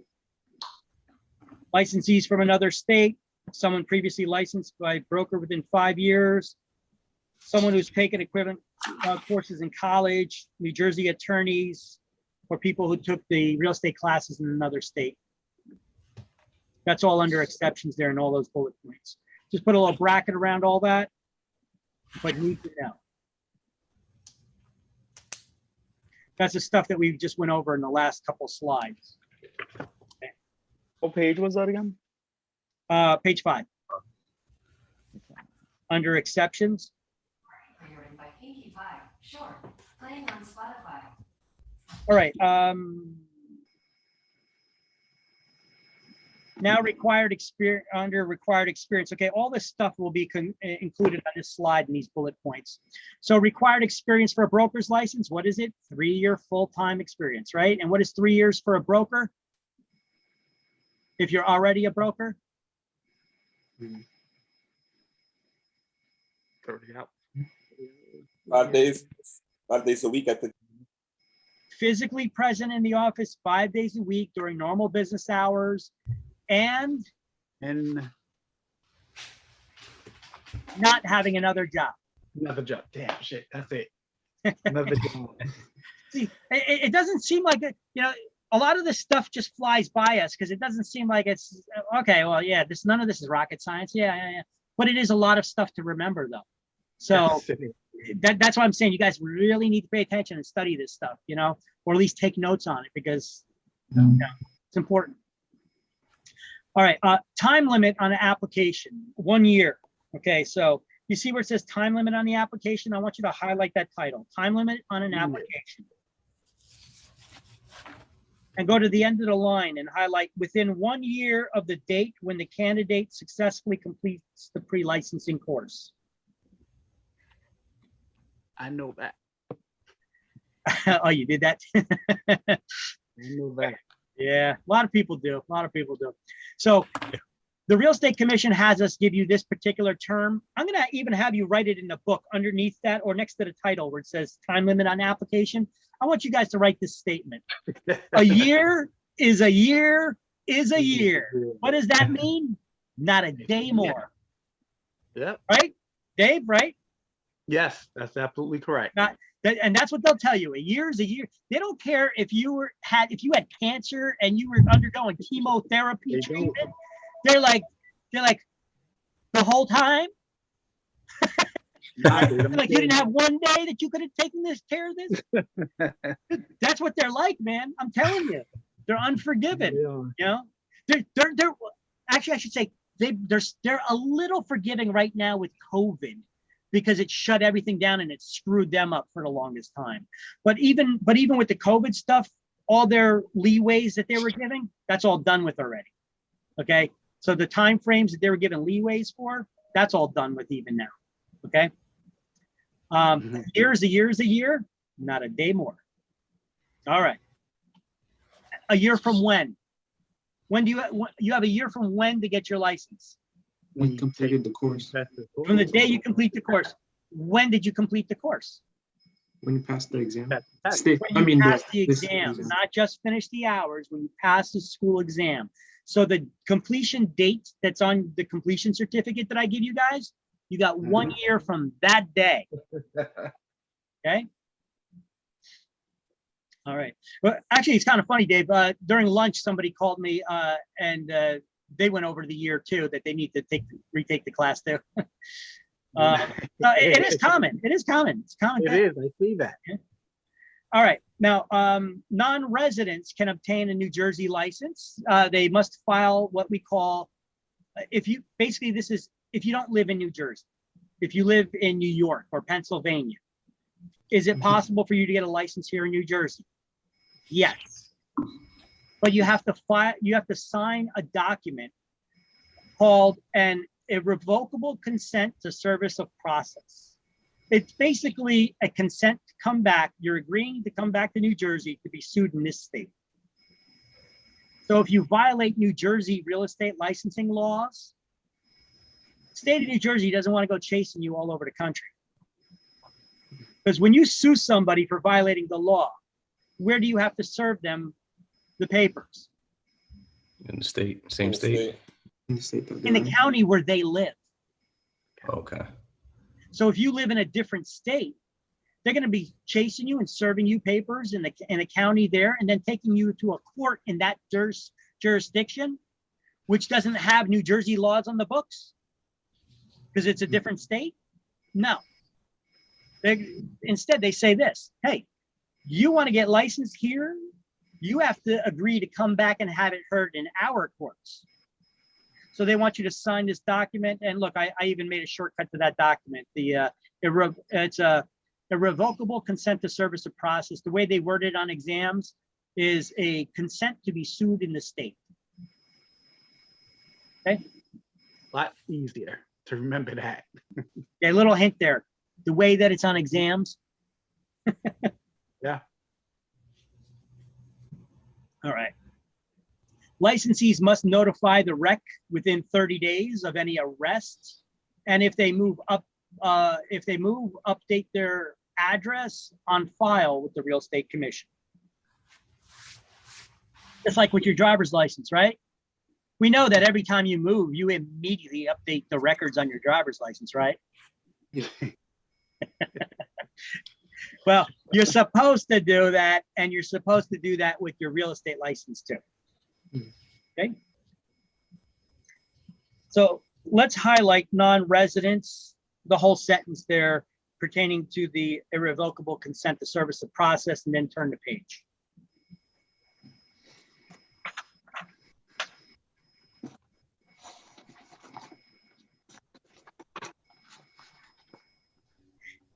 Now, there was nothing immediately right here that talked about that 30-day thing. Licensees must notify the rec within 30 days. I just added it here because it is something that they give you on exams often. How often, how soon do you need to notify the Real Estate Commission if you're arrested or convicted of a crime? Let's just say arrested or indicted. I think that's the way they word it on exams. How soon do you need to notify the Real Estate Commission if you were indicted of a crime? 1 week, 30 days, 90 days? 30 days. 30 days. Okay. All right. Now, corporations can be granted a real estate license only if one of their officers has a broker's license. And then they'll become the broker of record for the corporation. Make sense? Yeah. Well, now let's highlight that first two lines. A corporation can be granted a real estate license only if one of its officers holds a broker's license. That person then becomes the broker of record for the corporation. Wow. These slides are a really good study guide, aren't they? Yeah, they are. Yeah, they really are. Yeah. I pretty much cut out all the BS and just put what you need to study on a lot of these slides. Pretty much. Not saying that every slide you need to study, but like this one, got a lot of stuff on it. Okay, examination, those fees are not paid to me. The state exam, you pay them directly to PSI.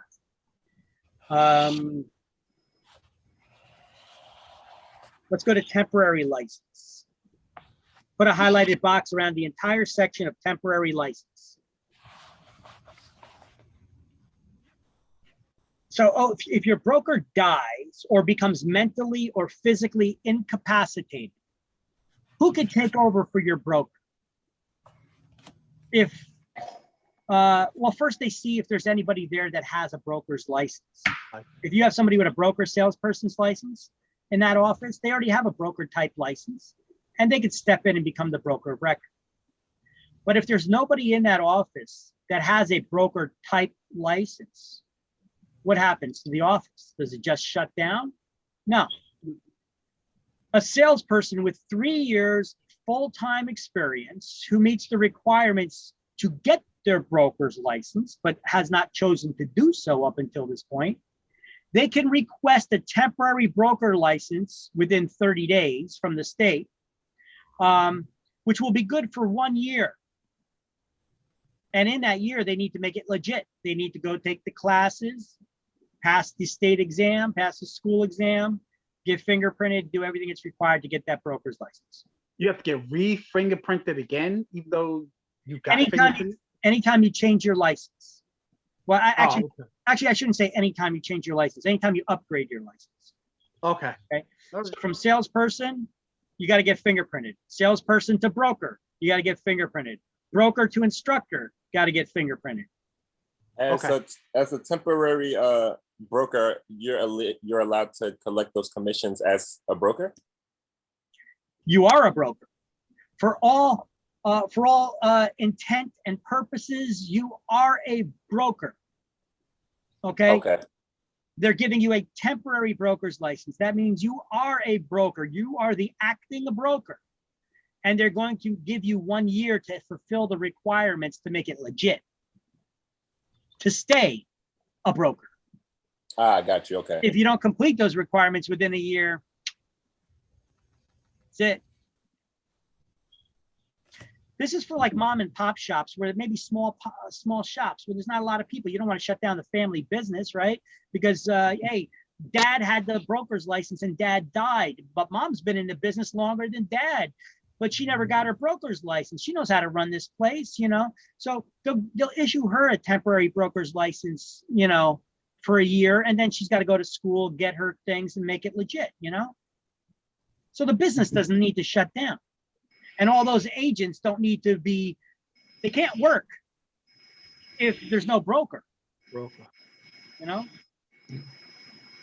All right, failure to renew the license. So all that stuff was within that temporary license section. That's why I just had you put a highlighted box around it, but this explained the fine points of it. Okay, now, we already discussed this earlier.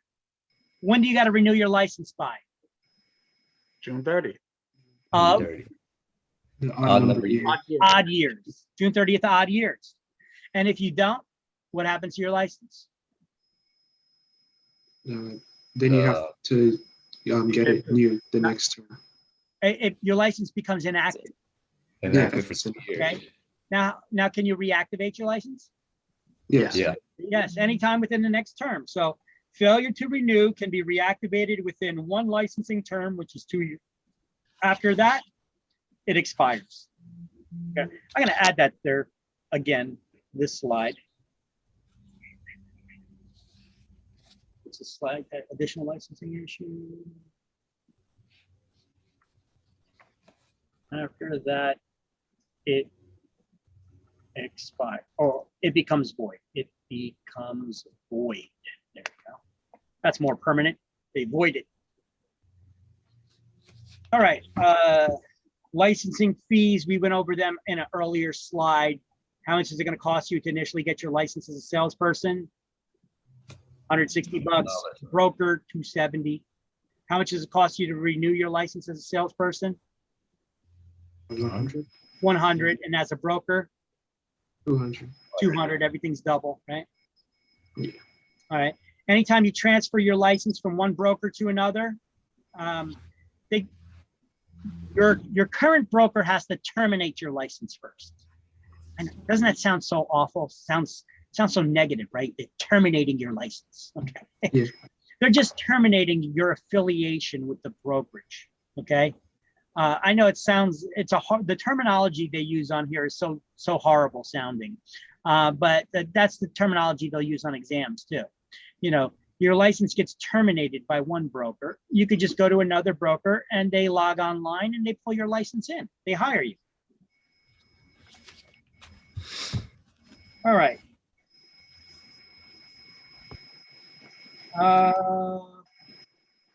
We already went over all this stuff. Here's all the procedure for getting your license as a salesperson. At this point, we're beating a dead horse, right? But here, you got all this information here.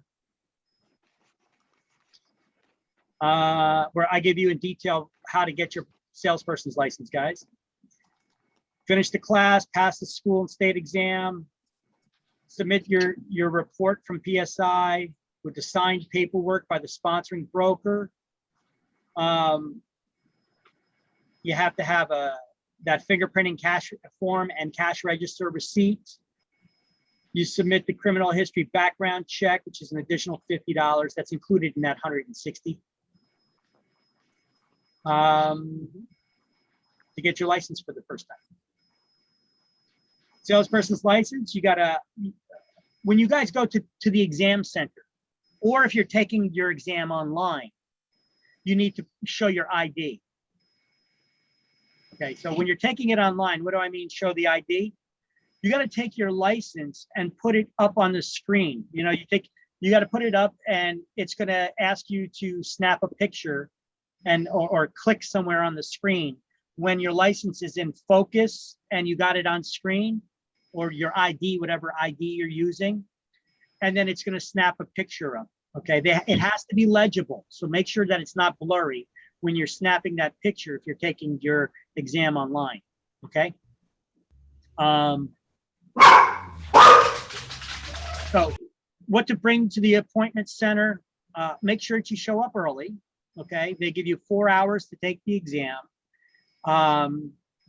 Just like with fingerprinting, you have to bring your IDs, but for the exam, you need to have at least one valid government issued photo ID. Okay.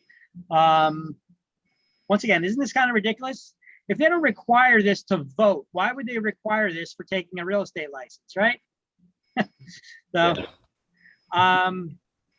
security. Well, maybe we should have it to vote. Okay, so anyway, Yeah. that's my own beliefs though, but anyway. So passing scores 70%, both school exam and state exam. So that means out of 110 questions, you need to get 77 correct.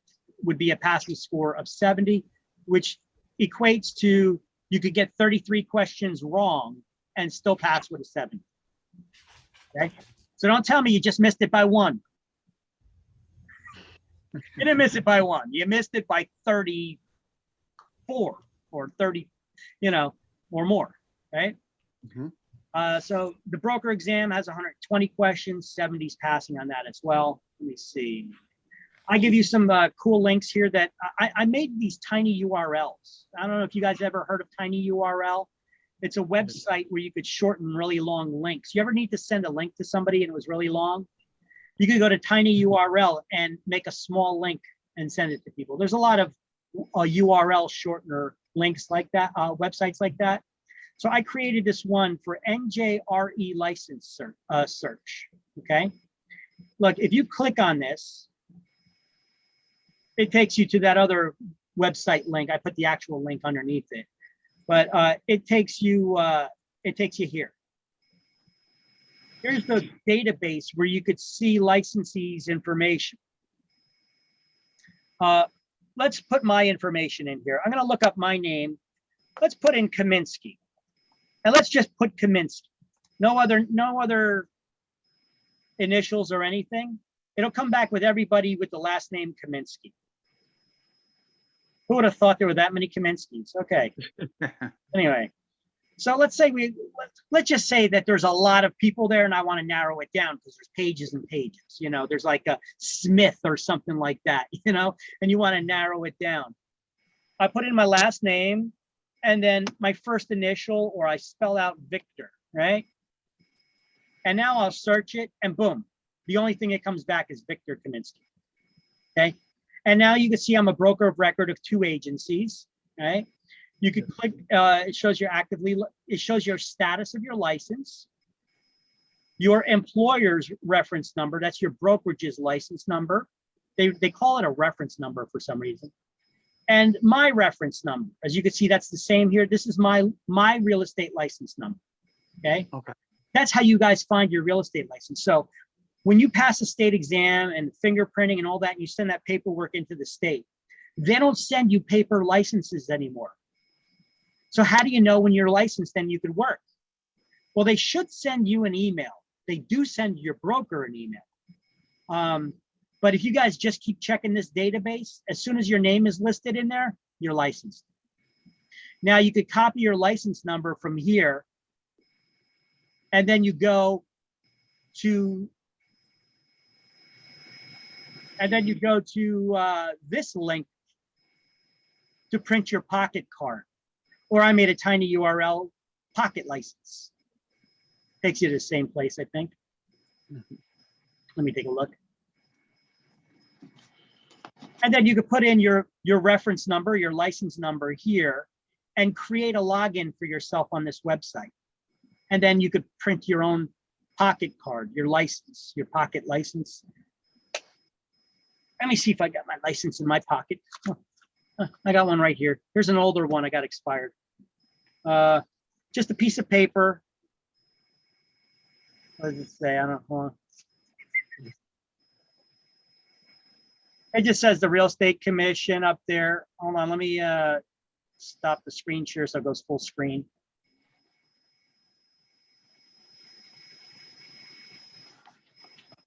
Okay. It just shows the name of the company, your license number, when it expires, etc. All right. Mm-hmm. The law requires you carry that with you anytime you're conducting business. Let me just check, make sure I do have it in my pocket.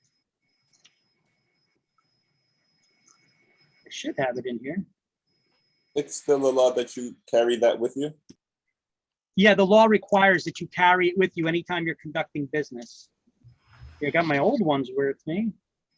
See, they used to be green like this, and then you could put them on a laminate them, you know. Here's an old one.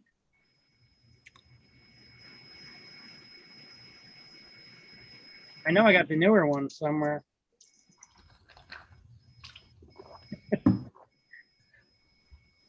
Let me print it again. I know I have it, but I got to have it in my pocket. Got to have it in my wallet. Law requires it. All right. So I know I printed it out this year already, but I'll do it again. So you go there and you print out your pocket card. Here, you know what? Let me do it right now. So I'm going to do it from nj.gov, my broker's login, because I forget what the hell my login is and I got it saved in my browser.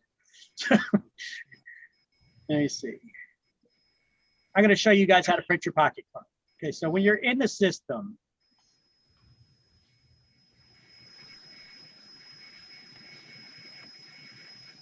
let me share the screen with you now.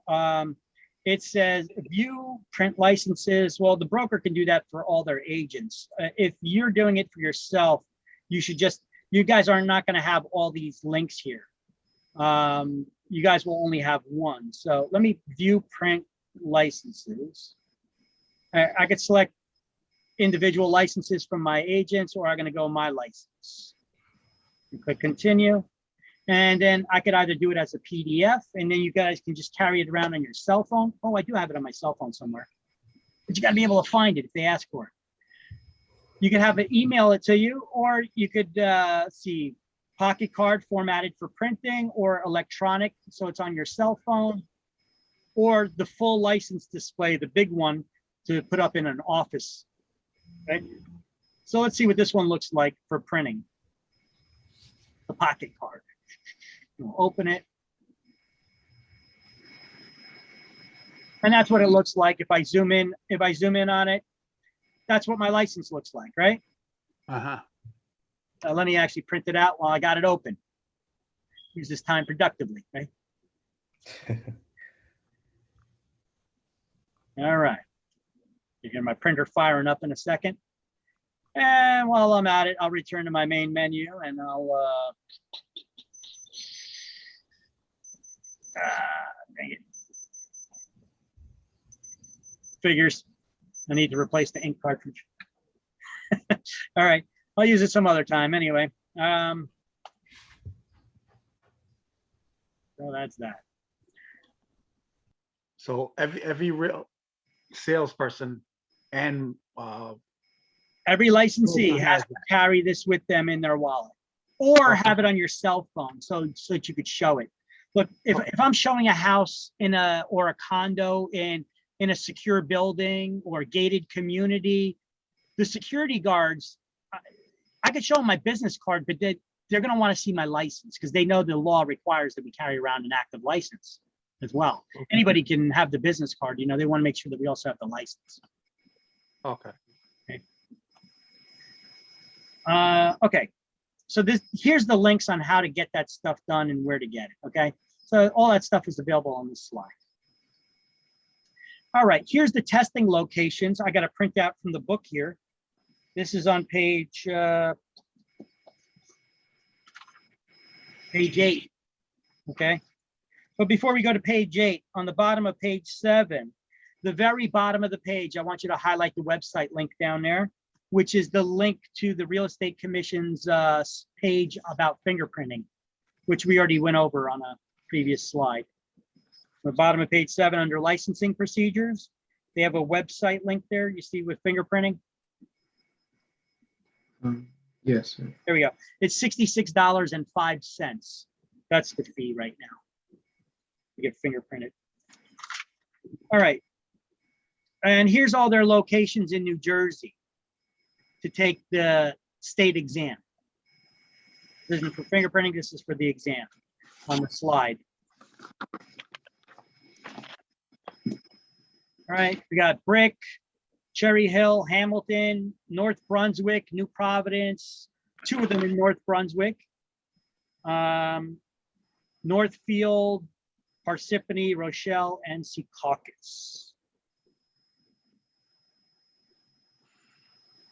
Okay. Okay. All right, what to bring to the fingerprinting centers? I told you 2 forms of valid ID. They will accept a credit card as an ID, which is weird. One of them has to be a valid US issued government photo ID, either a driver's license or a United States issued passport. For some reason, they do not accept firearms IDs with all the background checks that are required, and it even got your damn fingerprint on it. They don't accept that for some reason. Trust me, I tried. But they do accept the Canadian government issued photo IDs as well. Once again, here's the website link to the fingerprinting, which is on the bottom of page 7. And to set up the appointment, here's the appointment link.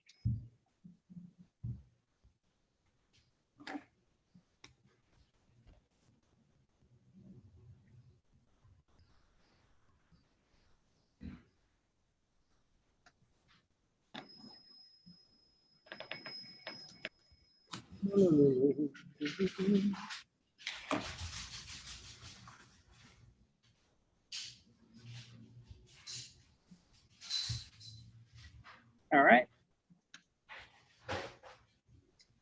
All right, the guarantee funds. The guarantee fund. This before we go to guarantee fund, on the top of page 9, it says what to bring. Just highlight candidates should bring 2 forms of ID with at least 1 government issued photo ID. You should write the word valid in there. Okay. Don't go there with an expired driver's license.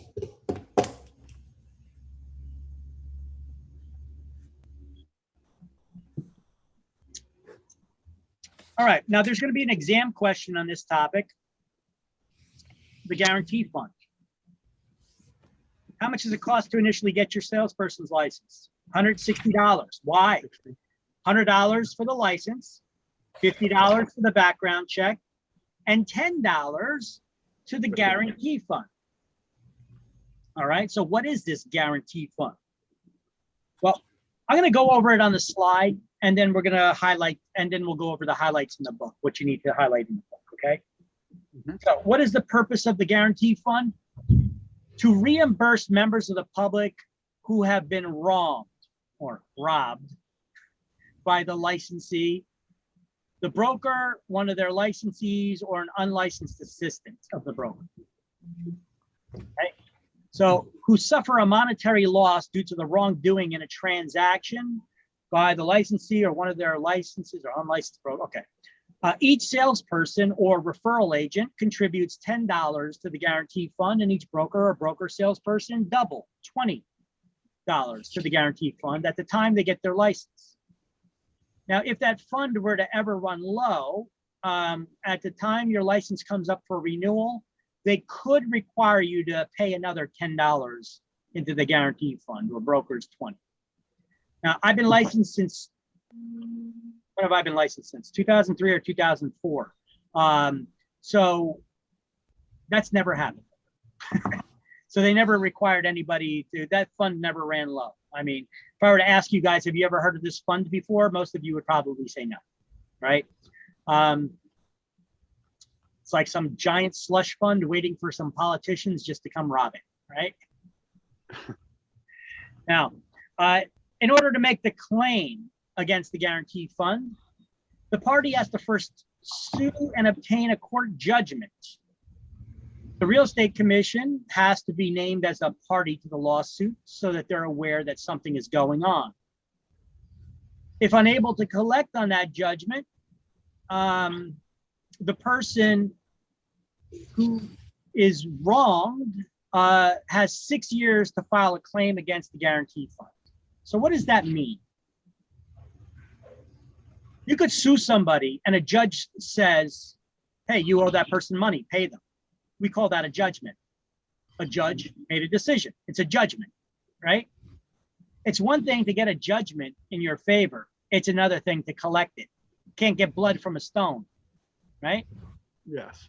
So if you can't collect the money on that judgment, you got 6 years to file a claim against the guarantee fund to get paid. That money will come from the guarantee fund.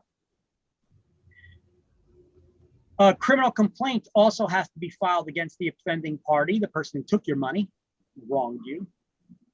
The maximum payout for any single claim is $20,000. Hope you didn't give them more. If there's a payout from that fund, what happens to your license? It's immediately revoked. Okay.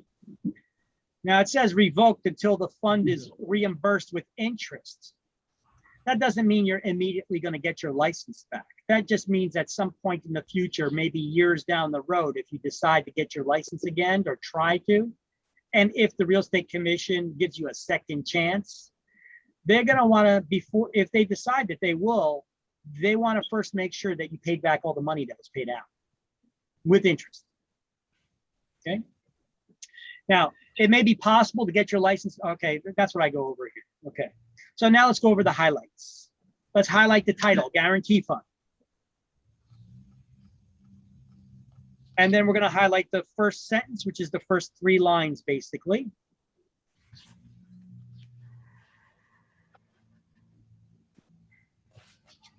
Skip the next line. The following line, we're going to highlight may apply within 6 years to the real estate guarantee fund for payment.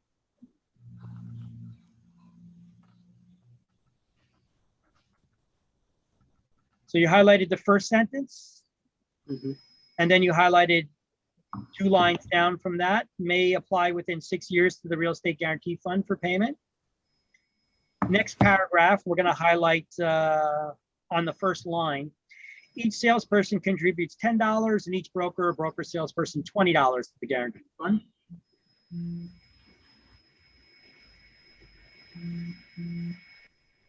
On the next line, we're going to highlight maximum payment for a single claim is $20,000 per offense. And then highlight the last sentence that says, once the fund pays out the money, the person's license is revoked, and underline the word revoked.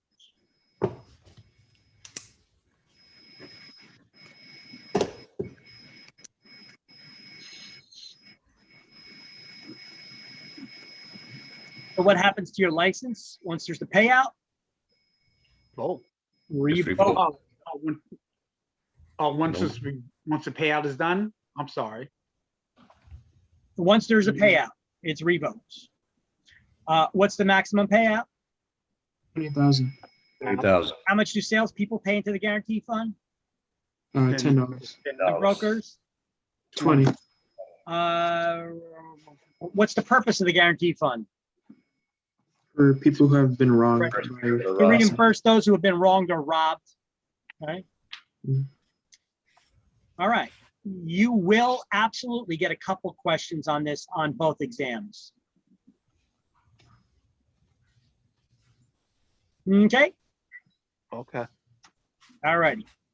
And here's just another slide with a breakdown of that stuff. Okay, rental referral agencies. What the hell is a rental referral agency, you may be asking? Are you asking? So,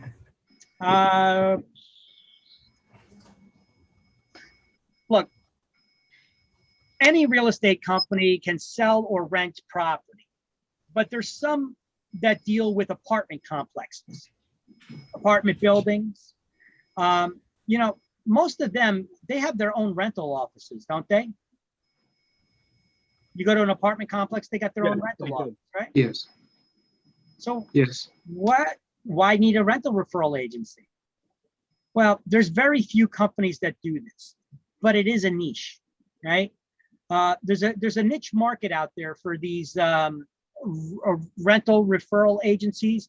They basically go to the apartment complex or building owners, and they say, listen, here's an example of one that's local to us. You guys may have heard of it, the Best Rent NJ.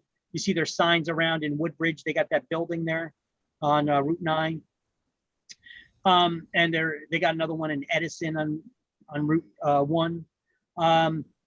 Anyway, they put up a website. They go to the owner and they say, hey, listen, we got this high traffic website that we advertise, and we get a lot of renters that come to us looking for places. We're going to take some high quality photographs of your building, your complex. We'll do floor plans and different layouts of your different units that you may have there. And we will advertise for you for free, for no charge, your complex and your building. We'll highlight about the community. We'll have maps of what's amenities are in the area for tenants, its location to highways and public transportation, all kinds of stuff like that. So we get a lot of traffic from renters. And if we refer a renter to you who ends up renting from you, you agree to pay us a referral fee. Okay, that's a rental referral agency. Okay, now Best Rent NJ is one example of them. I'm going to go to their website and show it to you. I usually don't go to any websites or any agencies. I'm not promoting anybody here. Okay, they're just the one that I know of off the top of my head. There's only a few of these companies around. So anyway, every person working in a rental referral agency who for a fee refers prospective tenants to rental units is required to have a real estate license and to enter into a written contract with each prospective tenant and landlord. Okay. Well, in order to be entitled to commission, you have to have some sort of a written agreement that you're working for somebody, right? Only makes sense, right? To hire you. Okay? They have oral contracts also, but well, not in real estate. In real estate, we have to have everything in writing. Now, if we remember, okay, here, in real estate, we as real estate agents, we have to follow a lot of laws. Mhm. We follow contract law. We follow real estate licensing law. We follow federal laws. Okay. Don't get confused about oral contracts or verbal agreements. Okay. Okay. For us to be entitled to a commission, the real estate commission requires that any contract that licensees are involved in must be in writing. Even though contract law states that lease contracts can be verbal if they're less than 3 years, I believe. Okay. They can be verbal. But not when we're involved. If you're involved, it always got to be in writing. Okay, I got Right? it. If it's just between an owner and a renter, they could have a lease and it doesn't need to be in writing. But that's Got not a very wise thing to do, because if there's a problem, it's, oh, they broke the terms of the lease. Well, can you prove that you went over the terms with them in that verbal agreement? You know, then it becomes sticky situation. Yes. Okay. Okay. So no property can be offered or earn a commission without the owner's written consent. Once again, you know, hitting up that same topic again. But it also says that we can't even advertise the property. You as a real estate agent cannot advertise somebody's property unless you got their written permission to do so. We do that with a listing agreement, right? Or some other written permission to do so, like a listing agreement or referral agreement. All right, now, the availability of properties has to be accurate. You cannot advertise a property as available if it's not available. Does that make sense? That's false advertising. So advertising properties, if you advertise a property for rent, that it's available and you're advertising it, you need to call the apartment complex owner every day to see if they have a unit available. If they don't, you need to change your ad to say no vacancies, right? Yeah. Now, if you don't advertise it, but you just get a listing, it's an unlisted, you got a listing, but it's not being advertised anywhere. It's just anybody who's a interested renter walks into your office's front door. You say, okay, in our listing inventory, we have these properties that are available for rent that we could show you, but they don't advertise. You still need to call that owner of that property to make sure that there's availabilities, but once every 3 days. So these companies like Best Rent NJ, they need to call up every 3 days the owner for all the different complexes that they have agreements with to make sure that they have a vacancy. But you know, they advertise most of this stuff on their website. So for most of the listings they have are advertised. So they need to call them every day. Okay. So they have, now can somebody without a real estate license call them to check and see if they have vacancies? No. No. You need to have a real estate license. So these rental referral agencies got agents that all they do all day long is call to check and see if they got vacancies. All right, now let me show you what they do. Let me go to their website really quick and just give you an example of type of thing that they do. Excuse me. I was kind of confused because I thought since they're only calling them and it's not like they're not paying them or anything, right? In the call. Well, they're paying them if they get them a renter. Oh, all right. If they sign a lease agreement with them, they do get paid a referral fee. Oh, so in that call. All right. Mm-hmm. All right, so here's not to advertise any particular agency. I just want to show you some things of what rental referral agencies do. So I'm just taking this one as a random example. So Best Rent NJ, you know, they have a website like this. It looks like it's a professional website. You know, renters will come here and they'll do an apartment search to see, look, is it a 55+ community, affordable housing, or other apartment complexes? So they could search by various features. And they got some featured properties listed here. All right. They got 85 communities that they're dealing with. So they got 85 property owners that they got to be calling every day in New Jersey. Okay. Wow. Yep. So let's just pick one of these apartment complexes here at random. Yeah, let's go to Woodbridge. I see one here in Woodbridge. So we go here and you see they got the address of the complex, the office hours, all that stuff. Avenel Apartments with free shuttle to Rahway, New Jersey Transit train station. They got some nice professional photography inside, outside. This looks like maybe it was done with a drone because it's giving that little higher perspective, you know? Mhm. So they got some high quality photos here. You got a little slideshow thing, like a rental applications available for the tenants. And they show they have one and 2 bedrooms. It looks like they have 2 different style 2-bedroom or 3 different style 2-bedroom apartments, right? Different square footages and all that. And here's for the availability. Available now. They got a unit available in these ones. Oh, look at this one. Instead of saying no vacancy, what are they saying here? Available soon. Available soon. Tricky, tricky. But I guess they're compliant with the law because they're not saying that's available now. All right. Okay. So there's a little lesson in that for you guys to learn now. All your advertisements should always be kept positive. Don't ever put negative things.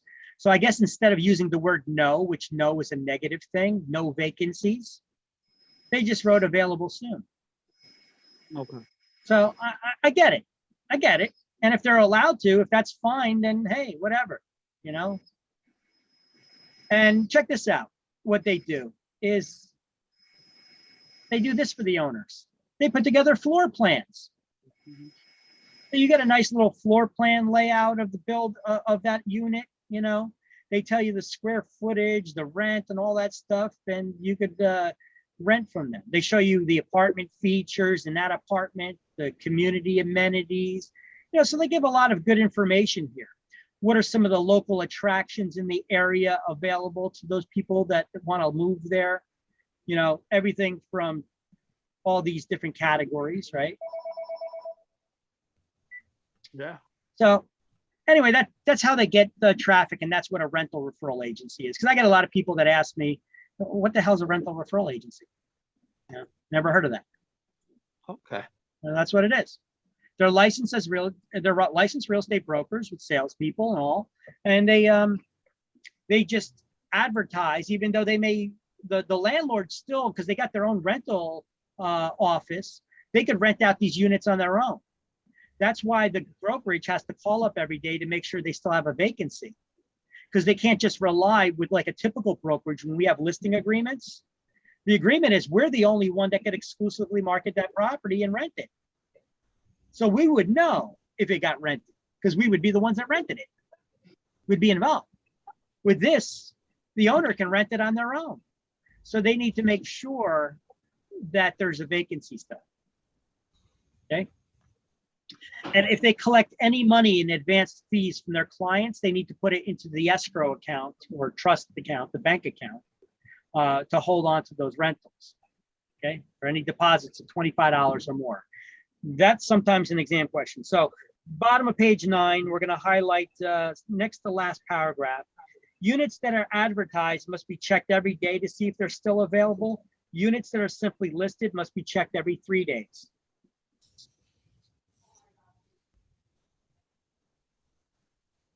Then, next paragraph, we're going to highlight advanced fees of more than $25. Regulations require depositing the funds in an escrow account.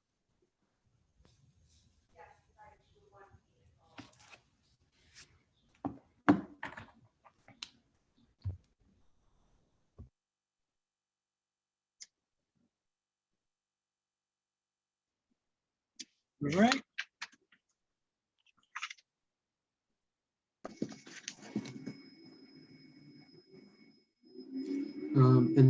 talk about what What's that? escrow account was? I said, did we talk about what an escrow account was? Yeah, it's a bank account. Escrow account is sometimes referred to as a trust account. It's a bank account where we keep other people's money and only other people's money in for short term. Mhm. Okay. Mhm. So any real estate broker is going to have two bank accounts, an operating account and an escrow account. Escrow account is for other people's money only. And the operating account is how the broker pays their bills and the commissions to agents, etc. Right. And there's no way like for the brokerage to earn like short-term interest on the money that's in the escrow account? No. That's actually a violation of the law. A broker cannot make a secret profit on their client's money. Mm. Yeah. Look, we're going to be holding your money for short-term periods. Okay. Now, if you're in property management, property managers will be holding their clients' money for long-term. Their security deposits, Yeah. right? The security deposits that are being held for the term of the lease, Mhm.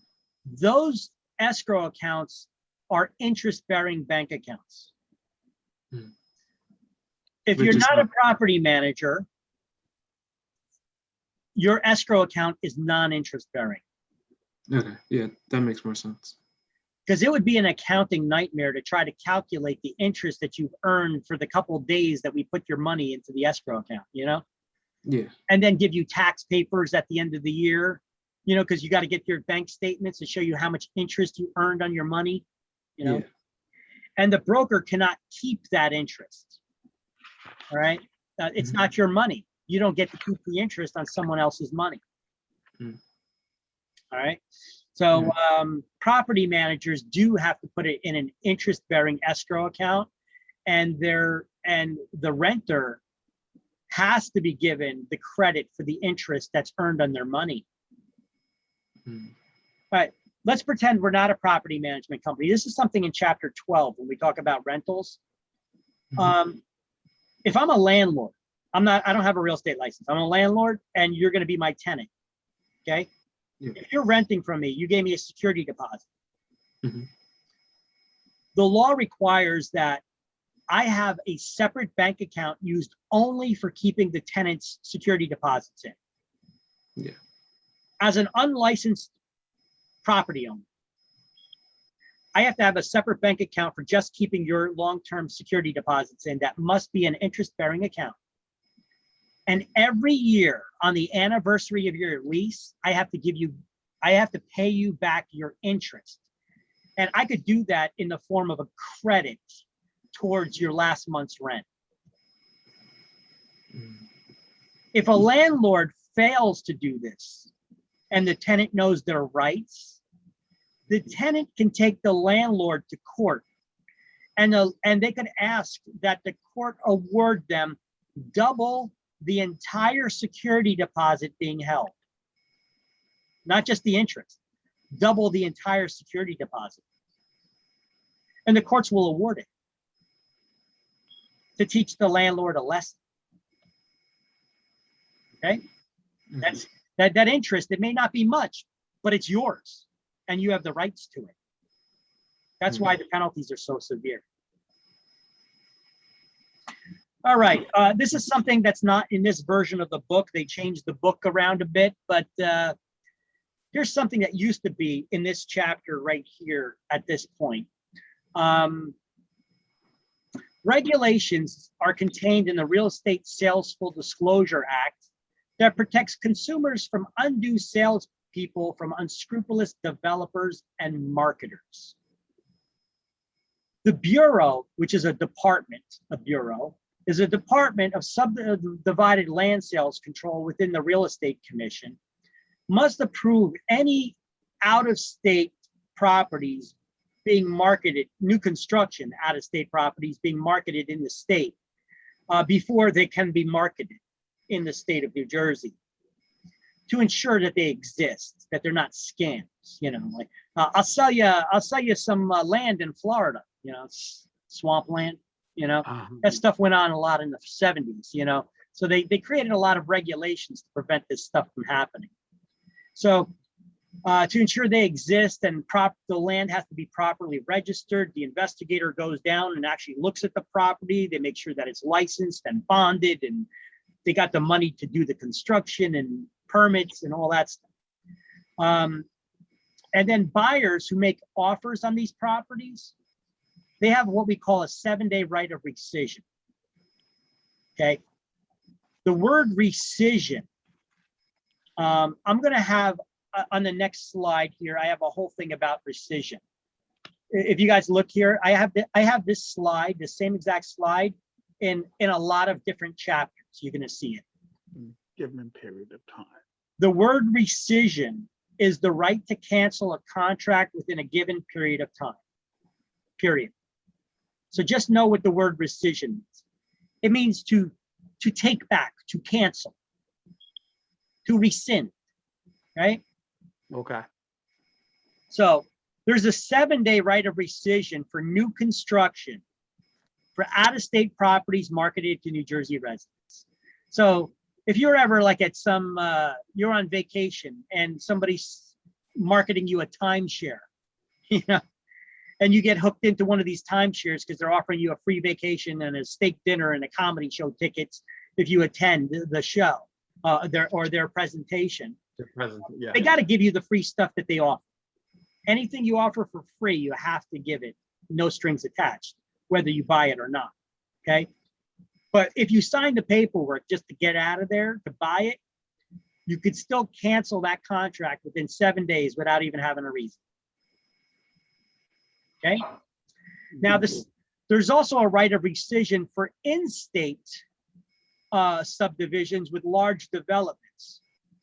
A large development consists of anything that's 100 lots or more, or 100 units or more. Like with condominiums and cooperative complexes. Once again, this is only dealing with new construction. Or if there's common area elements involved, like with condos and co-ops, if it's less than 100 units. You have a 7-day right of rescission on that as well.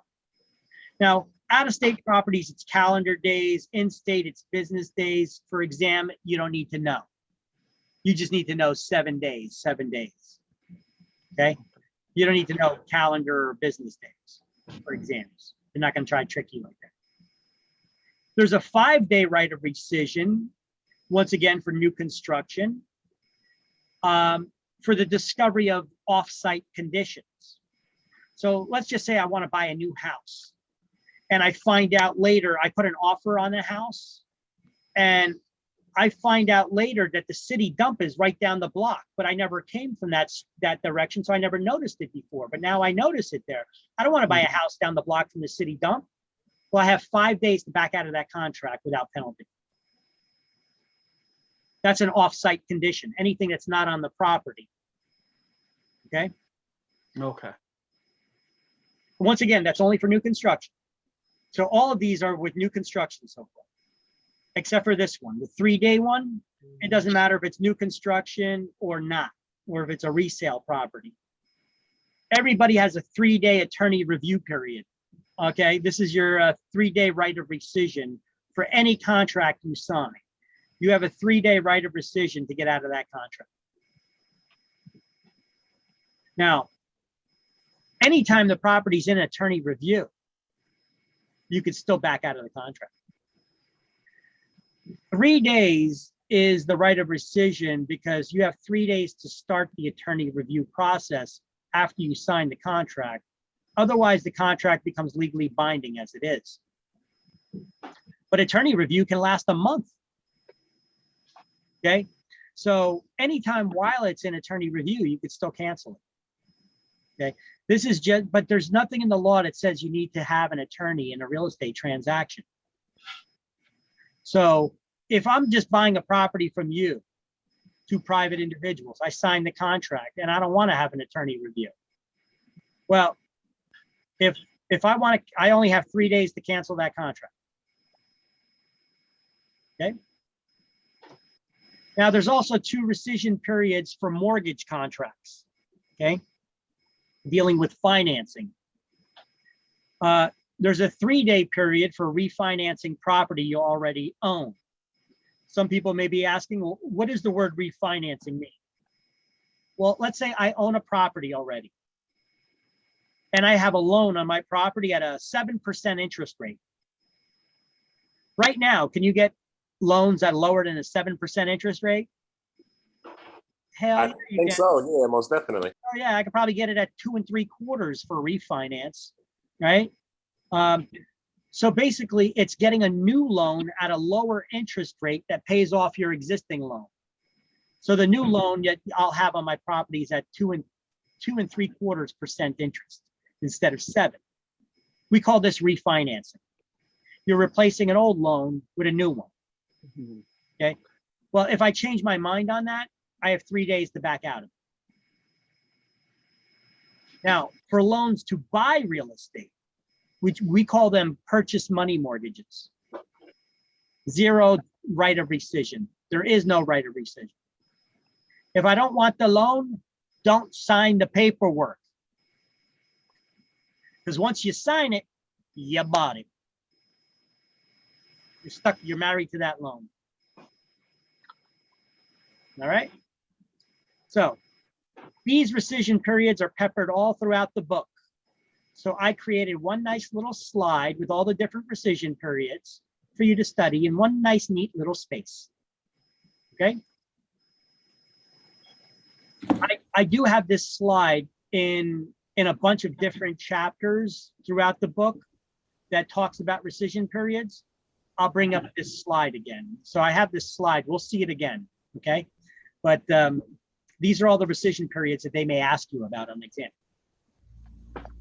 So let's back it up here a little bit again. All right, so these rules that I read here, let's highlight something pertaining to it on page 313 in the book.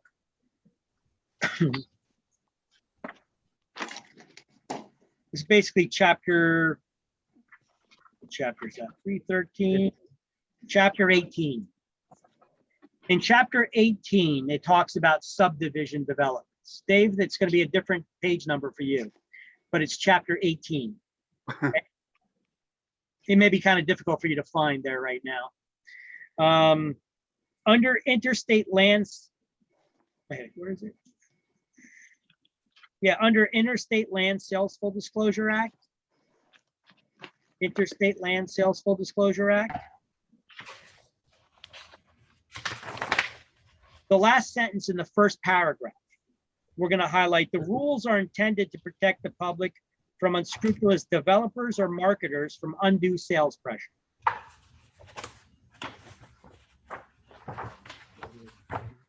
And then the last line in the next paragraph, we're going to highlight buyers have up to 7 calendar days to cancel a contract for the purchase or lease of such lands.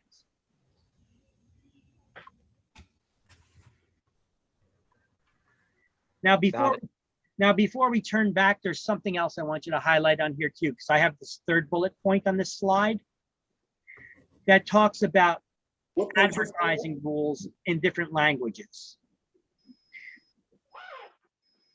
The last paragraph, I put a bracket around it, and I'm highlighting on the first line at the end of the line, properties that are advertised in New Jersey in languages other than English. Subsequent forms must be made available to prospective purchasers in the same language as was used as the original advertisement. So if it's done in French or any other language, it has to be. You have to have if the it's contracts advertising. and disclosures available in the language that you advertise the property in. Okay. Now, keep in mind, this does not deal with general real estate ads. You know, hi, I'm Victor. Use me because I'm an awesome realtor. Okay. It doesn't matter what language I put it in. The contracts don't need to be in any specific language. This is only when you're advertising a property in a certain language. Okay. Okay. So I'm also going to have you write a couple words because I had you start highlighting by highlighting properties that are advertised. I want you to write, because it says non-New Jersey properties, but this is actually New Jersey and non-New Jersey properties. So it's not just for non-New Jersey properties. The only reason why it says non-New Jersey properties in the book here is because this is the section that's talking about out-of-state properties marketing to New Jersey residents. but there's a law that pertains to both in-state and out-of-state properties.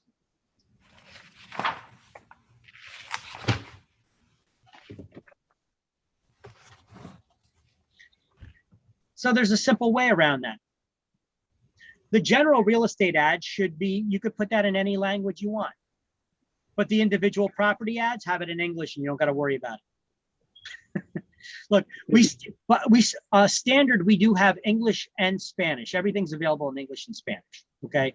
But any other languages that you guys want to advertise in, you would need to get those contracts translated. You cannot do it, even though you speak multiple languages. It needs to be professionally transcribed. We need to get a transcriptor to do those changes, because there are words in the common everyday English language that have a separate legalese meaning to them.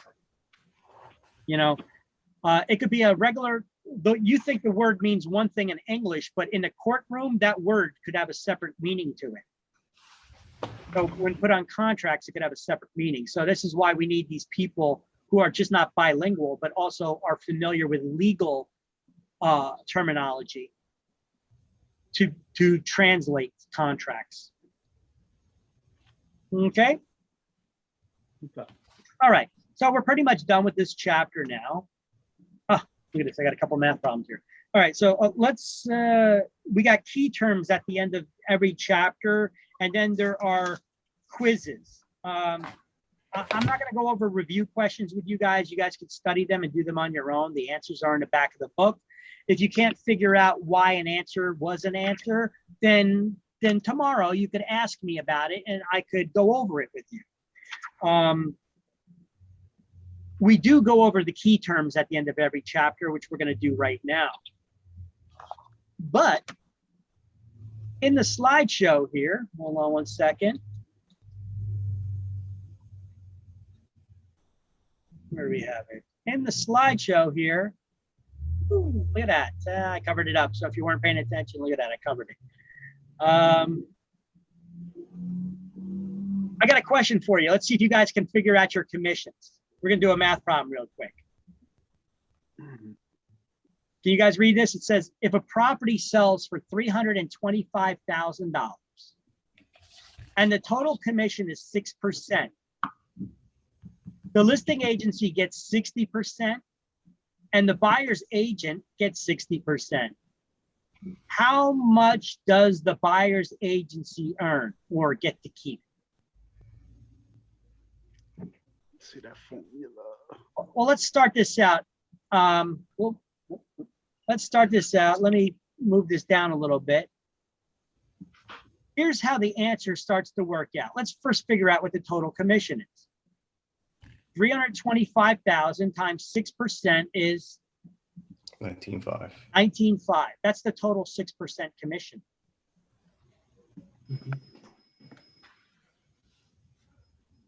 Now work out the rest. I'll give you guys a minute to figure it out. Well, how about this? Yeah, I'll give you guys a couple minutes to figure it out. If you get it, just say, I got it, I got it, I got it. All right.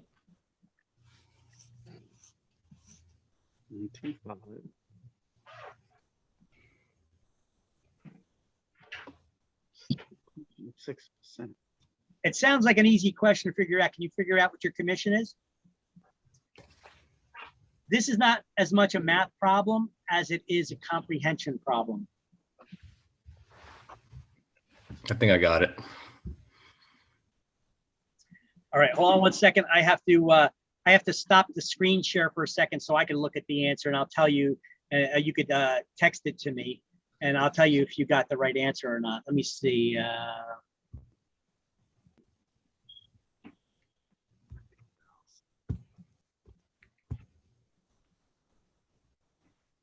Okay, if you think you got it,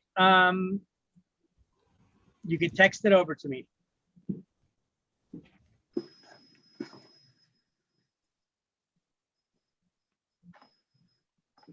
Or in the chat window, rather.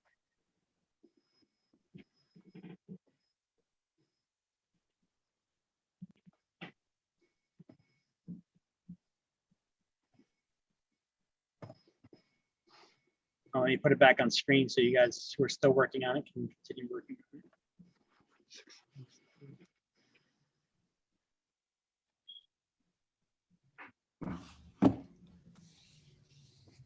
You get a very similar question to this on state exam. It's the only reason why I'm giving it to you guys right now.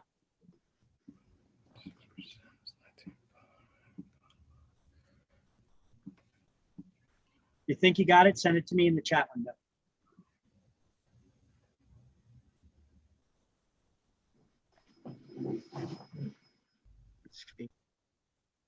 Okay. Yeah. So just to recap how we got the answer now. So total commission we figured out 325, the sale price times the 6% is 19.5.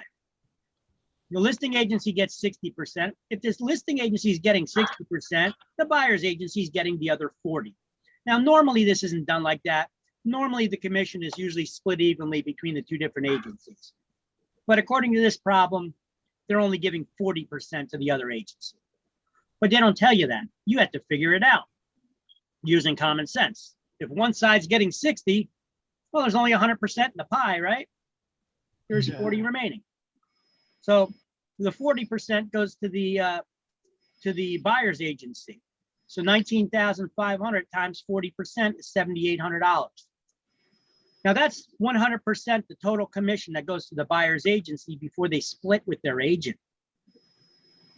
So you take that 7,800, and if the buyer's agent is on a 60% split with their brokerage, how much is their agency keep at the end of the day? 40% of that. So 7,800 times 40%, and the agency gets to keep $3,120. And as you can see, I worked it out multiple ways. There's multiple ways you can work this out. You could either do 7,800 minus 60% or 7,800 times 40% to come out with the same answer. I thought you had to divide the 19.5 in two for each agency. Yeah, And that's then- what I did too. Yeah, but over here it says it's at a 60. No, listing agency is getting 60%. By doing Yeah. that, you're assuming that it's 50-50 split. Yeah. But the question told you the listing agency gets 60. So you have to figure out if one side's getting 60, the other side's getting how much? The other 40. 40. Mhm. This is why I'm saying it's more of a comprehension problem than a math problem. That slipped by you because you weren't paying attention to the words as much, right? Right, yeah. When you're in exam mode, you get nervous, and that's what happens, you know? Take a breath. You guys got 4 hours to take these exams. All right. So,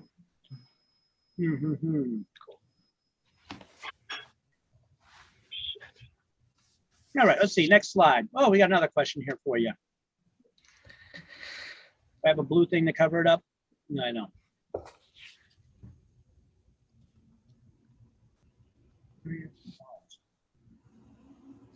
All right. Check out this problem I got for you here. Here's one that similar to what I showed you guys earlier. You have to know how many feet are in an acre for this stuff. Remember? So this is showing if you have a 2.5 acre lot, it's 500 feet deep, how much frontage do you have? Well, you have to know this because the problem does not give you this, how many feet in an acre. Now, this is kind of like a two-part thing because it says a 2.5 acre property is 500 feet deep and sells for 1,000 per front foot. How much would the lot sell for? Okay, so if it's 43,560 feet per acre times 2.5 acres, gives you a total area of 108,900. Now, divide that by the length, the depth of the property, and it'll give you the width, which is 217.8. But we're talking about it's 1,000 feet per front foot. We're not counting a partial front foot. So you round it down to 217. 217 times 1,000 It's $217,000 this lot would sell for.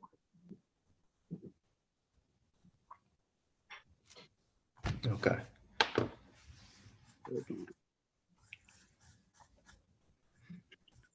I got another one for you. By the way, you guys have access to these slideshows if you want to look at them again later and see how it's broken down. Here's another problem. You got a 3-acre lot that can be subdivided into 50 by 100 minimum lot sizes. How many lots can it be divided into?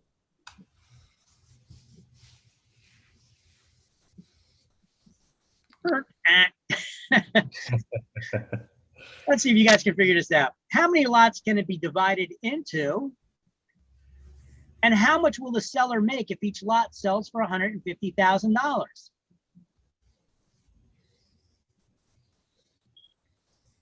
You have a 3-acre lot.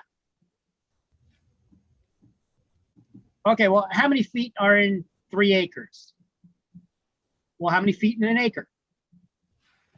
136.80. No, how many feet in an acre? 1 acre.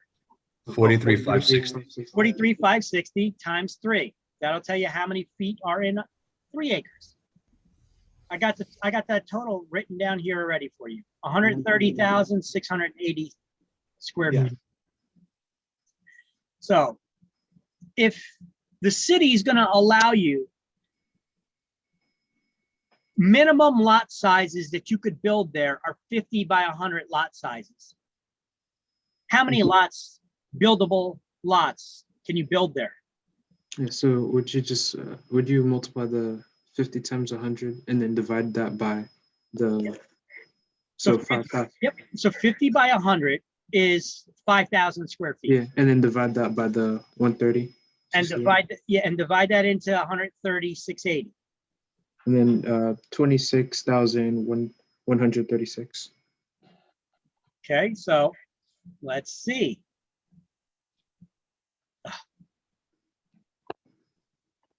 So we did the first step on figuring out the total area. Yes. Second step, figure out how many feet in a 50 by 100 lot. 50 times 100 is 5,000 per lot.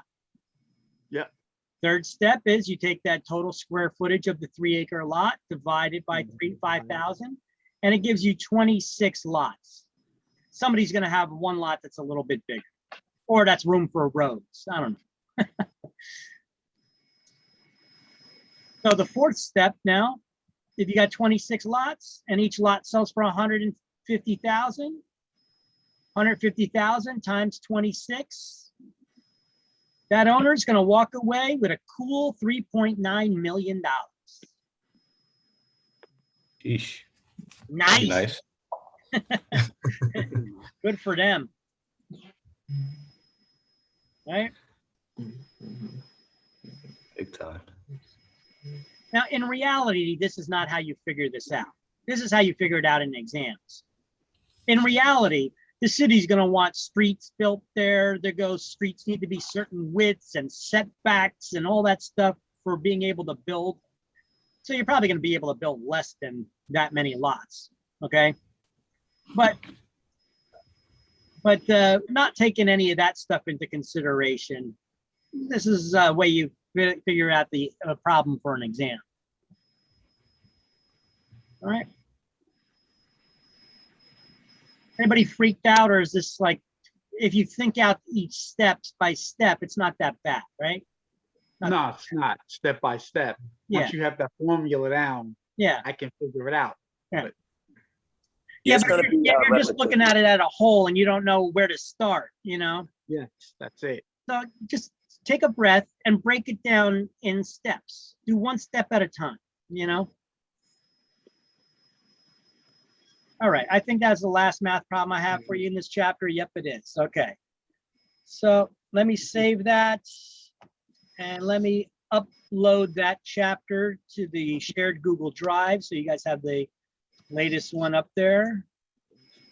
Let me close a million of these windows I have open now in the browser, which is probably slowing my computer down tremendously.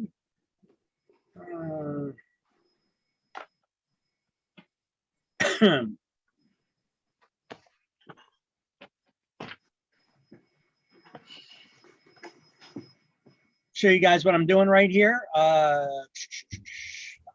Here's the shared Google Drive with all the slideshows on here. If you look at the bottom, you can see the date and time and whatever that's been updated. I'm going to go to my slides and I'm going to drag it over here, and you'll see that I'm updating the existing one. But 4:08 p.m. So it's updated now.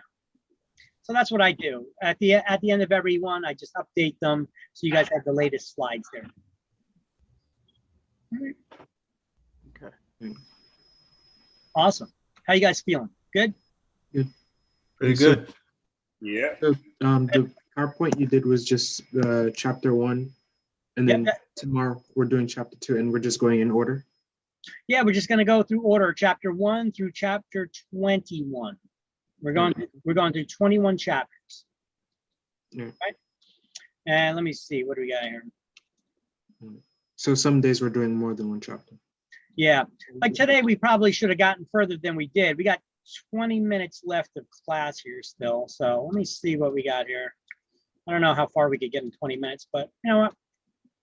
What the hell? We'll try to get it started a little bit. We got 20 minutes left of class. We'll push on, persevere just a little bit more. Okay. I'll let you out a little bit early sometimes, but we got 20 minutes. It's still, we got a bit of time.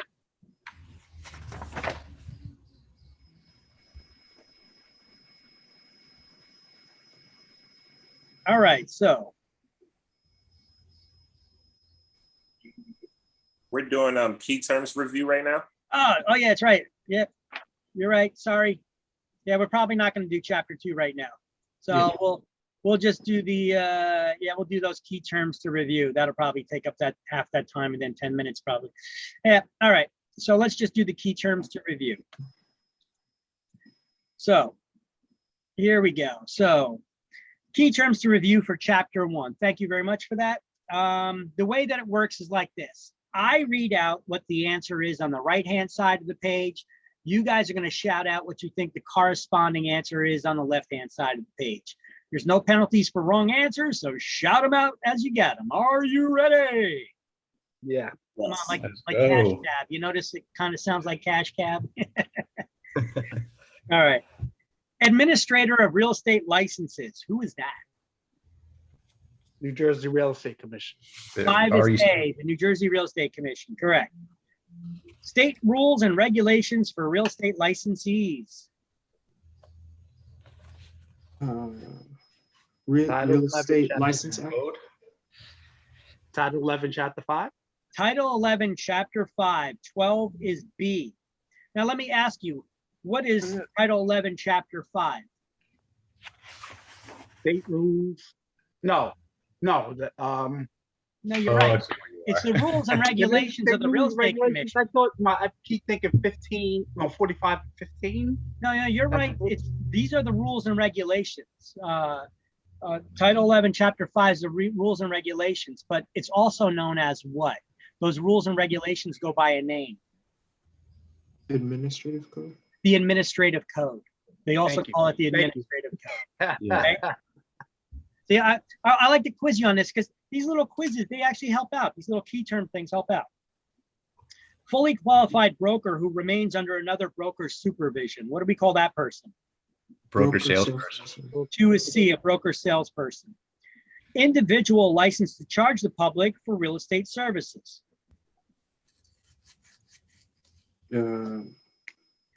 Salesperson. The broker. Only the broker is licensed to charge the public, right? 1 is D. Wait. So how do we make money? How do we charge the public then? The broker pays us. Okay, but hold on a second. The broker's not meeting with our clients. No. So who's charging those clients? Wait, so is it like once we find the client, we have to bring them to the broker? You are an authorized agent of the broker. So you're working in the name of, you're doing business in the name of the broker under which you're employed. Okay. So you're charging the public, but not in your name, The broker's. in the brokerage's name. Got it. And the broker is the authorized individual to manage that brokerage. Okay. Okay, so it's not the broker's name, it's the brokerage's name. Okay. And the broker is the one who has the authority to charge that fee. Right? I could start a real estate company. I could start ABC Realty today, ABC Realty Corporation. Okay. What's required for a corporation to be licensed? This is something we went over today. They need One broker. They need somebody broker. licensed as a broker, yeah. and they become the broker of record for the corporation. Mhm. Right? So the Yeah. corporation can charge, but it's using the broker's license. So Okay. we're actually, as salespeople, we're using the broker's license too through the brokerage that we're employed under. So we're not charging it under our name, we're charging in the brokerage's name. So on the contract that we charge them, the listing agreement, it has the brokerage's name. Okay. Okay. All right. So let's see. Law governing the but, practice of hold real on, estate excuse in me. New Jersey. I just want so yeah, but So one I was just want to sorry.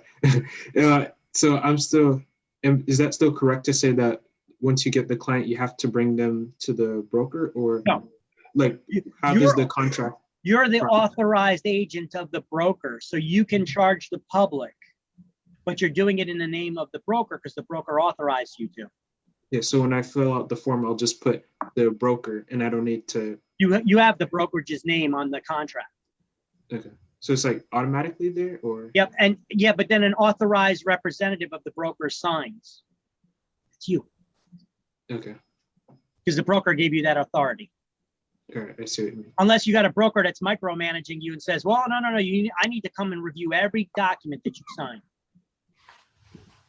Most brokers ain't gonna do that. Okay. Law governing the practice of real estate in New Jersey. What do we call the law? Real estate Oh, license real estate. act.